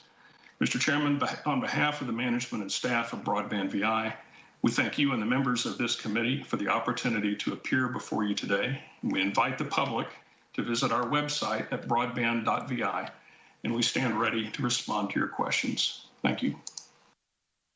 Thank you, Mr. Zumwalt. But I need to ask you a couple of questions before I go to my colleagues in regards to the rural telecommunications funding, which amounts, according to you, over $500 million in total and an average of $16.4 million a year. And you stated it's a fact that the FCC is phasing out that program and have instead established Connect USVI Fund, under which a winning provider would receive funding in exchange for accepting requirement to make 1 gigabit service available in all 46,000 service locations in Virgin Islands. So will it require fiber to the premises or 5G deployment? I'm sorry, you broke up on that question. I heard fiber. What was the question? Will this, in order to accomplish that goal, will it require fiber or 5G deployment in order to accomplish that task? So I'm very eager to answer that question for you, but applicants for Connect USVI were placed under a prohibited communications order until the award is formalized. And so I can't speak to the actual mechanisms we will be using to answer that question. Okay, well, can I ask then, based on the numbers that you have presented, the amount of award under the USVI fund will amount to, I think, a little less than half of what have been awarded over the years. So, with that being said, first of all, what are the implications of this, or are there any? Well, we presented an application that made it clear that we could perform this build out for that amount of money in terms of contribution from the USF. But keep in mind that our history has always been private capital investment, which has represented the significant portion of what we do. So we're not looking at the federal government to fully fund anything that we do. It's a contribution, and we will be able to execute it. And based on your assessment, will there be a loss of overall employment in the area of telecommunication in the territory or no? I can't speak to other service providers, but certainly not in our case. And let's keep in mind that the FCC designed this program after concluding that the Universal Service Fund program was not achieving the objectives that it then had to create resilient infrastructure that would withstand storms like we had in 2017. So this was an FCC decision. We all contributed our thoughts as part of the rulemaking process. And ultimately, the bidders for this, which included VIA and us, had to present plans that we thought were reasonable under the circumstances and to which we could make commitments regarding gigabit delivery, 6-year build out, and the aligned service pricing, the benchmark pricing for urban services. Thank you for that. Based on what I see, I think it has basically shifted VIA's position, and especially being in a competitive position here in the territory. But I'll drill down when it's come to my turn. Senator Whitaker, you're recognized for your 5 minutes. Thank you, and good afternoon, testifiers. Good afternoon, colleagues. Good afternoon to the people of the Virgin Islands. All the providers here today are aware of challenges, even in this institution, about connectivity. So I want to first off with you, Mr. Zumwalt. How do you prioritize your customers when you provide service to schools, to government entities, and the general public? How do you all go about assessing priorities? And I also want to indicate with my question, is broadband meeting the federal guidelines with respect to equipment that is currently used in the territory with respect to connectivity? You don't have to give proprietary information, but are you meeting the federal guidelines with respect to equipment and connectivity? So that's a two-part question. Thank you. With respect to equipment, we certainly are, believe that we are. We follow what is required of service providers to that extent, which can include radio equipment and equipment that's used for fiber, for example, as we talked about in the first session, today. With respect to prioritizing customers, the reality is our customers are all equal. There are customers that will make purchase decisions from us, for example, to have automatic failover of their network from one side of our network to another. And they will, through their purchases, agree to a higher service level agreement. So this could include customers that are involved in healthcare, for example, or they have an urgent need to make sure that they always have multiple paths to be able to get the connectivity that they need. But that's really more of a service definition than it is a customer prioritization.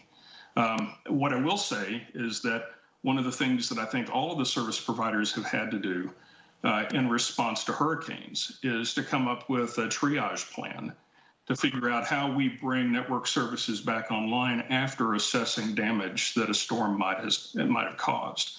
Because we see our role as being first and foremost to make sure that the economy can continue to function and that healthcare and first responders are able to function in the moments after a storm. So we do have some triage prioritization procedures that we follow, but in terms of the customers and the way that we treat customers, they're all customers to us. I respect that. I'm not saying about priority of one customer over the next. I'm speaking about the deployment, the delivery, and and really and truly speaking about when we have our school systems, redundancy, and things of that nature, and then we look at different government entities with respect to the services that are provided. To Ms. Pitt, can you also please provide, in fact, that the equipment that's it's meeting the federal guideline, that in the process of improvements that you're going to raise the level of service for the customers? And also, when I talk about prioritization, we know of the crisis that exists within our school system.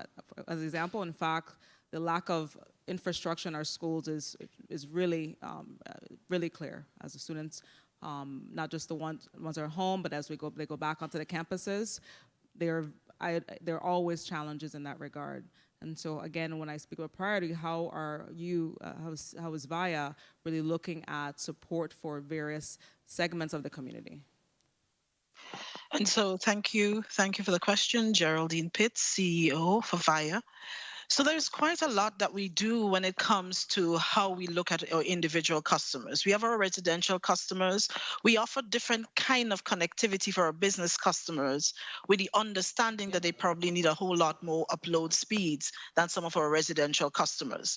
So that differentiation really happens in terms of the plans that we offer.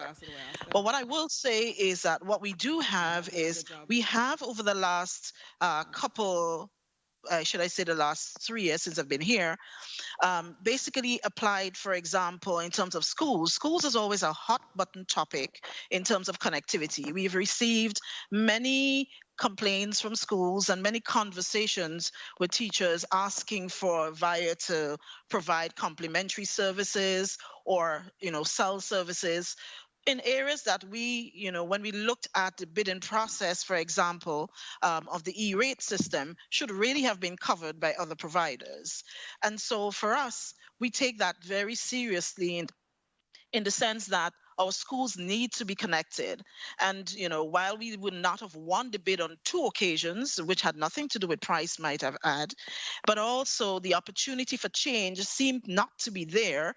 There seemed to be a little bit of a closed shop or a closed mentality in terms of changes when it comes to the school. And I would hesitate to say that it may very well be because VINGN, and I know Mr. Adams would probably say his network is fabulous, right? And I wouldn't doubt him on that. But what I would say is what the end user, especially in our schools, receive is just not the quality that's expected for education. And so for us, it was very important during the pandemic that we now had to pivot and work with the Department of Education to provide them with wireless devices to be able to make sure that the kids can work and can study at home. So yes, we do prioritize. I understand, as you said, we are not having a prioritization conversation with respect to restoration after a hurricane or after a disaster. But certainly the plans that we offer allows flexibility for businesses and residential customers to choose a speed that best suit their need to connect, because it's important for the business community to drive the economy of the Virgin Islands, especially as we are the main the number 1 telecommunications provider in the Virgin Islands, and certainly the one that gives more range and coverage in terms of broadband access throughout the territory. Thanks. Thank you. I wanted to follow up because what I want to really get is into the expert understanding. So Ms. Pitt, for the systems you've worked in, for redundancy, can you speak to redundancy and the importance of it? Because I think as we discussed the issue with the school crisis and the lack of internet connectivity, and what can VIA offer in terms of, and can you speak to, especially as we engage the respective departments as they make their decisions about who they're going to have provide service to their respective agency, but how can VIA assist, and I'll ask the same as well of you, Mr. Zumwalt, how can broadband assist? Because beyond just preparing for the hurricanes, we have severe issues with connectivity residentially, and then our schools, our government, where even it's compromising people's lives in the sense of what the reason why we need communications in the first place with emergencies. Okay, so thank you again, Geraldine Pitt, CEO VIA. There are many areas in terms of redundancy. So let's start with in terms of our fixed broadband. Now, each department or business or resident could choose their internet service provider. And in so doing, especially when it comes to business and important, in terms of the courts, the legislature, for example, have had issues and complaints for the legislature, for example, that the service is really bad, in the building. And, when we look at it, VIA was not the internet provider. And what it means, therefore, is that somewhere in that continuum, we are not necessarily, you're probably not getting the service that you deserve to have and you need to have to stay connected. And that's an issue to be addressed with the service provider. But even as you look at that, the question becomes even the best service provider would have issues from time to time. We know that it's technology. There's going to be accidents and incidents all the time. And so each of them also we encourage those departments department to invest in redundancy. And redundancy here could mean a standby service from another provider that you're not currently using that allows you a failover to be able to do that and continue the business of government or the business of business. You also have, for example, we've been speaking with VINGN, for example, on working on a redundant part for our network as well. Because even though our service provides that kind of quality and consistent, we have seen what happened with the 3 cuts that we'd have had before. So we have built redundancy in our network, for example, based on the cut that we had in November. But we are also speaking with VINGN, what is that mutual part of redundancy that we can come to some agreement on that does not require either of us to pay some monthly rental charge for a service that we may never need for a year, 2 years, or 3 years, but rather that we have that access to each other's network and pay for it when we need it, that would allow us to now keep the Virgin Islands connected. And I think that's a big part of the missing link that needs to happen. But I know Mr. Adams is committed to that continuous conversation, and we have gone down that path. We have started that conversation, and I'm sure that we can come to some mutual understanding of how that should work in the interest of the territory. But then you also have redundancy from the point of view, as we have in the case of another separate network. So we have a wireline network, and we have a wireless network, which also came in very handy, as you can see, and especially from education during the pandemic, where in areas where, for whatever reason, and generally it's not for the reason of availability to the customer, but it may very well be the reason of affordability, and that's what I spoke earlier to, using that to do some kind of level of subsidy. But in those instances, for example, education would have subsidized the MiFi's wireless connectivity, so schools and children and even some businesses can conduct business at home. So there are lots of parts to the redundancy conversation, but I think it takes collaboration for us to all get there to make sure that we can keep the Virgin Islands connected. Thank you. Thank you, Mr. Zumwalt. Same question for you. I'm speaking about redundancy and really shifting what's going on right now. We are in a crisis. Our students who are connected, parents, teachers, administrators, government using all these different streaming services. We are in itself in a crisis, and we're not even in the midst of, we're going into hurricane season, but right now we are in a crisis. And how is your company shifting its moving forward to address that? Right so now, CEO Pep made an important discussion or an important point when she was talking about that the service that you receive is due to a number of factors and that the service provider owns a portion of that. We do provide connectivity to the schools and the Department of Education, and in fact, many schools throughout the territory. And that's supported both by our network and by the VINGN network. And we work very, very closely with the IT teams at the Department of Education to deal with the needs that they have when it comes to configuring access as they've gone through the process of reconstructing schools and, in fact, coming up with ways to address the pandemic challenges like where will classrooms be located and how are we going to be using teleconferencing services to do it. We also participated in a procurement for the MiFi units. We did not win that one to VIA, although we are the primary provider to the Virgin Islands on the backbone network. So speaking to resiliency, question that you had asked, we have operated really 2 networks for some time throughout our network infrastructure. Starting with the subsea, we have multiple paths back to the U.S. That we've obtained, and in addition, we're also using VINGN, so that's arguably 3 paths. Within the U.S. Virgin Islands itself, we also have multiple paths, as I mentioned in the morning testimony. We developed our network, our backhaul network, with our own funds, and that is our primary network, but we partner with VINGN and have done so since VINGN came online in 2013. And so when you put those together and look at the technologies that we're bringing to bear, we think that that makes us the most resilient network in the Virgin Islands today. There's still a lot of work that needs to be done because shift in demand for network services has gone up dramatically since the pandemic has arisen. And so we're always working on looking at what we can do to plan for capacity to make sure that we're assisting customers in identifying issues that might exist within their own homes and businesses. Many of the premise routers that are being used inside a business or a home may not have been provisioned to handle gaming or streaming or teleconferencing or things of this sort. So when it comes down to measuring speed and measuring performance of an internet provider, there are several elements that need to be addressed.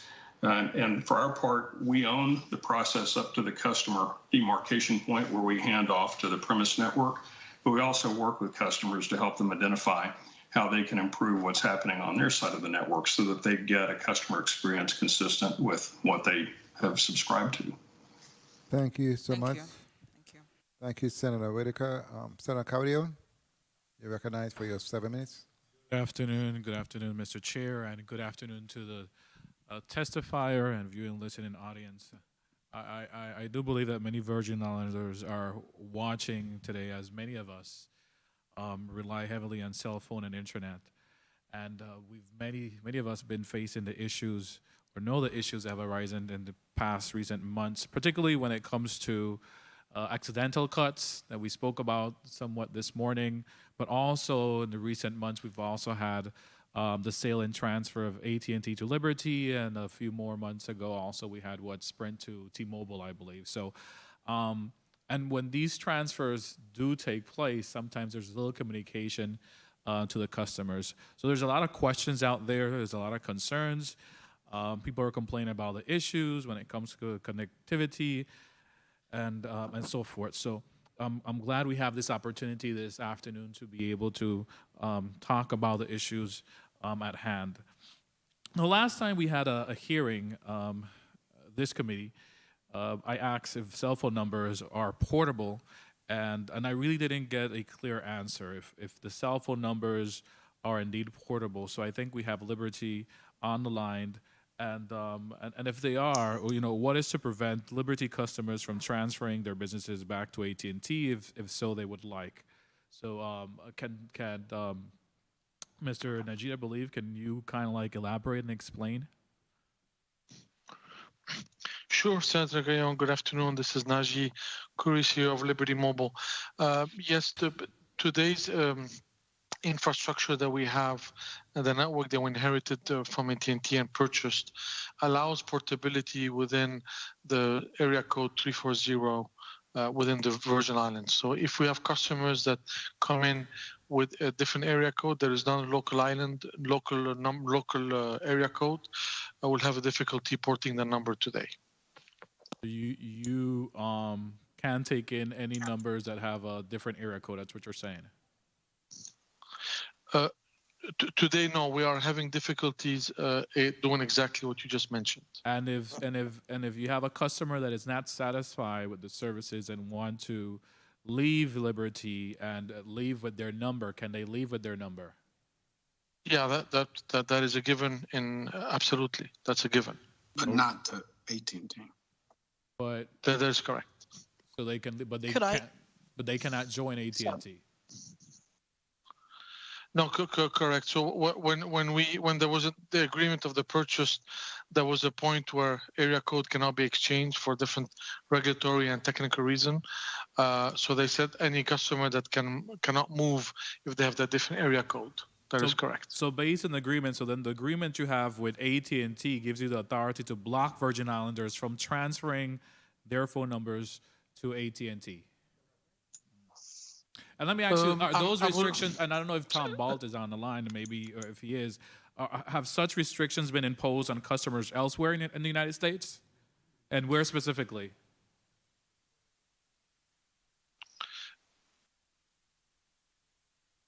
I think that, yes, they have. And I met with excuse me, please. The director of PSC the other day. We were running this down. There was a complaint. Attorney Bolt.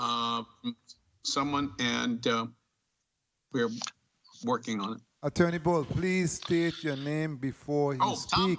Tom Bolt, Liberty. I know you always say your honor before you speak. Please state your name before you speak in the chambers. Thank you so much. Okay.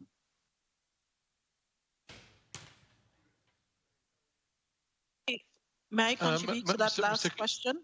Oh, sorry. Go ahead, Najee. I wasn't able to sorry, be able Ms. to Pitt. hear. I just wanted to clarify a point, Mr. Carrion, if I may. This is Najee from Liberty Mobile.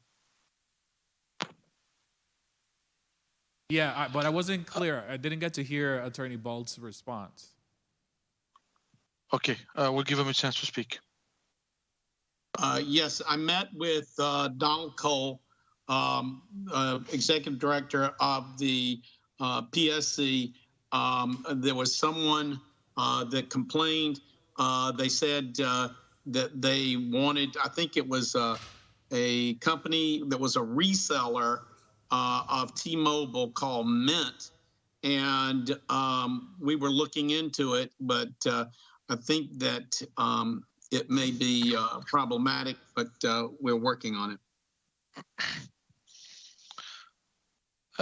Mr. Carrion, if I may. Yes, quickly. Yes, allow me to clarify. This is Najee, CEO of Liberty Mobile. Allow me to clarify the point. This is not a restriction that we have placed. I mean, that Liberty has placed.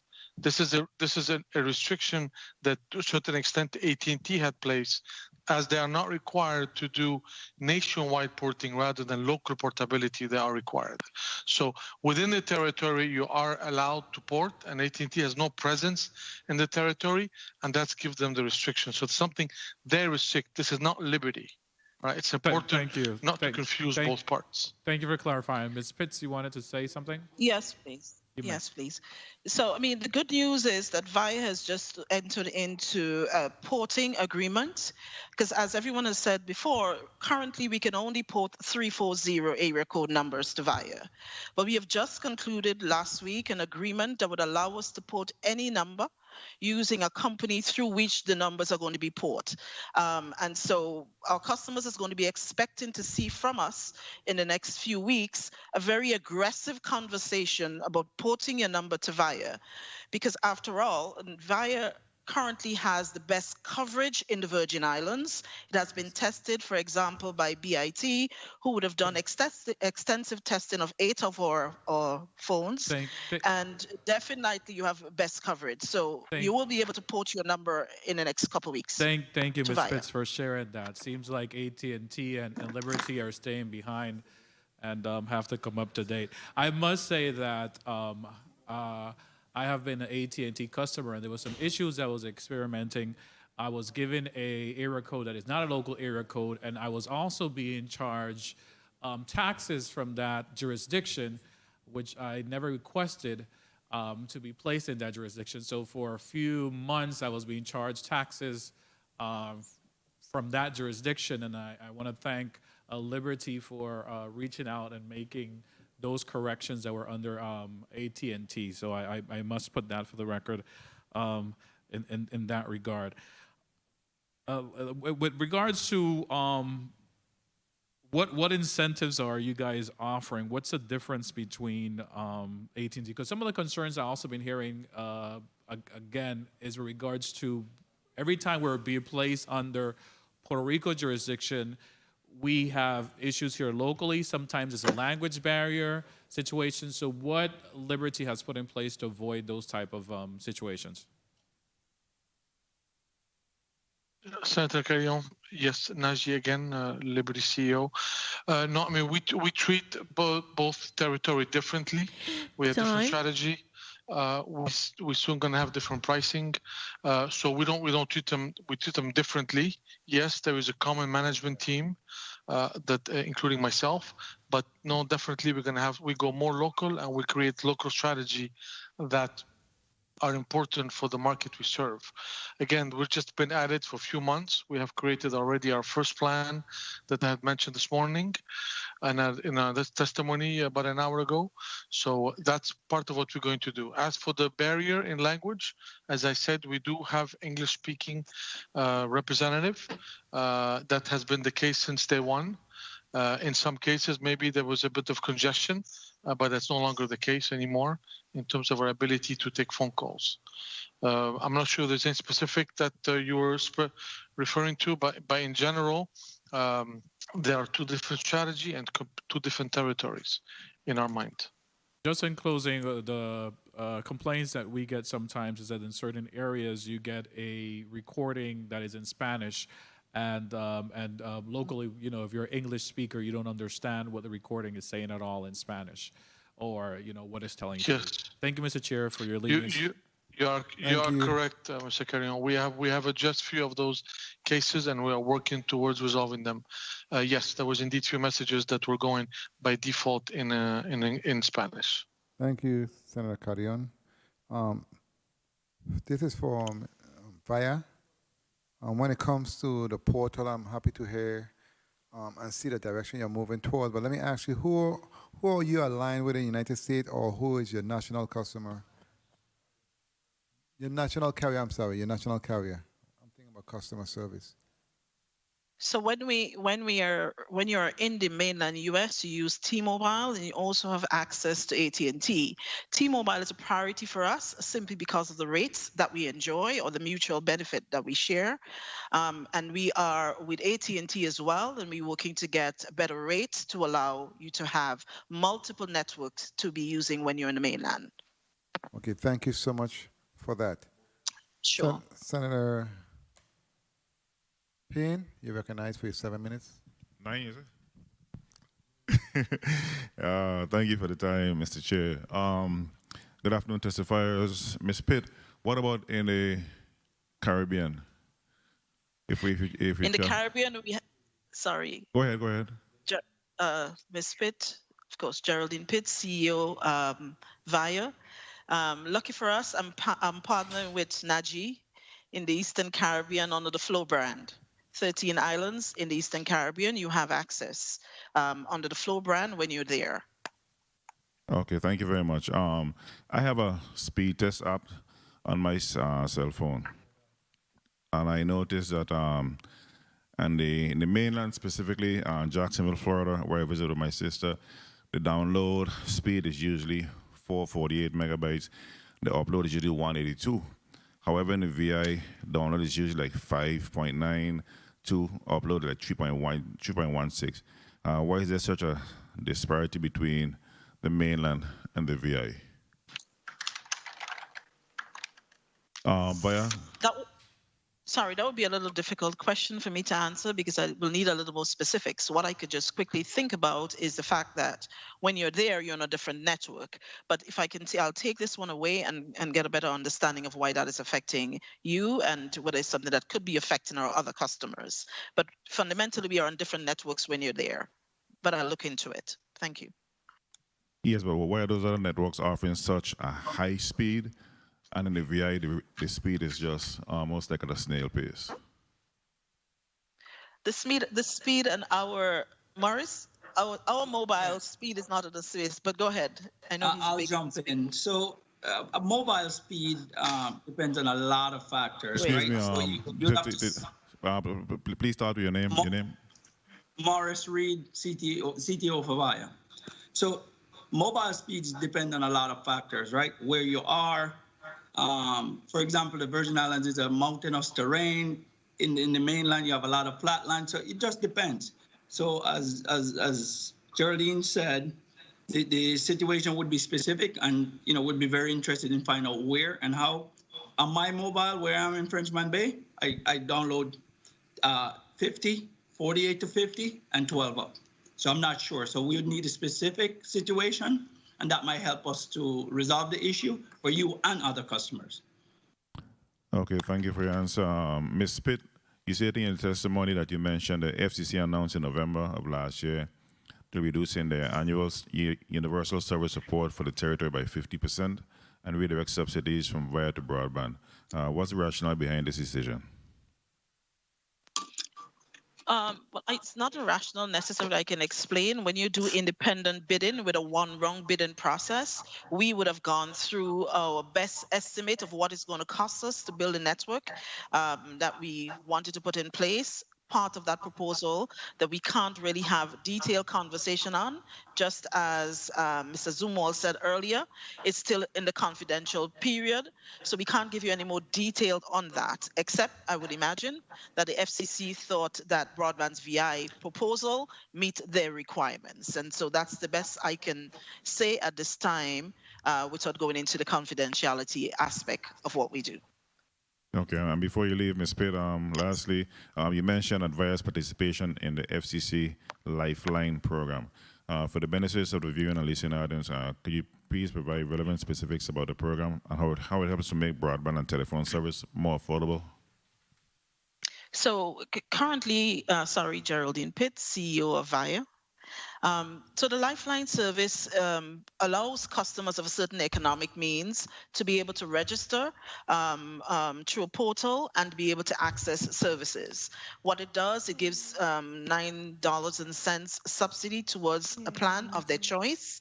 The plan that's falls within that program is a 25 download speed and 3 upload speed. That's the speed that's specified. So in our program, if, for example, you sign up for that plan or any plan higher, you're able to get that discount.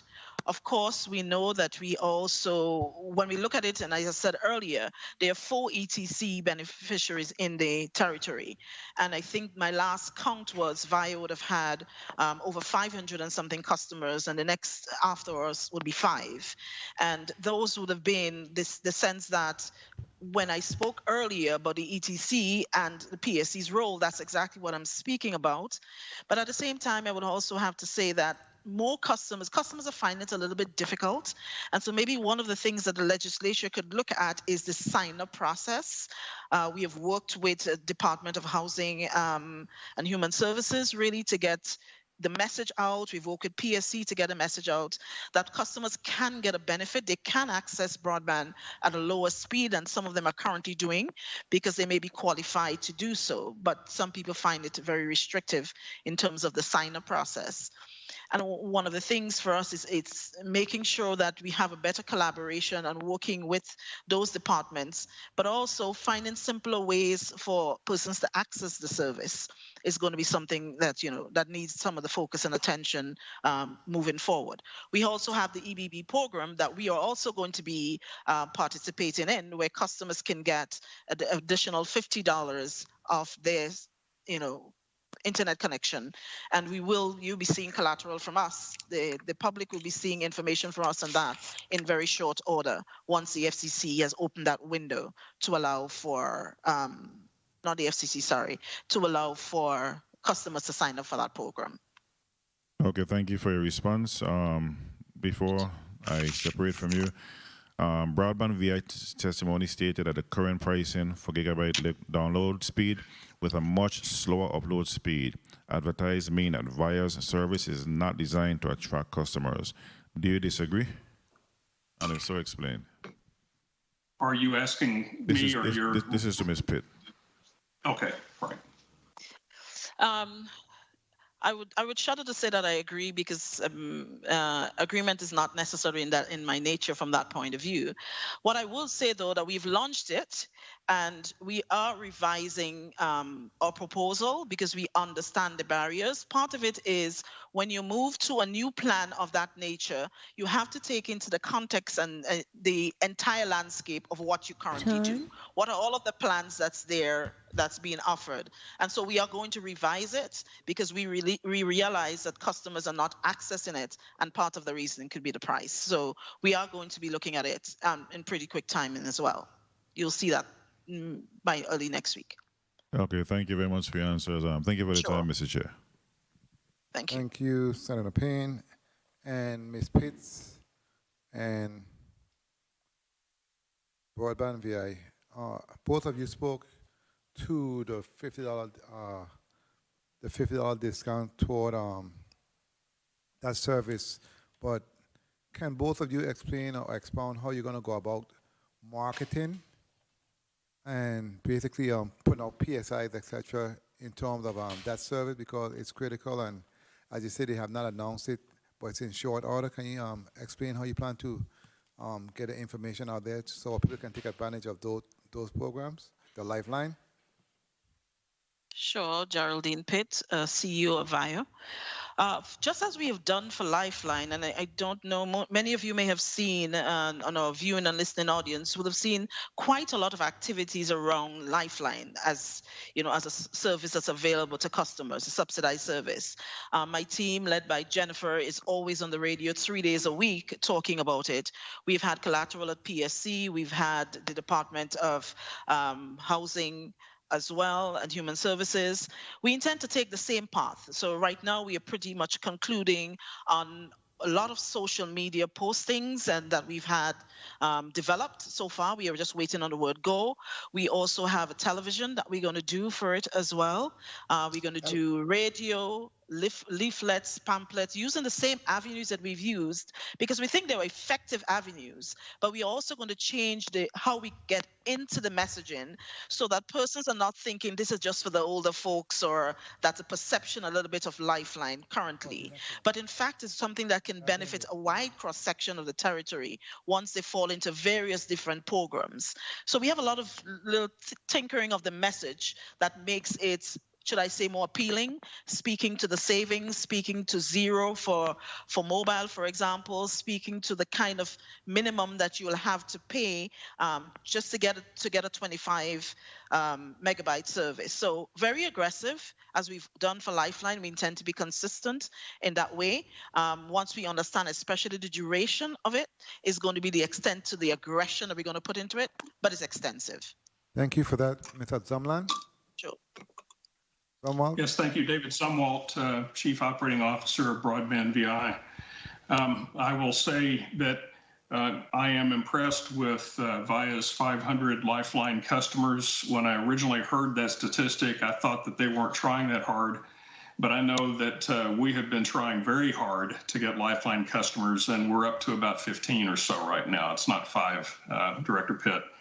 But the problem is, no matter how you promote it, and we've done it radio, Facebook, emails to our customers multiple times. We have done advertising in the major newspapers. We've spent a lot of money to go and promote this.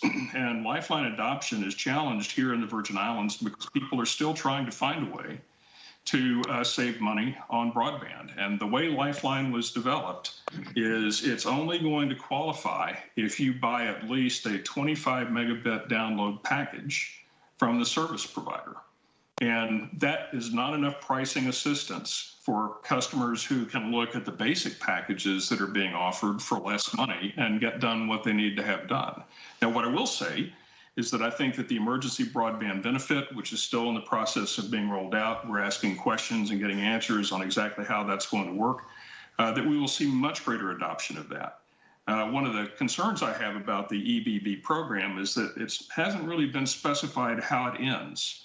And so some of the preliminary questions that we're getting are, okay, I'm going to get this benefit, but for how long and what happens at the end of it? And so these are natural questions to be fielding. But make no mistake, first of all, I'm very impressed with what VIA has accomplished in Lifeline over the past, however long they've been doing it, I'd say probably 10 years or so. We know how difficult it is to make the rounds and encourage adoption, but that's not dissuading us at all because we know Lifeline adoption is important. It is a feature that's available to people right now. And so we will continue to push through social media, advertising, and through email, through other means to continue to encourage its adoption. I'm happy to hear that, Mr. Zumwalt, because it is a lifeline for many individuals, and I also hope that you basically advertise on many local radio stations too, because most of those individuals who use and need those services do not deal with the internet. So it's critical that you advertise on all medium to assist those individuals.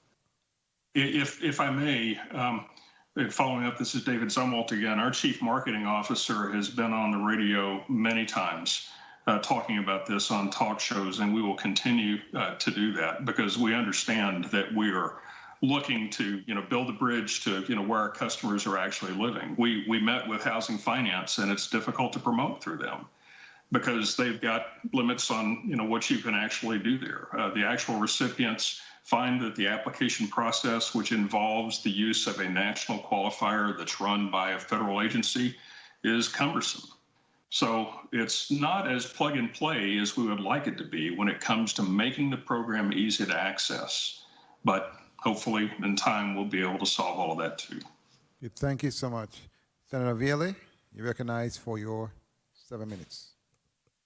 Thank you, Mr. Chair. As Mr. Zumwalt and Ms. Pitts provide testimony, we're seeing healthy competition on a regular basis. Does that healthy competition exist among the rates? In terms of rates you're offering to the people of the Virgin Islands, are you competing there? David Zumwalt for Broadband VI. My impression is we absolutely are. There is no question in my mind that we are. And I'm sure we're both working hard in our organizations to figure out how we can continue to improve the value of the service that we're providing to customers. And I think that's exactly the kind of healthy competition that we want to see among service providers in the Virgin Islands. Ms. Pitts?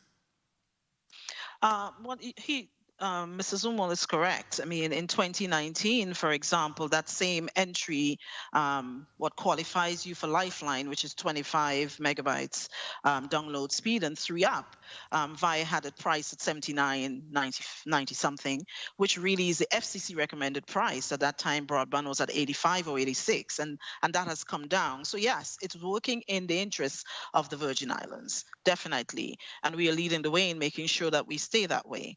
And, you know, we are going to be ahead of the game. We'll continue to stay ahead of the game, I would say. In reference to, and you have me laughing a bit, the emergency broadband benefit, I heard you speak to the $50 subsidy.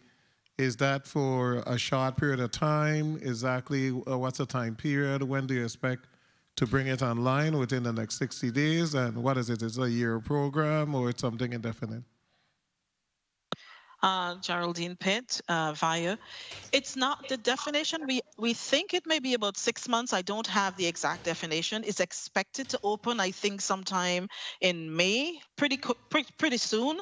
And so that's the reason we prepared our collateral in the background to be able to hit the ground running, and the ability to sign up customers, recognize who they are, and get them started on the program, of course. What I will say is, for example, the Lifeline customers already does not need to sign up to anything again. They would naturally qualify as well. So we're addressing it from that point of view. So for the 500 and so Lifeline customers who are listening to us, you do have an additional discount coming your way once this is opened, which we think is going to be in May. Is a regular customer going to qualify for this particular benefit? Not the regular customer. There are restrictions. I think it's going to be like SNAP recipient, different economic categories, I should say. Yes, it's going to be clearly defined, and we'll be able to communicate what those definitions are. Okay, thank you so much. Liberty, if your phone goes bad and you're in the mainland, are you allowed to go into an AT&T store and have the service transferred to the new phone that you're purchasing? Yes, sir. Good afternoon. This is Naji from Liberty. Unfortunately, the answer is no. So you will have to call. We will send you overnight. You'll have to be in the Virgin Islands or make a phone call. We have a process. We have a process in place that is working today, where you just like you do today with AT&T, with any other carrier. There's a phone call you place, and there is a phone sent to you overnight to wherever you are in the mainland. That's typically how all the transactions are happening today. But yes, you are correct. Unfortunately, if you walk into an AT&T store, you will not be able to exchange your phone at that moment. Okay, so the people of the Virgin Islands and Puerto Rico are limited in that aspect. That is correct, sir. I wish that, Attorney Bolt, I wish when you are doing some negotiation in reference to the purchase agreement that AT&T would have provided the ability for Liberty customers to be able to go into a mainland store and make that exchange. It limits your ability when you go to the mainland and something goes wrong. You can't just run someplace and get it fixed. Mr. Zumwalt, yes, go ahead. Go ahead. Well, I wasn't, Tom Bolt with Liberty, I wasn't given that opportunity. You're a local attorney, Attorney Bolt. We expect you to. It is what it is. you're a local attorney. We expect you to try to bring those type of issues to the forefront to protect the people of the Virgin Islands. You know you can be aggressive in your ability to influence and motivate individuals to do something that's good for us. Yes, sir. Mr. Zumwalt, broadband presently has the contract with the Department of Education. That's correct. The Department of Education now have students back in the classroom, kinder to third, and at the same time, they're doing virtual education for those students who haven't returned. There have been a number of issues relative to reliability, et cetera, and some is a Department of Education wireless network. Have they called you? Have you guys had a meeting in reference to technology in the schools moving forward since we have really moved to this virtual platform? Have there been an in-depth conversation as to what is going to be needed in each of the schools to provide connectivity that is reliable? There are conversations that happen on a daily basis with the IT team and the Department of Education. Those are very frequent and intimate conversations that involve our network team. So yes, there are. So you're saying that in the future we should expect better connectivity in the schools? Or are those discussions also involving the wireless technology that the schools are using? I'm getting complaints from a lot of schools that in certain areas there's still no connectivity, smart boards aren't working.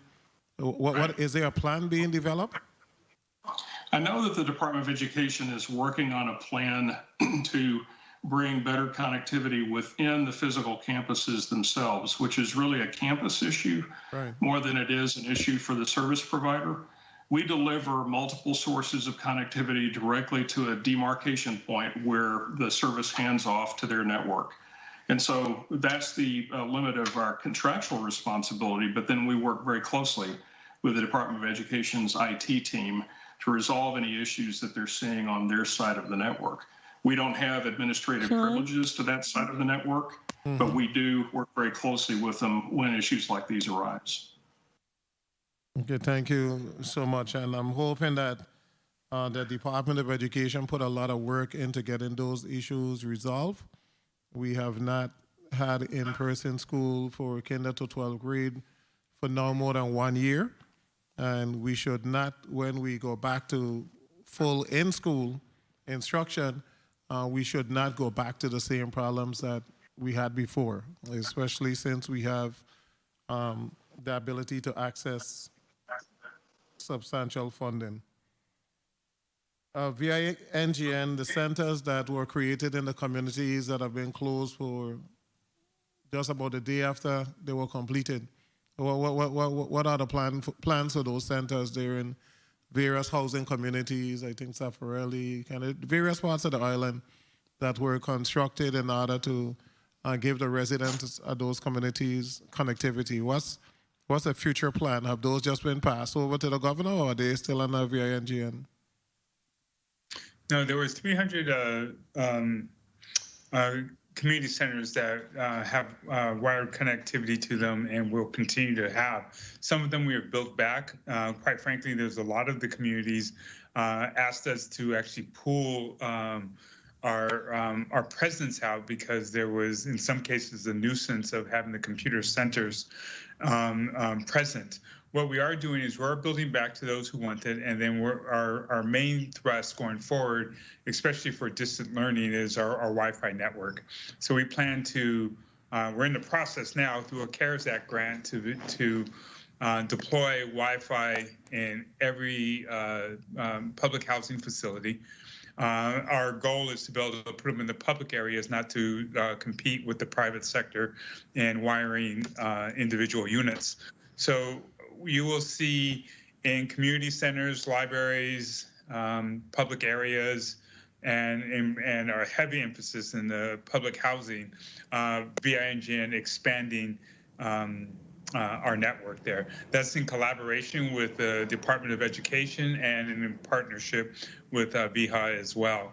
So that's our plan going forward, is to take advantage of the wireless needs and requirements. Okay, that's a wireless needs. I'm speaking directly now to the community centers that were established in the various housing communities that most of them have never really been open. Is there a plan to get those entities open? I'm going to defer to Daryl Wade on the particular centers themselves, since he was more directly involved with that after the hurricanes. Yes, good afternoon, Senator, if I may. Daryl Wade, CIO for VINGN. So under an initial, the community centers, which are approximately 30 public computing centers that were established through initial funding when VINGN was first created through one of the four of the different grants that we had received. Under that, there was funding to build the computer centers, but over the time, equipment has aged, and we had realized that over the years, the model of a computer center was something that required constant upgrading, updating, that we did not have constant funding for. In some of the locations, post-storm, many of these locations that we did have computer centers were completely demolished. There might be a few that still remain, most notably in the Charles Turnbull Library. Is probably the most successful of each of them. But since we did not have immediate funding to restore those and keep those the same, our approach to deploy Wi-Fi was kind of like the new generation, the next generation, or I guess iteration of trying to bridge a digital divide in place of the computer center. Wi-Fi doesn't mean that the person have a device to go on the Wi-Fi. I'm talking about the housing community where students would be able to go in and actually have a device that they can access and partake in some of this virtual learning that's taking place. So you're saying it's a position of VINGN not to reopen those facilities in the housing community? Correct. At this time, without finding a source of funding. Have you had discussion with Department of Education to have source of funding for virtual education? They have substantial money for virtual education. A lot of those facilities are not damaged. I beg to differ. The bulk of the facilities are literally good. They have just been closed. But even before Hurricane Irma and Maria, the facilities were completed but never utilized fully. Yeah. Sometimes not even partially. They were just built and there was no plan moving forward as to how we were going to use those facilities. Now you have a housing community, you have families that don't necessarily have access to devices, and if they have access to a device, it's one phone that in the custody of that entire family, and you have 3-4 children that might need to be on virtually. I mean, some of them have been able to get devices from the Department of Education, but then we speak then again about them having to have a MiFi to be able to have the connectivity. We have to be able to, and I guess my point is, we had this big grant with VINGN. We built these community centers and then we abandoned them. So it's always like we have a plan, and then the plan sounds good. We complete, but then we don't have an implementation plan to move forward.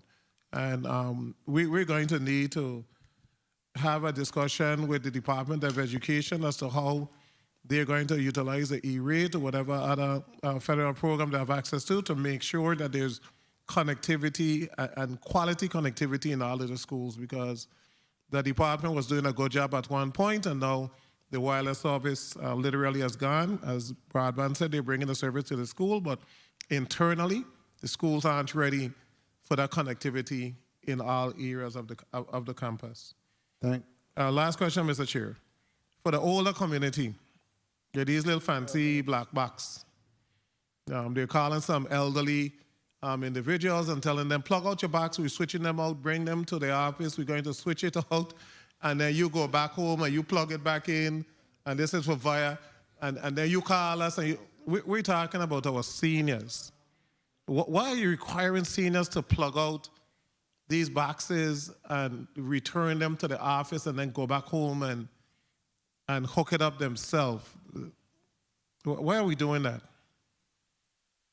Ms. Pitts. Geraldine Pitt, CEO of VIA. So yeah, we have done that, and we have changed our methodology. And let me take the opportunity to apologize to our seniors who we have, inconvenienced in that way of having to ask them to bring in their box. We were So you following a changed model. it as of when, last week? Because up to last week they were doing it. So up to last week, what we should be doing is a triage. So what we didn't do very well at the start is a triage, meaning when we call a customer about changing out their box, getting a sense of whether that customer was willing and able to do it. That's where the fundamental flaw was in that rollout plan. So in calling a customer now, my team should be, and I will verify after this call and confirm with you, that we are doing a good job up front of triaging those customers and making sure that those customers are able and willing to do it, not just any customer who answers a phone. So to our customers who we have inconvenienced in that way, we are sorry for what we have done there, and we are making every effort to fix it. We also would have realized that some customers who, even as they were elderly and said it was that simple in our explanation, would have gotten home and find out that it was not that simple. And part of that is because we also needed to do some triaging internally to ensure that the nodes or the customer's connectivity is going to be connected to was actually fully ready for that change. Because while the previous one worked on less reliably, if one would say, a different sort of technology and would have worked properly, this one required more from our network to be able to do that. So we should have fixed that last week. But if you said that, I will to have Jennifer touch base with you. I will get a sense of the customer. I'll personally apologize to that customer and make sure that my team is getting it right. The whole triage conversation confused my elderly population even more. But thank you for the answer. Thank you, Senator VLA, for your line of questioning. And Ms. Pitts, I want to basically thank you for apologizing publicly. But let me ask you in that regards, when it comes to those boxes also, is there additional $10 fee for those new boxes, and you must change your boxes? Shouldn't there be an option, a choice? To go to Geraldine Pitts again, sorry, via.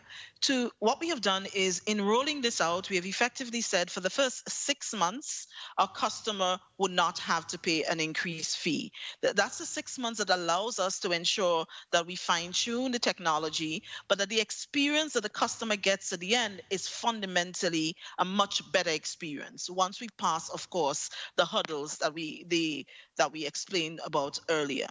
Now, in the world of content providers, as you've seen and you see every single day, and we look at content, one of the biggest conversation that you have all over the world is your content providers who fight for who is going to bring what channel, who won't bring what channel, who is going to reduce what channel. And so for us, content has provided for us a big challenge in doing that. And to get to the new technology, we needed to do additional investment. To allow customers to keep their old box possibly beyond the end of the year, means that we have to run 2 networks simultaneously. We understand that there will be some challenges of some customers, and we'll try to work through those individually. We will also provide a glide path towards getting to that $10 in some instances. But yes, we have to change out the technology, and the 6 months up front with no additional charge allows us to transition our customers to that place. And is there installation fee? No, there's no installation fee. There's no installation fees, only that same $10 after 6 months.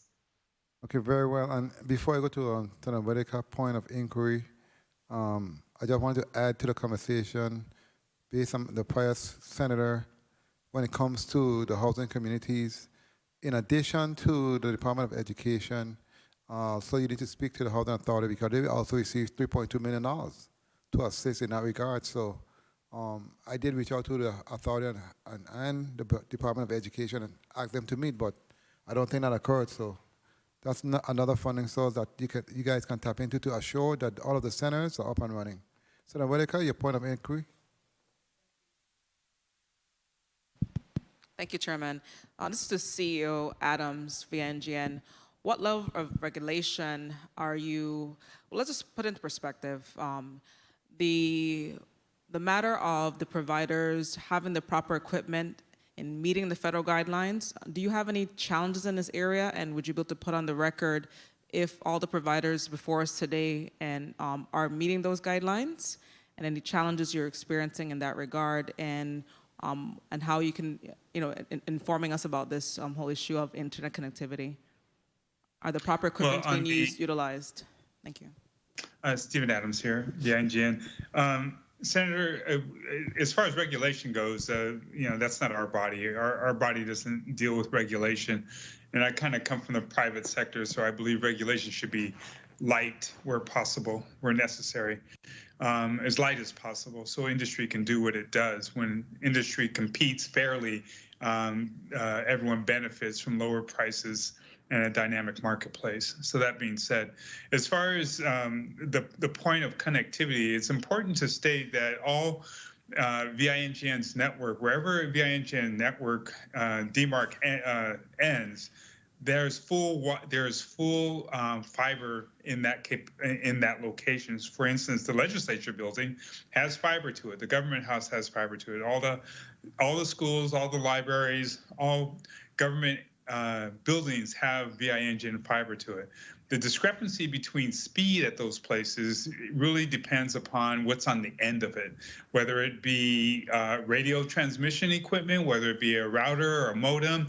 It depends on what's at the end. But if you have a pipe this big, yeah, I can see a pipe that big, but you're only taking a straw to be able to get your data through, you're only going to get data that's available through your straw. So VINGN has provided fiber at most of the public, or all of the public entities in the territory. So it's up to the ISPs and the telcos to be able to, the last mile, put their most advanced equipment on top of it. Thank you. I just want to follow up. What I was getting at was not of you regulating the FCC. I'm talking about that these are your customers. ISP goes through VINGN, and when you see systemic issues in a community where they're not meeting the standards, how do you best deal with them contractually so that they provide the best services to those individuals? That's where the Stephen Adams again. That's where the marketplace reigns supreme. We are not a regulator of our customers. All we can do in our MSA, our Master Service Agreement, is we provide them with accessibility.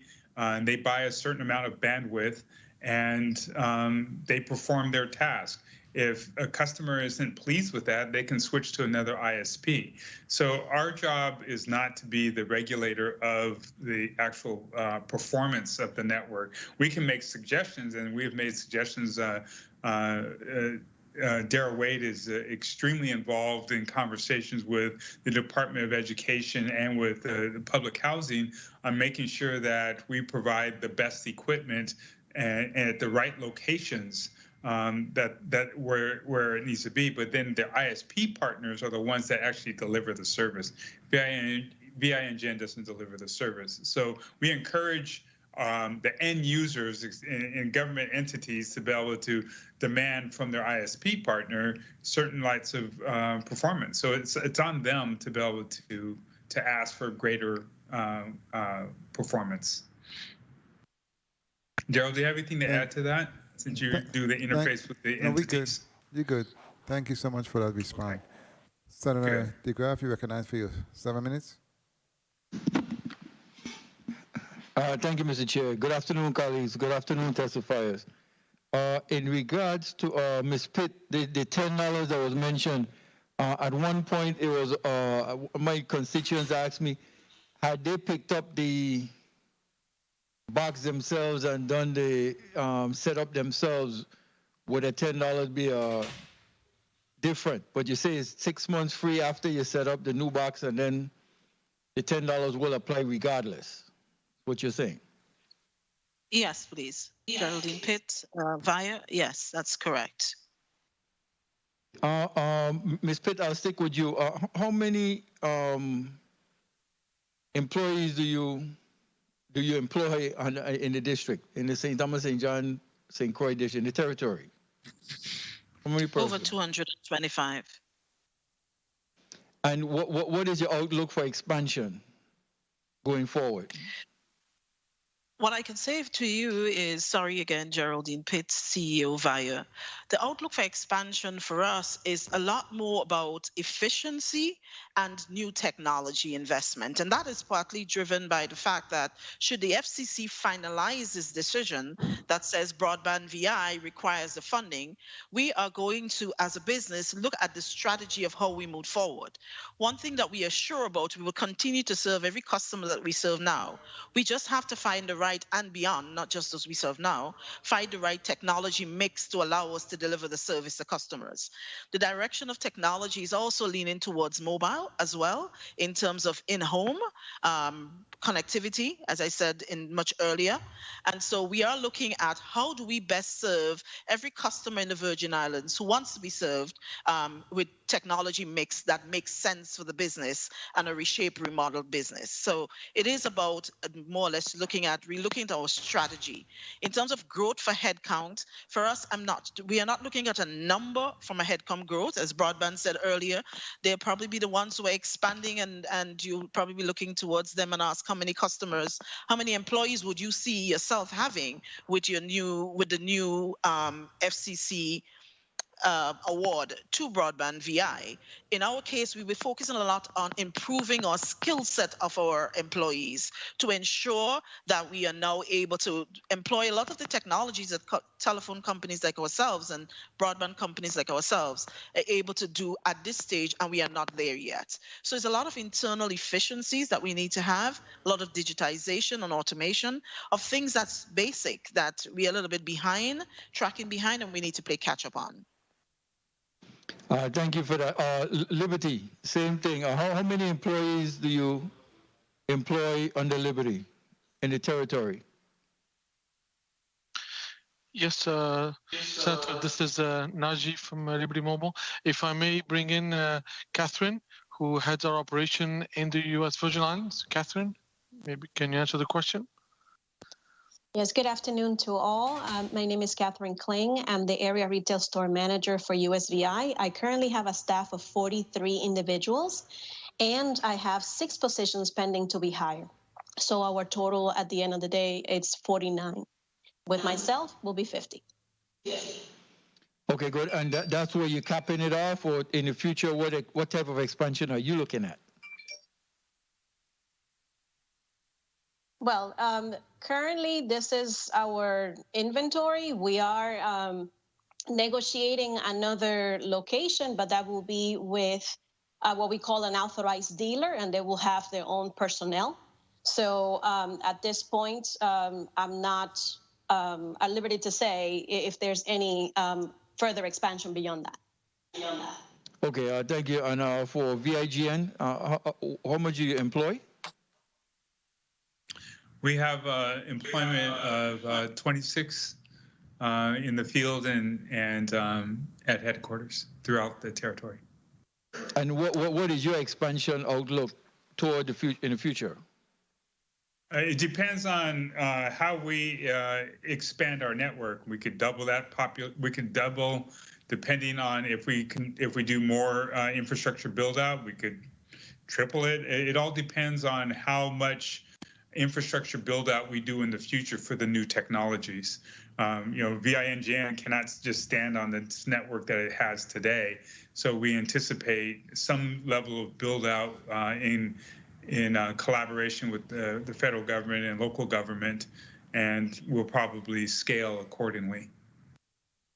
And finally, to all of the companies in a technology era, what does security systems look like in each of your respective areas for safeguarding the residents' personal information that may be done through your systems online or whatever? What type of security systems are we looking at that you need to employ, that you have employed?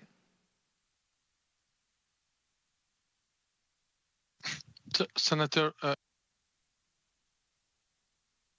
Liberty, you go ahead, sir. Yes. Good afternoon, Senator Naji from Liberty again. Yes, security is absolutely critical, especially privacy. We actually have dedicated individuals working in every single country. That's all they do is manage the security of the not only the information that we have, but the information that we gather.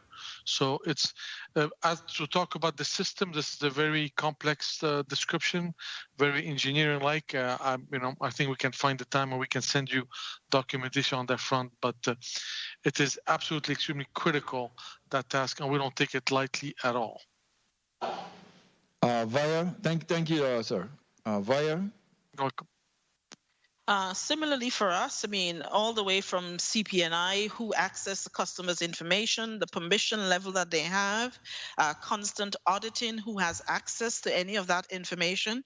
But largely, we have our security team that's based at our ATNI parent company with very robust security measures in place, constant checks and balances that allows for us to make sure that we can meet all of the regular audits that happens around how customer information is stored and how they have access, who has access to them. So security we take very seriously because we understand, and I think we all listen every day to all of the security breaches, that companies are a whole lot more technologically savvy than we will be probably because they have the resources to encounter from time to time. So it's a constant, almost an everyday conversation about security, sending information to the team, seeing who would open what to make sure that we are all following our security protocol. And of course, we have a security course that we do every quarter that the team has to go through to make sure that we all following those protocols. Thank you for that. And Mr. Chair, if we could just have VIGN answer the same thing. I heard my time call. And Sure. Thank you to these providers for what they do for the community. Thank you, Mr. Chair. You're welcome, Senator DeGraff. Mr. Adams? I'll take this one here for via NGN. Thank you. Yep, so good afternoon, Dara Wade, Chief Information Officer for VIA NGN. So in a similar line of procedures are in place as mentioned by both the representatives from Liberty and VIA. VIA NGN takes constant precautions and preventative actions in both the physical and the cybersecurity levels. Similarly, we do have staff dedicated to addressing these issues that we sometimes find, ensuring that the core of the network is as well protected as we could possibly be. As going back, as I said, not just on the cyber side, but literally in the security of the devices and where there might be human interaction that could take place with this. So again, we tie into those same things, and we constant training. We have dedicated staff who sit in place to make sure to try to mitigate any of these issues. Thank you for that, Mr. Zamwal. How many employees does Broadband VI have here in the territory? St. Thomas, St. John District, and then St. Croix. We have approximately 35 territory-wide. I'd say about 60% are based on St. Croix. That's about the balance. But we also employ local contractors who assist us. So in terms of full-time equivalent workforce, we're at about 50. And in terms of growth, I can't speak to what the specific growth plans would be because of this quiet period regulation, but we see it as a transformative venture, and so we would be expecting there to be growth, and I'm going to be very interested in talking to you about it later once I'm free to speak. Much appreciated. Senator Johnson, you're recognized for your 7 minutes. Good afternoon. Thank you very much, Mr. Chair. I sit here today and I listen tentatively, and I heard, I think, someone from VIA spoke about our terrain. And I saw the late, great Kobe Bryant sit on the wall of China and made calls. And I know that's a very mountainous terrain. So I want to ask Liberty and VIA too, what seems to be the problem in the territory? Because especially on the island of St. Thomas and St. Croix just as well, we have these spots that just continuously drop in calls. And I think by now everybody knows where the spots are. And what are you guys doing to improve on this service for the people of the territory? So whoever wants to go first, the gentleman for VIA, I'm for Liberty or Via? Liberty, let's go first, and then Via go second. Yes, hello, sir, and Senator Naji again from Liberty. Yes, we are aware of those holes. We are aware of those dark spots. We are aware of where drop calls are. As I had explained previously, we do drive the island and on a regular basis, and we log those errors. And the way those problems can be resolved different ways. First, there is a way you can optimize the network, which we are always doing. Second is by adding additional cell site, additional coverage. And that's where things get a bit complicated. Finding the correct place and the process to be able to get the correct licenses, the permit to be able to build those towers. So we are aware of those. We are working. We're actually in the phase of building 2 new sites this year, which will erect soon, hopefully, if we get the permits to continue. I can bring in also our engineers who can explain more details where those sites are. But we are working towards them. Again, I would like to know where those sites are, because I know on the island of St. Croix in the Princess area there's one, and St. John area there's the next one, and on the Melvin Evans Highway there's a third. So I want to know if any of these 3 sites, and then if we go to the eastern part of the island, there's a 4th one. If any of these 4 sites are areas that you're going to be addressing, so you could allow that person to elaborate on that. Yeah, sure. Let me bring in our Director of Engineering, Victor Vera, who is on as well available to answer. Victor, if you can, please. Yes, good afternoon. Victor Vera, RAN Director. As we mentioned on the last hearing, we have a plan, and all the spots that you mentioned are already identified, and we have the solution. We are just working to complete the transport and complete the site acquisition process. What time frame are we thinking about? We send all the information by Wanda. We put all the plans and the dead spots. It's already on the document that Wanda sent to the government. And what kind of timeline we thinking about? This is a plan that will depend on the site acquisition and the transport, but we're talking about 2 to 3 years. Thank you very much. Avaya, can you explain a little bit on your side? I'll start and then have Morris. Morris, you can go ahead. Okay, Morris Reed, Via. So we do drive out very regularly to detect dead spots, so on and so forth. One of the issue here is handoff sometimes. I'm not sure who understand the whole concept, but when you drive from one tower to a next, sometimes you do have drop call in handoff. And I'm saying that not to find an excuse, but after we get information that we have drop calls in the area, we may find that. So we try to resolve it. So there's a number of things that causes that. We do have some dead spots. At this point, we have 4 permits into DPNR to add sites. So we continue to work on this and to improve it on a weekly basis. And again, what's amazing to both companies, in the past, when you have these drop calls, you used to get credit for it. Now, what's going on with that today? There's no more crediting customers for these drop calls and these services anymore. Anyone wish to explain? All right, I'll go for Via. Morris Reed again, CTO for Via. If you lose service for a significant amount of time, we do send out credit. For a single drop call, it's hard to detect what that is. So we do have parameters by which we go by in order to process refunds, but we do give refunds if you have service issues that, And Liberty? is caused by. That is exactly the same way at Liberty. Okay, now my question now goes to Liberty. From Liberty Mobile. Directly that is to the Liberty. Same procedure. You took over the AT&T plan, but your rates have changed. Is that a fair statement on my behalf? No, it is not a fair statement, Senator. Our rates have not changed. So you're still giving us the same $35 per month rate for 4 lines?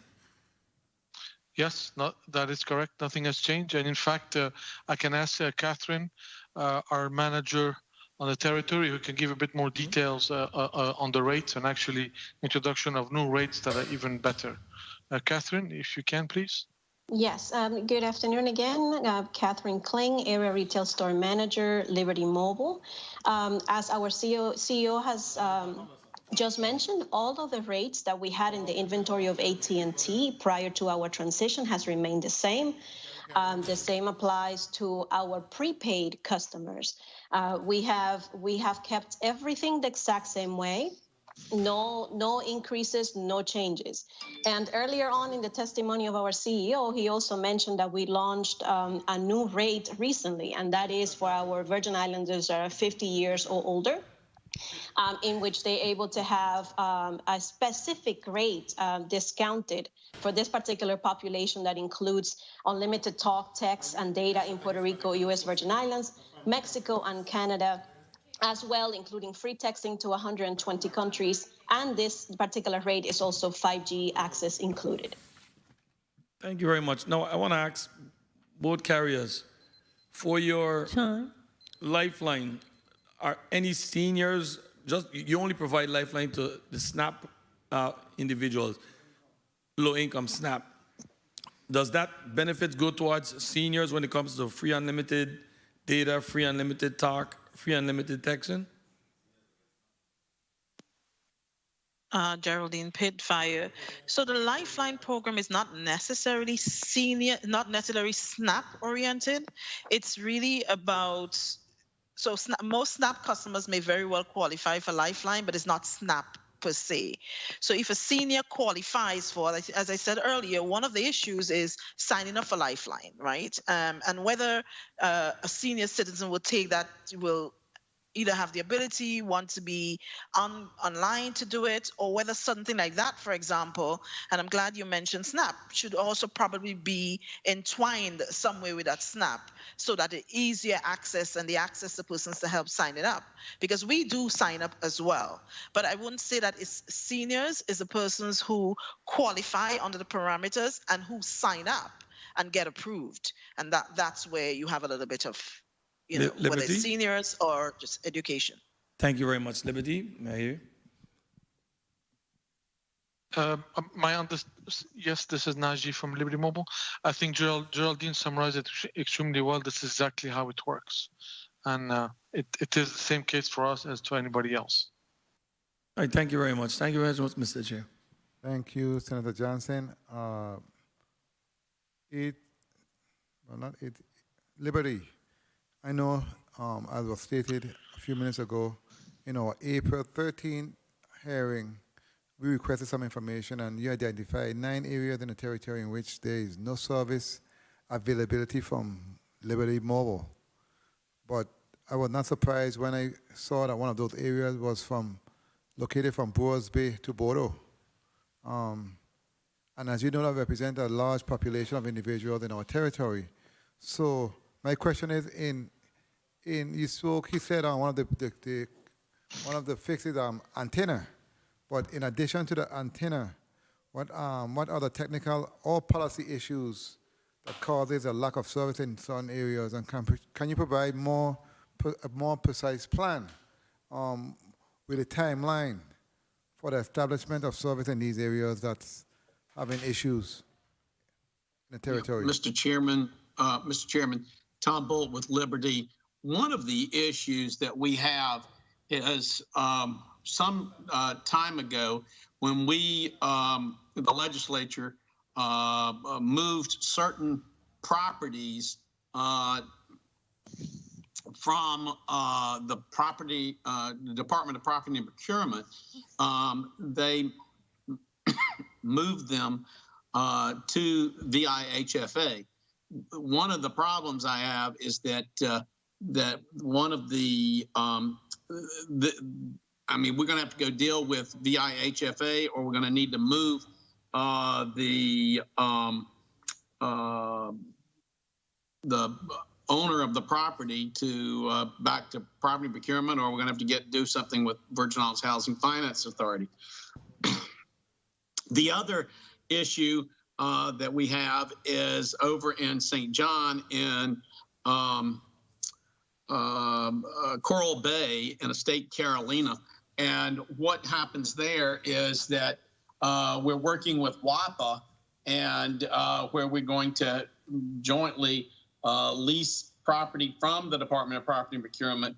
And that should be coming down to the legislature, hopefully sometime soon. And yeah, that's what I mean. And one of the things I think Victor Vera is on the call, but there are a number of, particularly in the island of St. Croix, there are a number of scheduled cell towers that are going to go in over in St. Croix.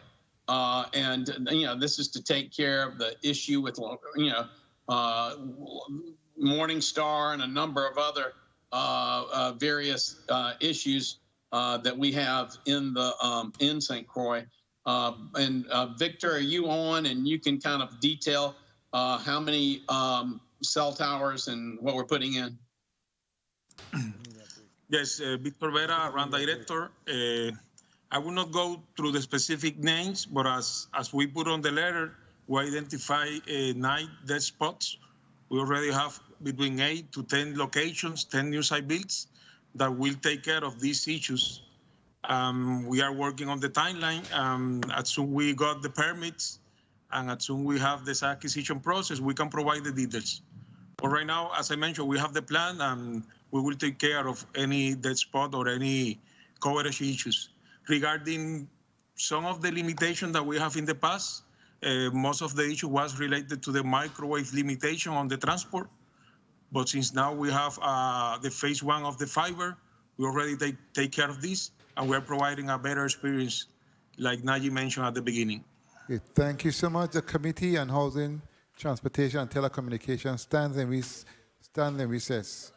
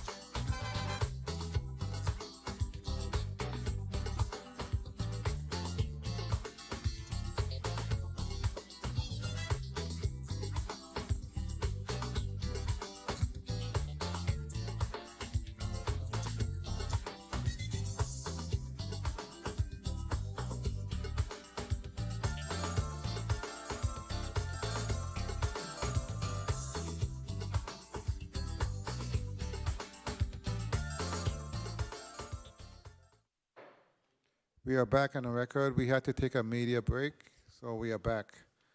And let me go to my line of questioning before we do our last round. This question is to Vaya.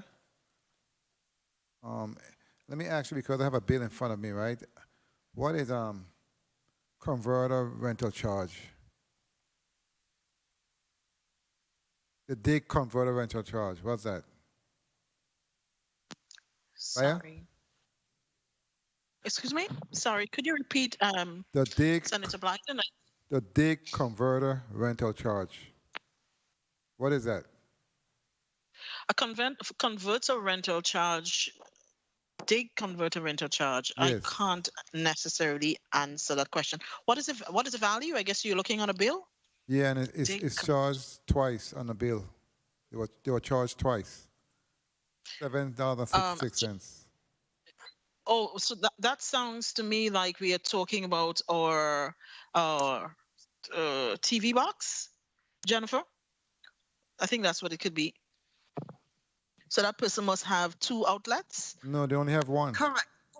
I'm sorry, correct. Jennifer Matarangas King Vaya. What was the amount, Senator Blyden? $7.66, but they only have one box. They do not have 2. It's an elderly person. They only have one box. Okay, well, there must be some reason. It's hard for me to really talk about a specific bill if I'm not looking at it, but generally the converter rental charge, it's per box. And so we'd have to take a look at that bill if you're saying they only have one box. Yes. Okay. Well, that's something I'd be happy to take a look at. Okay. There must be some And explanation. also, while we are at it, because I'm talking about customer service, when it comes to Via, also I was told that if one calls to pay a bill, and your bill is say $150 and you want to pay $75, it does not allow you to do that. Or we refuse the money. Jennifer Matarangas King Vaya, absolutely not. As a matter of fact, we aggressively campaign for payment plans. We know that things are challenging in terms of finances, and so we allow customers beginning at a 3-month payment plan. So if someone calls and said they were trying to make a partial payment, that's a bit unusual. We obviously want you to not get in a situation where you go for months and months and you don't pay, but we always discuss payment plans with customers. So I'm talking about an automated system. Oh, in the automated system. So the automated system does not know. You would have to speak with a rep to set up a payment plan to make sure that everything is set up properly in the system. So if it's automated, I can understand that. But we're happy to discuss with any customer that's interested in a payment plan, happy to do that for them. That's standard. That's not even something that you need a supervisor for. That's standard. All of our reps are authorized to work that out with the customer. Okay, very well. Colleagues, we're going to do one more round of 3 minutes. So, Senator Whitaker, I'm going to give you 3 minutes before we wrap up. But before I go there, Senator Whitaker, I believe we received the correspondence to be read into the record. Please proceed, Madam Clerk. Letter dated April 19, 2021, to the Honorable Marvin A. Blyden, 34th Legislature of the Virgin Islands, Capitol Building, P.O. Box 1690, St. Thomas, Virgin Islands, 00804. Dear Senator Blyden, this letter serves to inform you that due to a previously scheduled engagement, I will be absent from today's Committee on Housing, Transportation, and Telecommunication meeting. Please accept this letter on my behalf for an excused absence and forward all and any relevant information to my office. Also, please accept my best wishes for a productive meeting. Respectfully submitted, Senator Janelle K. Sarro, 34th Legislature of the United States Virgin Islands. Thank you, Madam Clerk. Please mark Senator Sarro as excused. Senator Whitaker, you recognize for your 3 minutes. Thank you. Thank you, Chairman. So even as we go through this process, we've heard a lot today, but I want to really drill down now on the issue of the telephone service. As it is a case, oftentimes there, and I'm particularly speaking about the schools. Let me start off first with Ms. Pitts. How is VIA addressing another systemic issue with respect to our telephone service at the various schools? There's often issues surrounding just overall service issues, and I will also turn to you next, Mr. Zumwalt, concerning the internet situation at the schools. But let's focus in on the telephone service, Ms. Pitts. Geraldine Pitt, CEO of VIA. I have to admit that I'm not aware of any systematic issue at the schools with the telephone service. Our telephone is a fairly reliable service. What I will say is how it's flagged, and so I will need a little more specifics.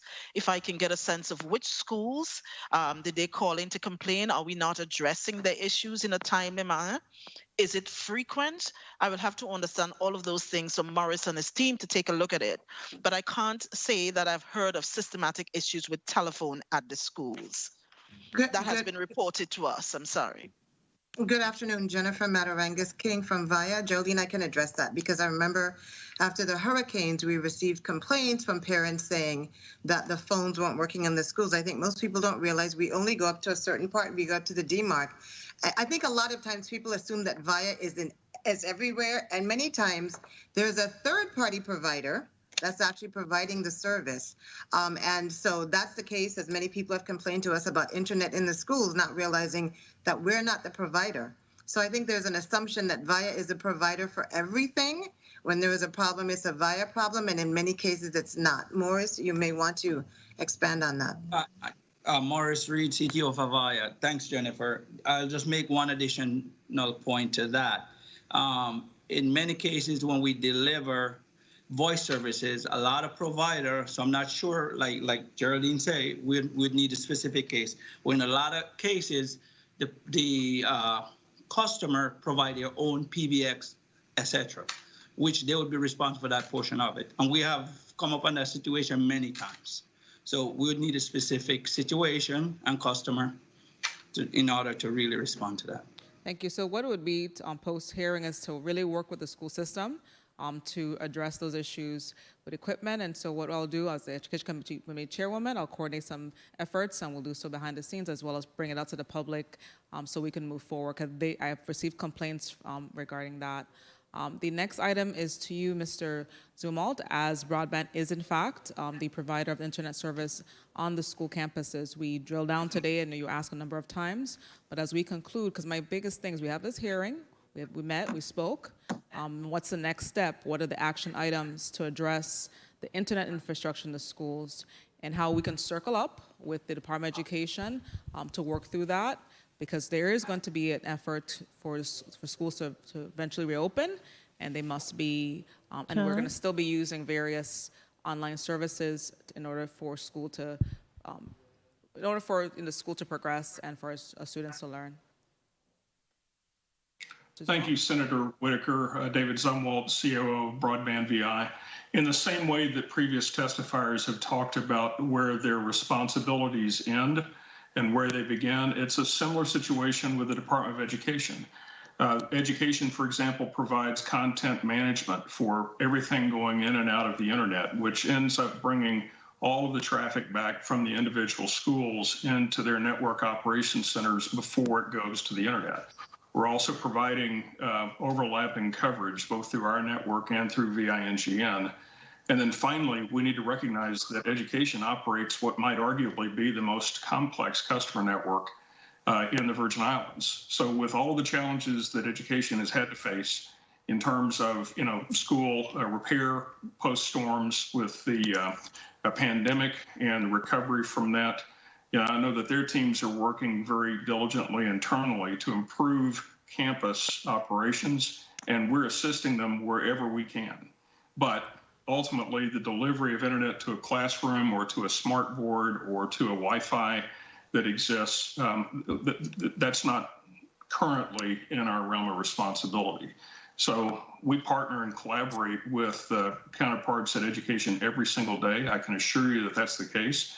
If you are hearing about issues that relate to broadband VI services, I certainly want to hear about it, because I believed that we were already aware of any operational issues, because education has no hesitancy to get us involved when they see something that needs to be examined. Thank you. Thank you, and I get that. I'm not talking about also about responsibility, but there's also the community responsibility and a moral compass that we should all possess. In that we're going to, even beyond our business models and the dollars and cents, is that we're going to try to see it from a community perspective. And so I appreciate when those efforts are made and recognize them. Thank you. Thank you. Thank you. Senator Whitaker. Senator Carrion, you recognize for your 3 minutes. Thank you, Mr. Chair.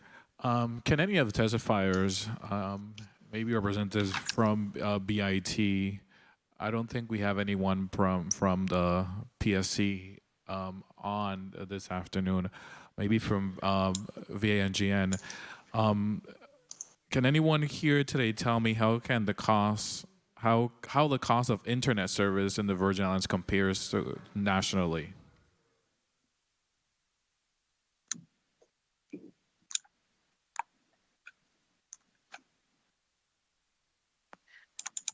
Geraldine Pitt, VIO. Well, I can't give you a definitive answer because, of course, it becomes which area it is, the kind of subsidy. What I can say to you is when it comes to the FCC requirement in terms of 25 megabits download speed and 3 megabytes upload speed, that's the requirement is a $79. We are at that level. I have heard comparables. I know my daughter in California is higher than I am for a lower speed. I have friends in Miami who's comparable. So I think it varies. I don't have a national statistics per se, but I'm not hearing, as you get to the much higher speed, you're seeing a little bit more of the gap opening up. But where I would say 75% of our customers sit right now, I would say for what I've seen so far, we are comparable. Thank you. Anyone else? Senator Carrion, Naji from Liberty Mobile. In our case, our rate plans are the same as they were in the mainland, so nothing has changed. Stephen Adams from VINGN. We don't deal with retail, so we don't have much comment on that. We are a wholesale provider, so our rates are based upon wholesale rates based on our COGS. So we don't deal much with retail. Thank you. Mr. Sumwalt? David Sumwalt, Broadband VI. I would echo what the other presenters have said. When you buy subsea or middle mile connectivity, those are all factors that go into the price of the service that you can deliver. And so we are compatible certainly with national trends for rural communities, but we also understand that for people who talk to their friends and relatives in the United States mainland, it looks like costs here are higher. And we realize that that's an economic development challenge for us as a territory, that we need to be able to continually move towards better, less expensive service. And so that is our commitment. But as Stephen Adams said, our pricing is based on market realities, but also our cost of goods. Mr. Sumwalt, do you noted in your testimony, you said that other providers were not incentivized to provide Virgin Islanders with robust, affordable, and resilient high-speed broadband networks. Why is this? Can you expand a little bit on this? The Universal, David Sumwalt, Broadband VI, the Universal Service Fund in the past did not have requirements that recipients engage in building out resilient infrastructure. The USF program was intended instead to provide support in a different way, a support to rural areas that otherwise might be challenged in terms of building out networks. But, so however the USF came to see that priority needing to shift, I think it was accelerated because of the hurricanes that we had in 2017. Because the FCC recognized that every time we have a major hurricane in the Caribbean, we have infrastructure that gets knocked down. And so they were looking to integrate resiliency into the requirements for the future USF program, which is called Connect USVI.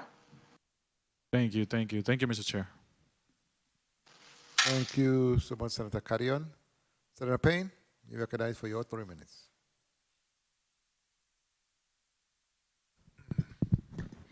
Thank you. Thank you for the time, Mr. Chair.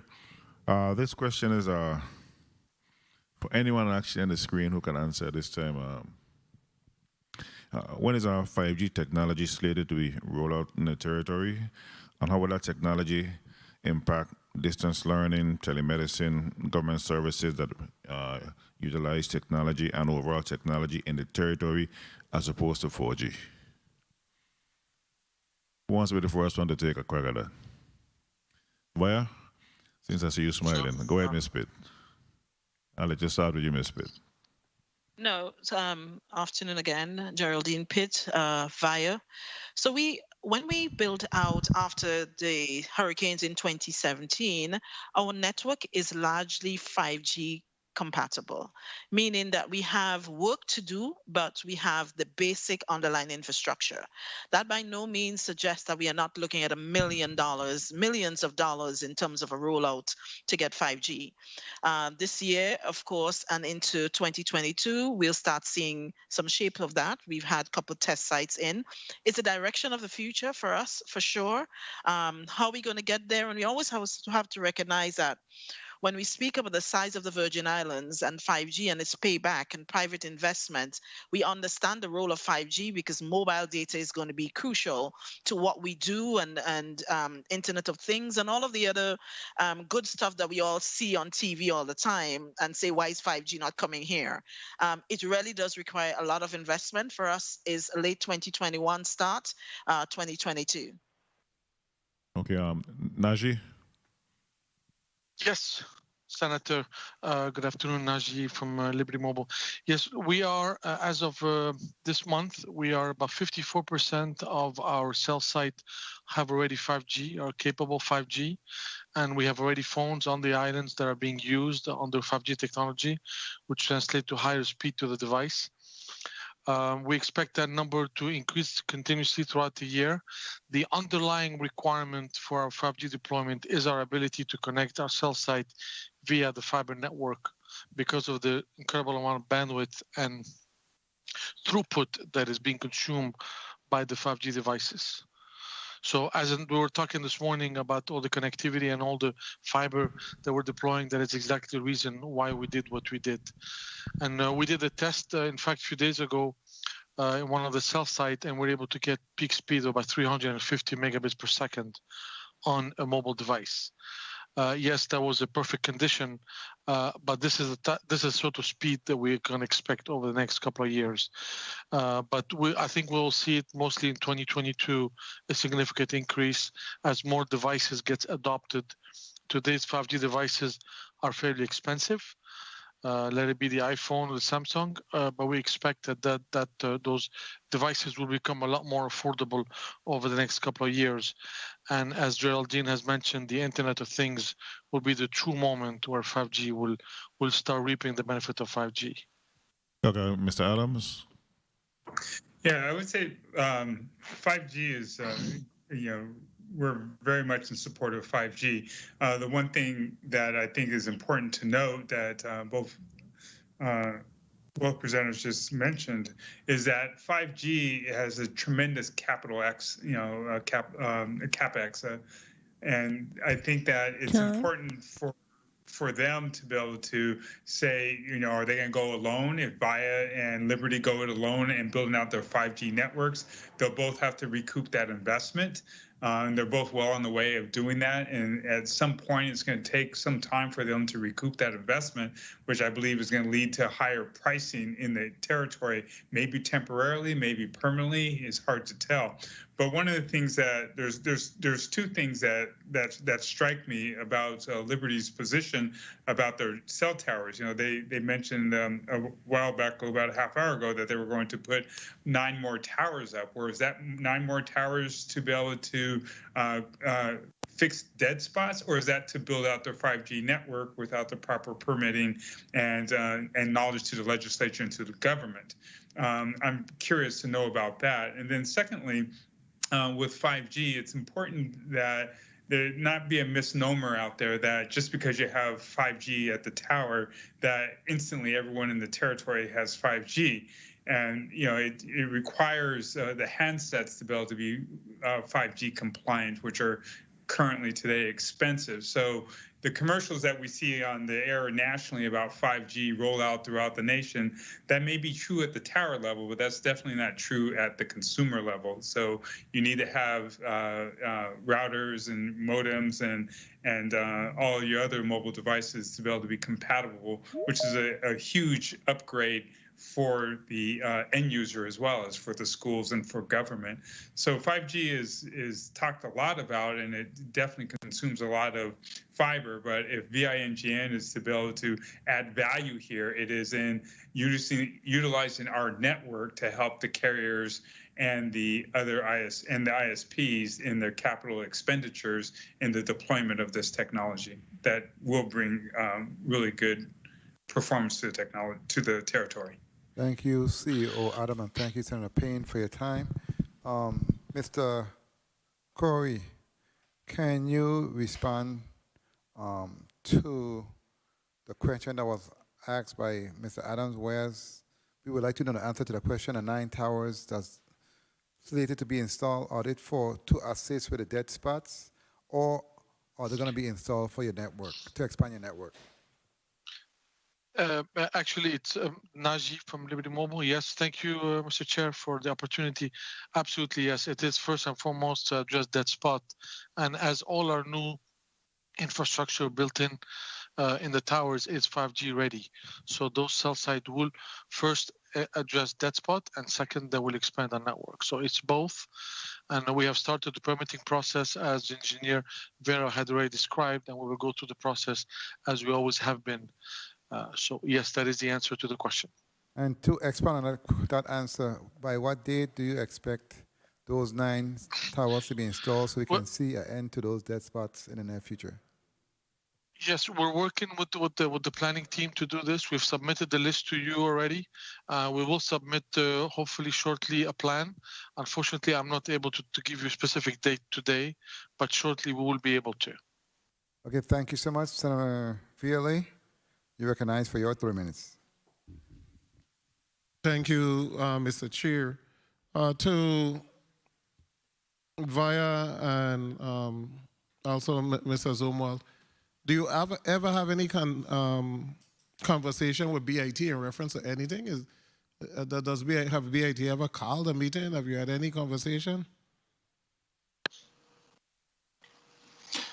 This is David Zumwalt, Broadband VI. My short answer to that is yes, we do. I'm not the member of the team that has the most direct interaction with BIT, but I also know that we have cooperated for several years on the Hurricane Information Technology team work that has been sponsored by BIT.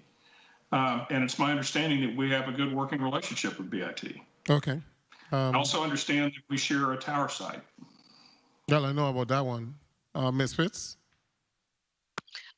Yes, I can't speak to extended conversation, but what I can speak to is that my team have had several conversations with BIT on testing our mobile service. Okay. And in those test results, for example, we gave them 8 to test because as I listened to the testimony today, and especially around the gaps that we have in coverage, I ask myself, and I often do, and every time I get this opportunity, I do again, is ask, why are we waiting for the 9 when you already have it now? In other words, when BIT tested the 8 service, the 8 phones, there was only one small spot in St. Croix that anybody else was superior to Via. And not barely superior, but superior. So, I mean, we are superior in all of those other areas. So why are we waiting for those sites? Maybe it's time for the Virgin Islands to realize that we, Via, have a brand new LTE network with a lot of capacity. And now we are also going to be getting our number portability expanded beyond the 340 number. So it's probably time to come on home. Come on home to Via. That's your best shot. We are here. We are ready. We don't need to Ms. necessarily Vita, wait on Najee. thank you there, Ms. Vita. I asked you a straightforward question, and you gave me a whole sales pitch after you halfway answered. Good afternoon, Senator Villa. Do you mind if I took 1 minute, please? Senator, I didn't hear that. Senator Villa?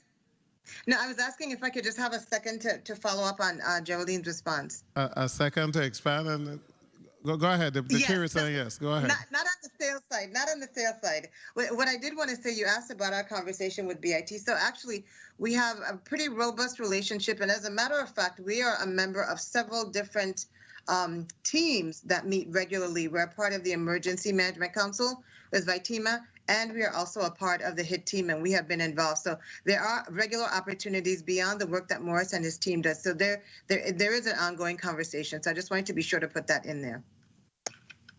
Okay, thank you so much. And I just want to make sure, because we fund BIT to the tune of a couple $2 million, that they are involved in discussions as to the path of the territory moving forward in reference to technology. Time. In reference to, again, our senior population, is the day when phones work without electricity gone?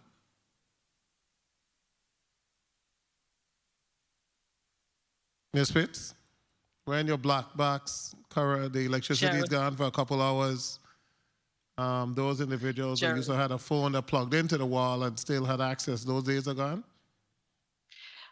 Geraldine Pitt, CEO VIA. Our service, our modem allows 4 to 6 hours of service after, in the absence of electricity, that your phone could work, not your internet, but your phone can work. So I don't know. I think Jennifer and her team says that from time to time. We'll make sure that we keep emphasizing that. So it works to keep your phone on for about 4 hours. But we also like to encourage, some customers do have a backup generator, but I'm not sure if that's prioritized in the same way you prioritize your refrigerator, right? The connectivity is important. Keeping connected is important. So we also like to encourage customers to keep that plugged on as well. And some of our new modems will also have options for customers to have a backup battery that they can purchase, or there are alternatives that they can also stay on with the internet after power is gone. Okay, thank you so much. Mr. Zumwalt, in reference to the FCC $84.5 million grant that possibly will be awarded to Broadband Virgin Islands. If you're awarded this particular grant, is that going to lead to a substantial expansion in the number of individuals who presently work for you, for the company? David Zumwalt, Broadband VI, and I can't answer the specifics, but I would say yes, we will see an expanding workforce. And I want to be able to talk about our plans just as soon as authorization is formally announced by the FCC, which we imagine will be soon. Okay, and I would expect that there would be an expansion to provide the type of service that's going to be expected of broadband VI, because I did hear on the flip side where the competitor VIA said that if they don't have this particular grant, to me, the way the question was answered, it sounded like we're going to have to lay off individuals. That's what it sounded like, Ms. Pitts? I have Geraldine Pitt, CEO VIA. I've always had very honest and transparent conversation with my team on every quarterly call that I have with the entire team, and I'll do the same. That's quite possible because as we look at what that model should look like, it is possible. And the key, and I want to get that out, you know, we, as a Senate, as a legislature, it's important that we continue to keep the people of the Virgin Islands employed. And that's why I asked the question about the possible expansion, and then flipped and asked the question about the possible reduction individuals at VIA, because we're hoping that we'll be able to provide for those individuals who have been working in telecommunications for a number of years. We also definitely have the hope that as a result of this particular hearing that we're going to get competitive rates. I really didn't like the language at the switch out the box and it costs $10 more. A lot of individuals in the Virgin Islands, they're on a fixed income. So we might think that $10 isn't a lot, but it adds up with all the other costs that they have. And we're hoping that the competition is going to provide better service and also drive down price. That's the overall goal. Competition is supposed to drive down the price, and it's supposed to increase service. But I want to thank each and every one of you for your testimony today, and thank the chairperson for having this meeting. Thank you. Thank you, Senator VLA. And adding on to that, I would like to basically state for the record also for VIA, if broadband VIA is awarded a contract and if there is any type of layoff situation, recommending and requesting of broadband BI to reach out and onboard those individuals where they don't have to go out and look for individuals when we have individuals here that's willing, ready, and able to move forward. So I'm asking that request publicly to occur. In addition to that, let me ask VIA, in respect to describing a use of the rural telecommunications funding that they have received since, I think, 2014 over the years, and can you provide this committee with information as to how those funds have been extended over the years? That'll be good to know. Sorry, Senator Blyden. I was slightly distracted in the end before you got to over the years. Could you repeat that, please? How those funds have been extended over the years? Okay, so the service fund was meant to do many things, including making sure that the rates remain affordable, and also to ensure that we can serve rural communities and persons who want broadband services. Every year, we provide a report of all the financials and account for what was spent and what we spend those on to the PSC. That's included in what's required of us as a body, which we've done on every occasion, reviewed by the PSC, and there's satisfaction that allows us to advance the next set of funding. So it's a combination of network as well as keeping our prices affordable. Okay, thank you for that explanation. Are there any burning questions, colleague, before I wrap up? Hearing none, this brings our hearing to a close. I would like to thank all of my colleagues who are present and for being here with us all day, the testifiers and the staff for their participation and assistance in this important hearing. I also want to thank my staff, Central Staff Security, for all they have done on media. The issues raised and discussed today will not be resolved all by themselves, but will take a collaborative effort from all parties involved. This committee and its chairman stand ready to play a positive role in this process, and we will make every effort by following up with more stakeholders meetings and more community hearings to fine-tune and finalize these ideas and propose solutions moving forward that have been voiced here today. As also, when it comes to those stakeholders meetings, we will also be consulting with other entities such as the PSC, Waste Management Authority, Hazard Mitigation Team at UVI, and other stakeholders who have a role to play in the planning and oversight of telecommunications, policy, and assets here in the territory. May God bless all of you and the beautiful Virgin Islands. The Committee on Housing, Transportation, and Telecommunication is hereby adjourned. Thank you. Thank you. Thank you. Goodbye. Thank you all.